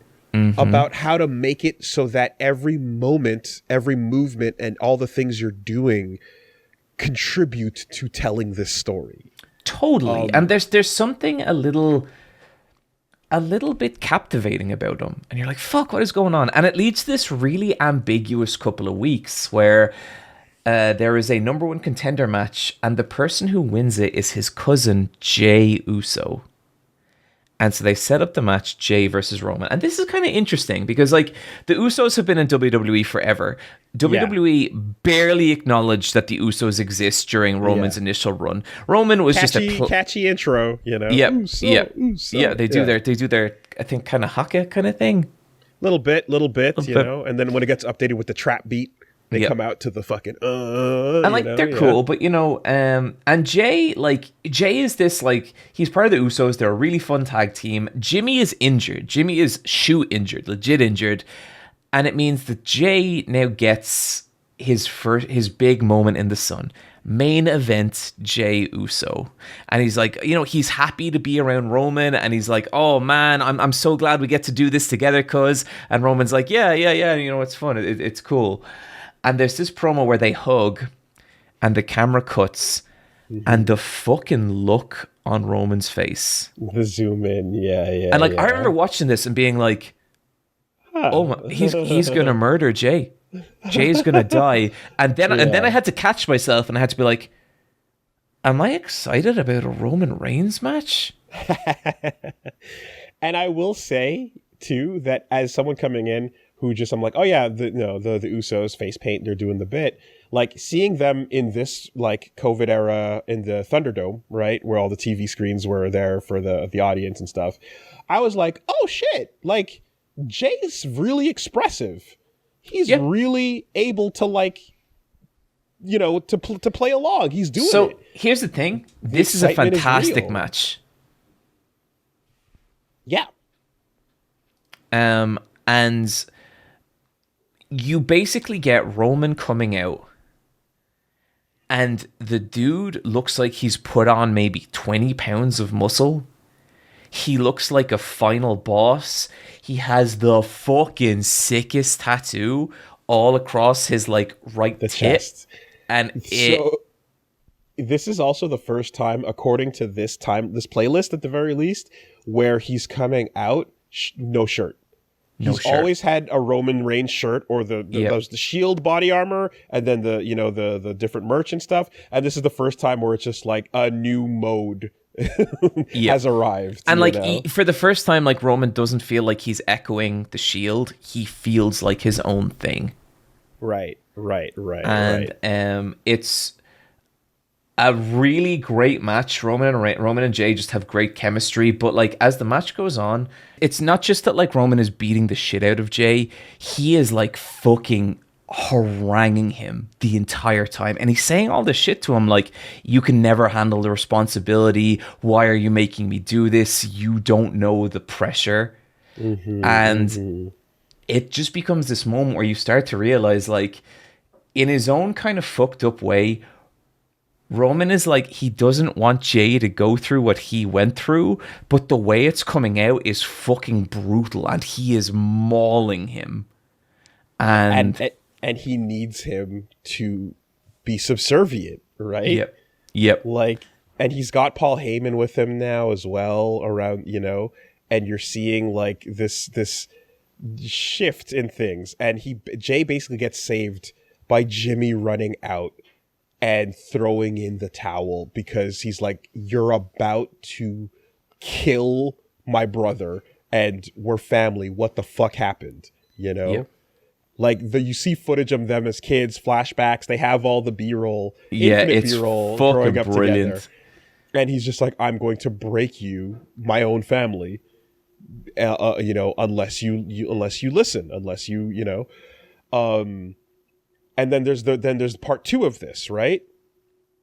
The Hell in a Cell match. Yes. And this match, this to me is maybe the center of this entire saga. This is fucking, oh my. So I think the match itself isn't quite as good as their first match. I think Jay gets a little too much offense in. But it eventually kind of comes back to the same thing. Roman fucking mauling Jay. Yeah. And it comes to this point where like he's about to basically take steps and kill Jay. Like crush his fucking skull. Yeah. And it's basically an I Quit match as well. Yeah, it is. Yeah. And Jimmy again comes to save his brother. And one of the craziest things I have ever seen in wrestling happens. Wow. Yeah. So, Woolie, okay. Did you know what was coming here? Had you any idea? I had no idea. I had an inkling that, because I'm like, this is we're doing what we just did. We just saw this match where his brother throws in the towel and goes, "What the fuck, man? Come on." And we're like, okay. And then they do it again. And I'm like, are we just doing wrestling where you're like, we can do this same bit a second time? Because that'll happen sometimes where you're like, we're just going to do the same kind of idea, for the emotional point that we can stretch this out for. And the difference is that this time, Jimmy runs in, stops him from crushing Jay with the steps. And this time he's like, "Stop. It doesn't have to be like this." And he's like, "Family, man, brother, like, come on. We got you. Whatever you're going through, we're here for you." And you just have to just take my hand, man. We can do this together. And Roman Reigns starts crying. He starts crying. He drops to his knees and absolutely loses it. And I'm like, I have never seen him emote anything close to this level the entire time I've been watching all these matches. And it's insane. And he looks legit. Like he looks like he's dying. He is absolutely like just gutted. He's like, I know. He's like, I don't know what's wrong with me. Yeah, and it's like the John Cena shit. I think that that whole saga did change him.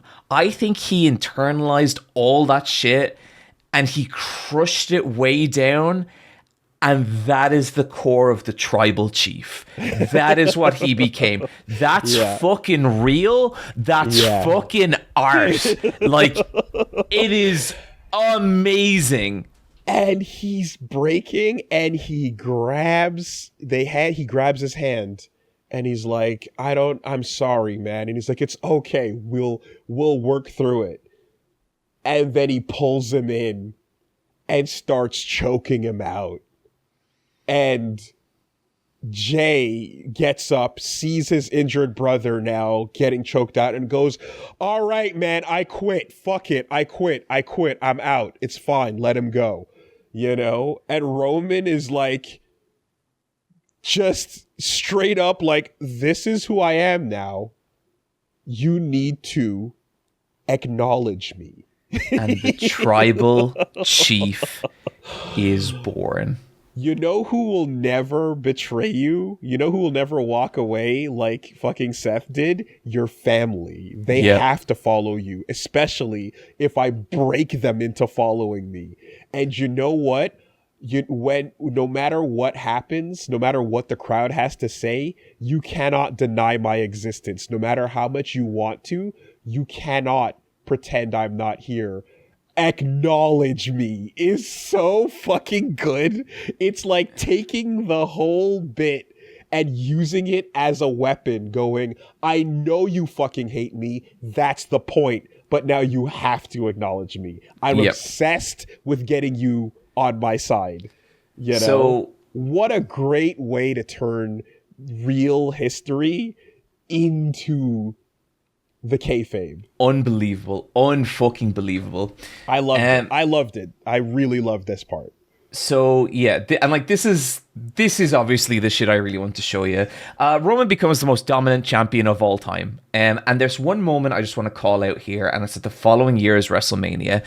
And this was the first event held in front of a live crowd for 2 years.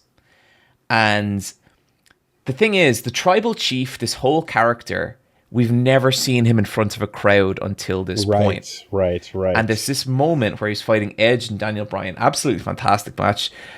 And Roman takes a moment on the apron to collect himself. And he looks up at the crowd and they start booing. And it's this moment of him being like, no. Because in his head, he's the hero. In his own mind, he is doing everything for the company, for his family, and God, it's such a beautiful piece of metafiction. Just this, it's so great. It's so much more than a heel playing to the crowd. It is like this person who can't believe after everything he's still the villain. I relate to that, Woolie. I do, And something else I noticed about him too around this time is he starts talking more during the matches. He's talking out loud. And I don't know if this is just company wide or not, but before there used to be the Botchamania bit, everyone talks too much, where you can hear people going, high spot, or whatever. But here it's like he's doing the whole thing in the match. I warned you, I tried to tell you, all that off camera stuff. Yeah. And it's it's doing wonders for helping him tell the story once again. So one of my favorite all time heel bits in wrestling is any heel that says something to the effect of, everything I am doing for you. Yeah. Exactly. There's a lot of great shit. The bloodline Like, just you can watch my video for the full thing. Some highlights would include Seth coming out in the Shield gear to fuck with Roman. That was good. And now he's Seth freaking Rollins, so he's the Joker. So he's the same. He looks the same, but his whole attitude is different. Rah! But the moment I really, really wanted to get to, or the sequence, Sami Zayn. Amazing. So this part in particular, I didn't know anything about this. This whole Sami Zayn arc is extra special because Sami Zayn and Kevin Owens are the Montreal boys. Oh, okay. The reason why they're friends, the whole connection they have is because they're both from Montreal. And the symbol on the back of Sami Zayn's pants is the Montreal City logo. Aw.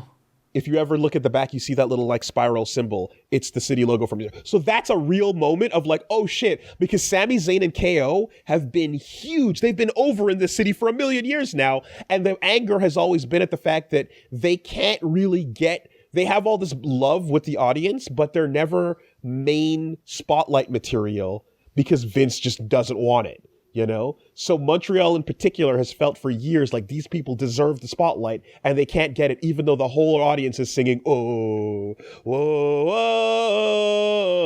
whoa, you know? So when he gets incorporated into the Bloodline story now as just like, you know, as you said, the golden retriever. That's like, I want to be an Oos too. Yeah. He's so good. He's amazing. Brilliant. And he starts being so beloved that it's actually taking shine away from Roman. Which you can't fucking do. You get all these amazing segments like, I don't ever want to see you wearing a Bloodline shirt again. Because I got you a new one. Yeah. And like the whole twist. And the fact also for me, I'm learning about that and watching it while Jimmy and Jay, who were just traumatized, are now smiling alongside Roman. So I didn't see the part where they slowly became on board with the Bloodline. You know, I saw him ruin their lives and now they're like falling in line with a shirt that says right hand man. So I just see him enacting that same abuse on Sammy. With the court, with the case, the trial. I love that bit so much. What a great, like, 20-minute or 10-minute bit with no wrestling in it. It's just a skit. Oh, 19 minutes of my favorite television. Fucking brilliant. Basically, Sammy starts to become too popular. They put him on trial, and it all leads to the main event of the Royal Rumble. And it's Roman Reigns versus Kevin Owens, Sami Zayn's old friend. And Sammy has to turn on Kevin, and he can't do it. And Roman's berating him, and he's mushing his face. Everyone's been wondering how long Sammy's going to take this, because they hate the Bloodline, but they love Sammy, even though he's part of it. Yeah. You know? And Sammy ends up being the one to turn on the Bloodline, and fucking Poetry smashes Roman in the back, just like Seth did. Just like Seth did. Yep. Betrayal from the lowest of the low. And it's someone who, how dare you at this point, right? You're nothing. Yep. And this is how you treat me. Sidebar. So from, again, a Montreal boys perspective, it felt like Sammy and KO were just buried for years, like loved by the fans, but couldn't get spotlight. Is this what people meant when they said Vince's era coming to an end made good shit happen? Totally. This is great. Right? Yep. People that deserved it are now like anyone who's in storyline with Roman is like, oh, that's prime time. You know? KO did okay. Like KO was he was always upper mid card at least. Sami Zayn, do you know what Sami Zayn was doing at the previous year's WrestleMania? Fighting Johnny Knoxville. Yes. Getting fucking rat trapped to death. Yeah. But so then like Roman and like fucking just the Bloodline annihilate Sammy, and it's like fucked up and violent, like it feels wrong. And Jay actually leaves. He's like, I can't do this anymore. The one who hated Sammy the most when they were first starting to get together. Something I noticed about this that I don't know that if you caught this, that there's a point where the head of the table, the tribal chief character, the Bloodline starts becoming the whole bit. Roman Reigns' music finally changes. Mind you, I'm like, thank God, I hated that old theme forever. Yeah, it sucked. it was as uninteresting as he was to me back then, and now with his new interesting character, he gets better music. That big dumb CG statue that sucks. That's so bad. It's so bad, and they keep using it, right? And I'm like, God damn it, enough of this dumb thing. It looks terrible. I thought it was really in the room at one point. Except when they make an updated version, one of the final matches that they have here are when the Usos join and the bloodline comes out, and you see the statue with the two Usos at his left and right, and then he does the ooh ah, and then they do the one finger, and then the glowing shine off of Roman obscures the Usos behind him. Oh, that's nice. Go back and watch. It's one of the last ones. You see the light coming off of him, and they're not inside of the light. They're behind it, and you can't see them anymore because the shine on Roman blocks their existence out. It's great. It's so good. Like, whoever did that made that point work, even on this dumb little like intro graphic, you know?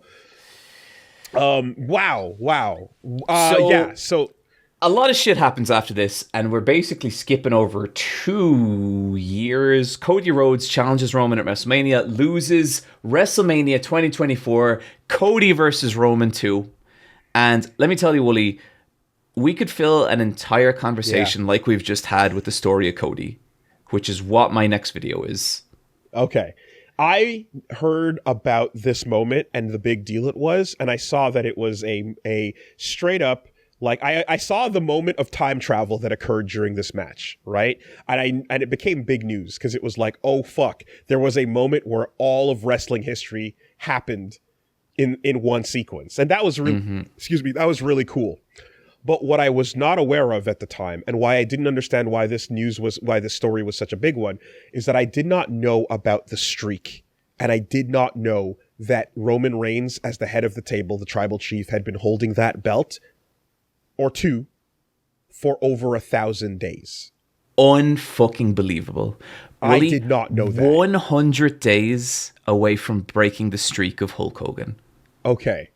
So that to me was like, oh, people have been stuck with this for years. Yep. And Roman coming back and making up for lost time and then some has been the entire story that we've lived through. And he did it.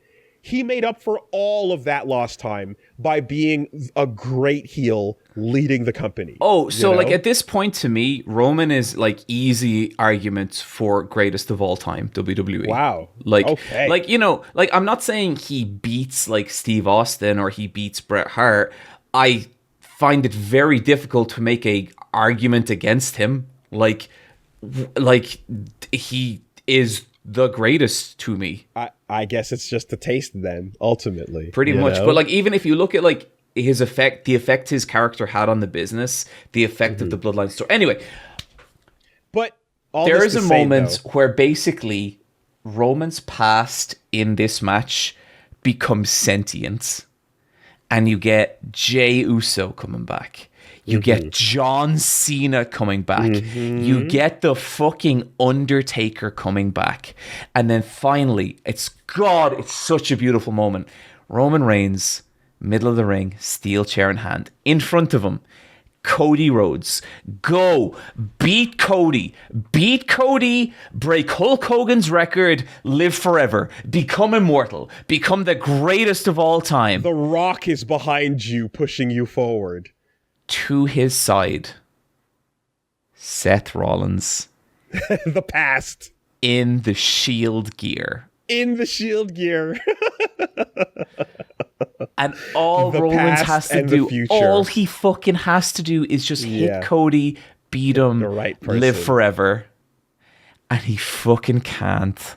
It's so good. And it's like, you want to talk about trauma, Woolie? The John Cena moments. Yeah. All the worst parts of Roman take over him, and it costs him everything he's ever wanted.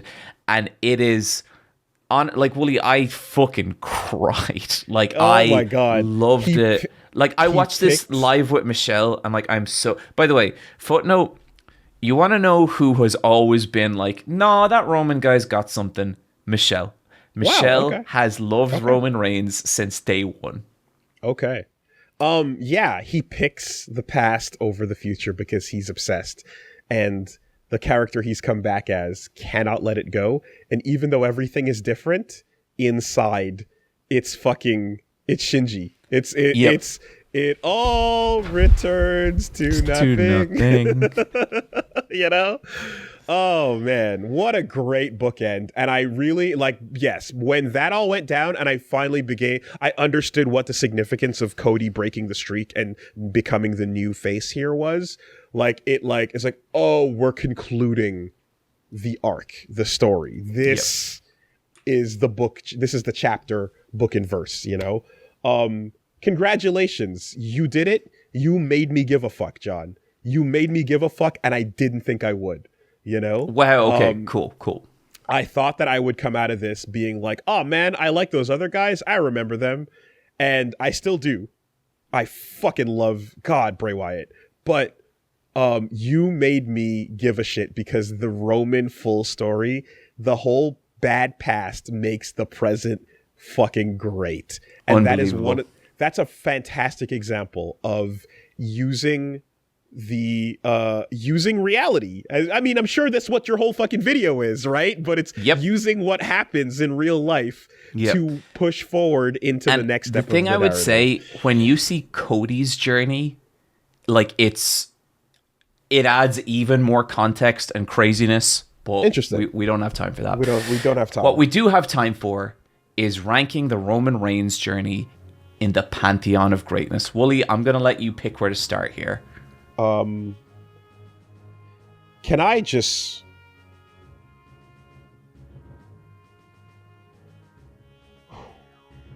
I'm just going to sniper shot it right into position. Okay. Is that all right? What are you thinking? I'm going to take the journey of Roman Reigns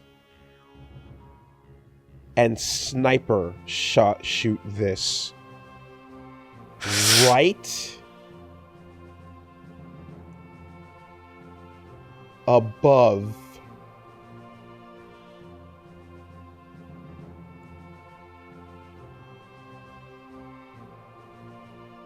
Vinland Saga Season 1. That's too low. It's Woolie. This is my Kendrick. This is my Kendrick. We're starting there then. All right. Now here's the thing. On my Legend of the Galactic Heroes does my favorite parts about that do require going further into that story. K6BD is wonderful. Oh yeah, starting BJJ. I mean, yeah, we've hit these points. You know what? These are all introductions to things, and there's a conclusion to it, and I love a good conclusion. I can fight that. I can fight this higher, right? These are a lot of introductions, but this is with a conclusion. The satisfying element of that. How would you feel about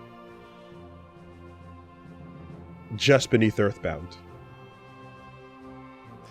How would you feel about Above Earthbound? Ooh. How would you feel about Above Starting Boxing? Oh my god. Okay, it's wrestling after all. This is everything. This is my favorite storyline in wrestling. I like this more than the Golden Lovers. But how much... It's not about your favorite storyline in wrestling. It's about how much do you love wrestling compared to things that are not wrestling. That's the actual conversation we're having. I mean, if you're asking me how much do I love wrestling compared to boxing, I love wrestling more than boxing. My question is, how much do you love wrestling more than things that are not wrestling?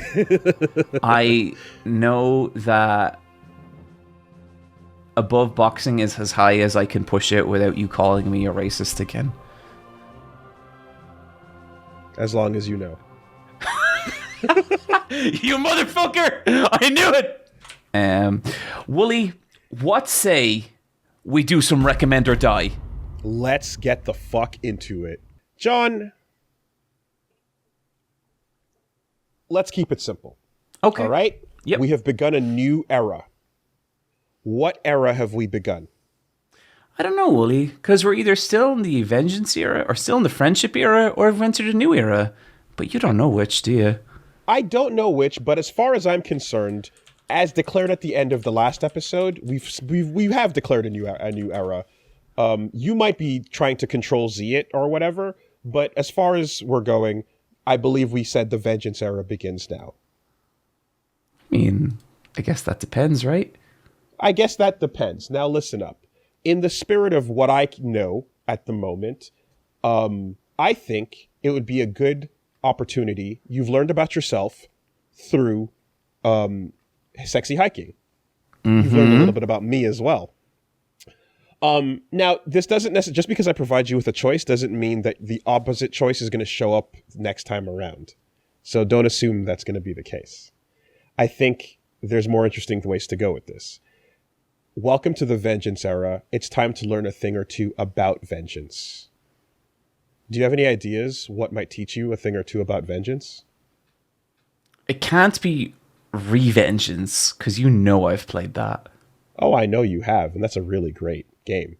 How about the Vengeance trilogy? Okay. Now, what I will say is that I have watched 2 of the 3 Vengeance trilogy. But not all of them. And it has also been a minute. Like, it has been a while, and I would like to go back and watch them fresh. Chan Wook Park has a series of movies called the Vengeance Trilogy. Sympathy for Mr. Vengeance, Old Boy, the one that a lot of us know, and then Sympathy for Mrs. Vengeance. Old Boy is one of my favorite movies of all time. Same. The full connection of the 3 together, they actually echo each other in a lot of wild and interesting ways. Your recommendation is to watch the Vengeance Trilogy. Fuck yeah, that sounds awesome. And do not marathon them one after the other. No. A stipulation is that you need to put some space between them before you watch the next one. Okay, I can do that. And then I think we can learn a thing or two about this arc that we call Vengeance. And we can, more importantly, discuss where it gets you. Yeah, I think so. Lessons to be learned. Okay, great recommend, Wooly. I'm looking forward to watching them. Thank you. Do you think the tattoo is real, Wooly? Does the question matter? The most positive thing that you recommended was like Caribbean food and Kendrick. And I really appreciated like how that kind of brought me into, you know, worlds that I had never really experienced before. And I guess like, you know, like your culture and stuff like that. And I genuinely really appreciated that. And I guess the way things have gone, we have an opportunity to do that. And it's with a film. And it's with a film. Okay, because that maybe it will, maybe it won't line is the exact line from Crow Country, and I thought you were about to... Weird. Wow, what was that about? You know which film I'm about to recommend you. Hit me. Any guesses? You weren't about to say Crow Country, because that's not a film. No. Okay, you weren't hinted at something that I just deflated now, did you? No. You're not scrambling to suddenly not recommend Crow Country, because why would you do that? No, because we've already talked about Crow Country. We did talk about that. That'd be a weird recommend, yeah. Yeah, but then why would I say a line like that? Anyway, Kneecap would be a good one, right? Oh, I guess. I don't really speak the language, but music Oh, no, is music. it's all in English. Oh, okay.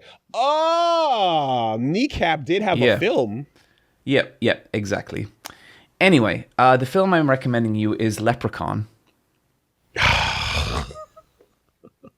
Please not In the Hood. I am recommending you Leprechaun and its sequel, Leprechaun 2. As well as its sequel, Leprechaun 3. All right. As well as its sequel, Leprechaun 4 in Space. Oh my god. Okay. As well as its sequel, Leprechaun in the Hood. Oh, fuck you, John. As well as its sequel, Leprechaun Back to the Hood. As well as its sequel, Leprechaun Origins. As well as its sequel, Leprechaun Returns. Woolie, I recommend you the entire film series Leprechaun.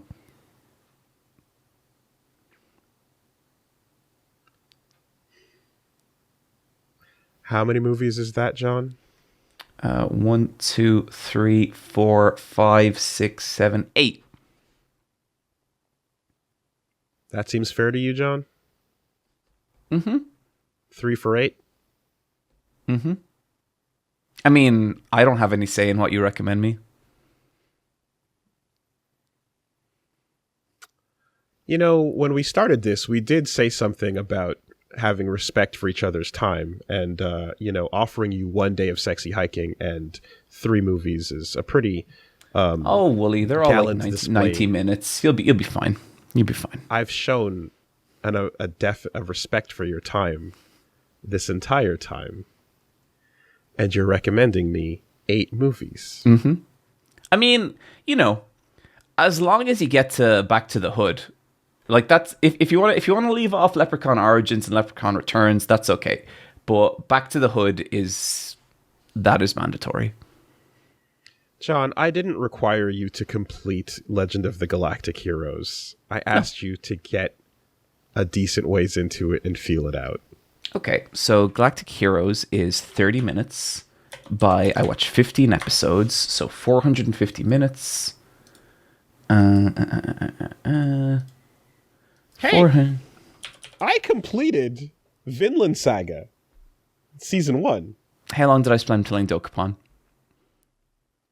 Dealer's choice. If you want to fail at this challenge, you're more than welcome to.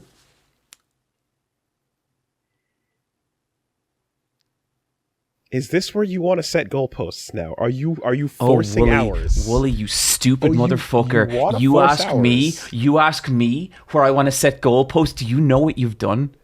Do you know the fucking shit you have put me through? Is this where I want to set goalposts? Woolie, the goalposts are already there. You put them down, buddy. I'm kicking the ball around. I'm scoring goals here. This is the sport you wanted to play. Sexy hiking? Fuck you. Well,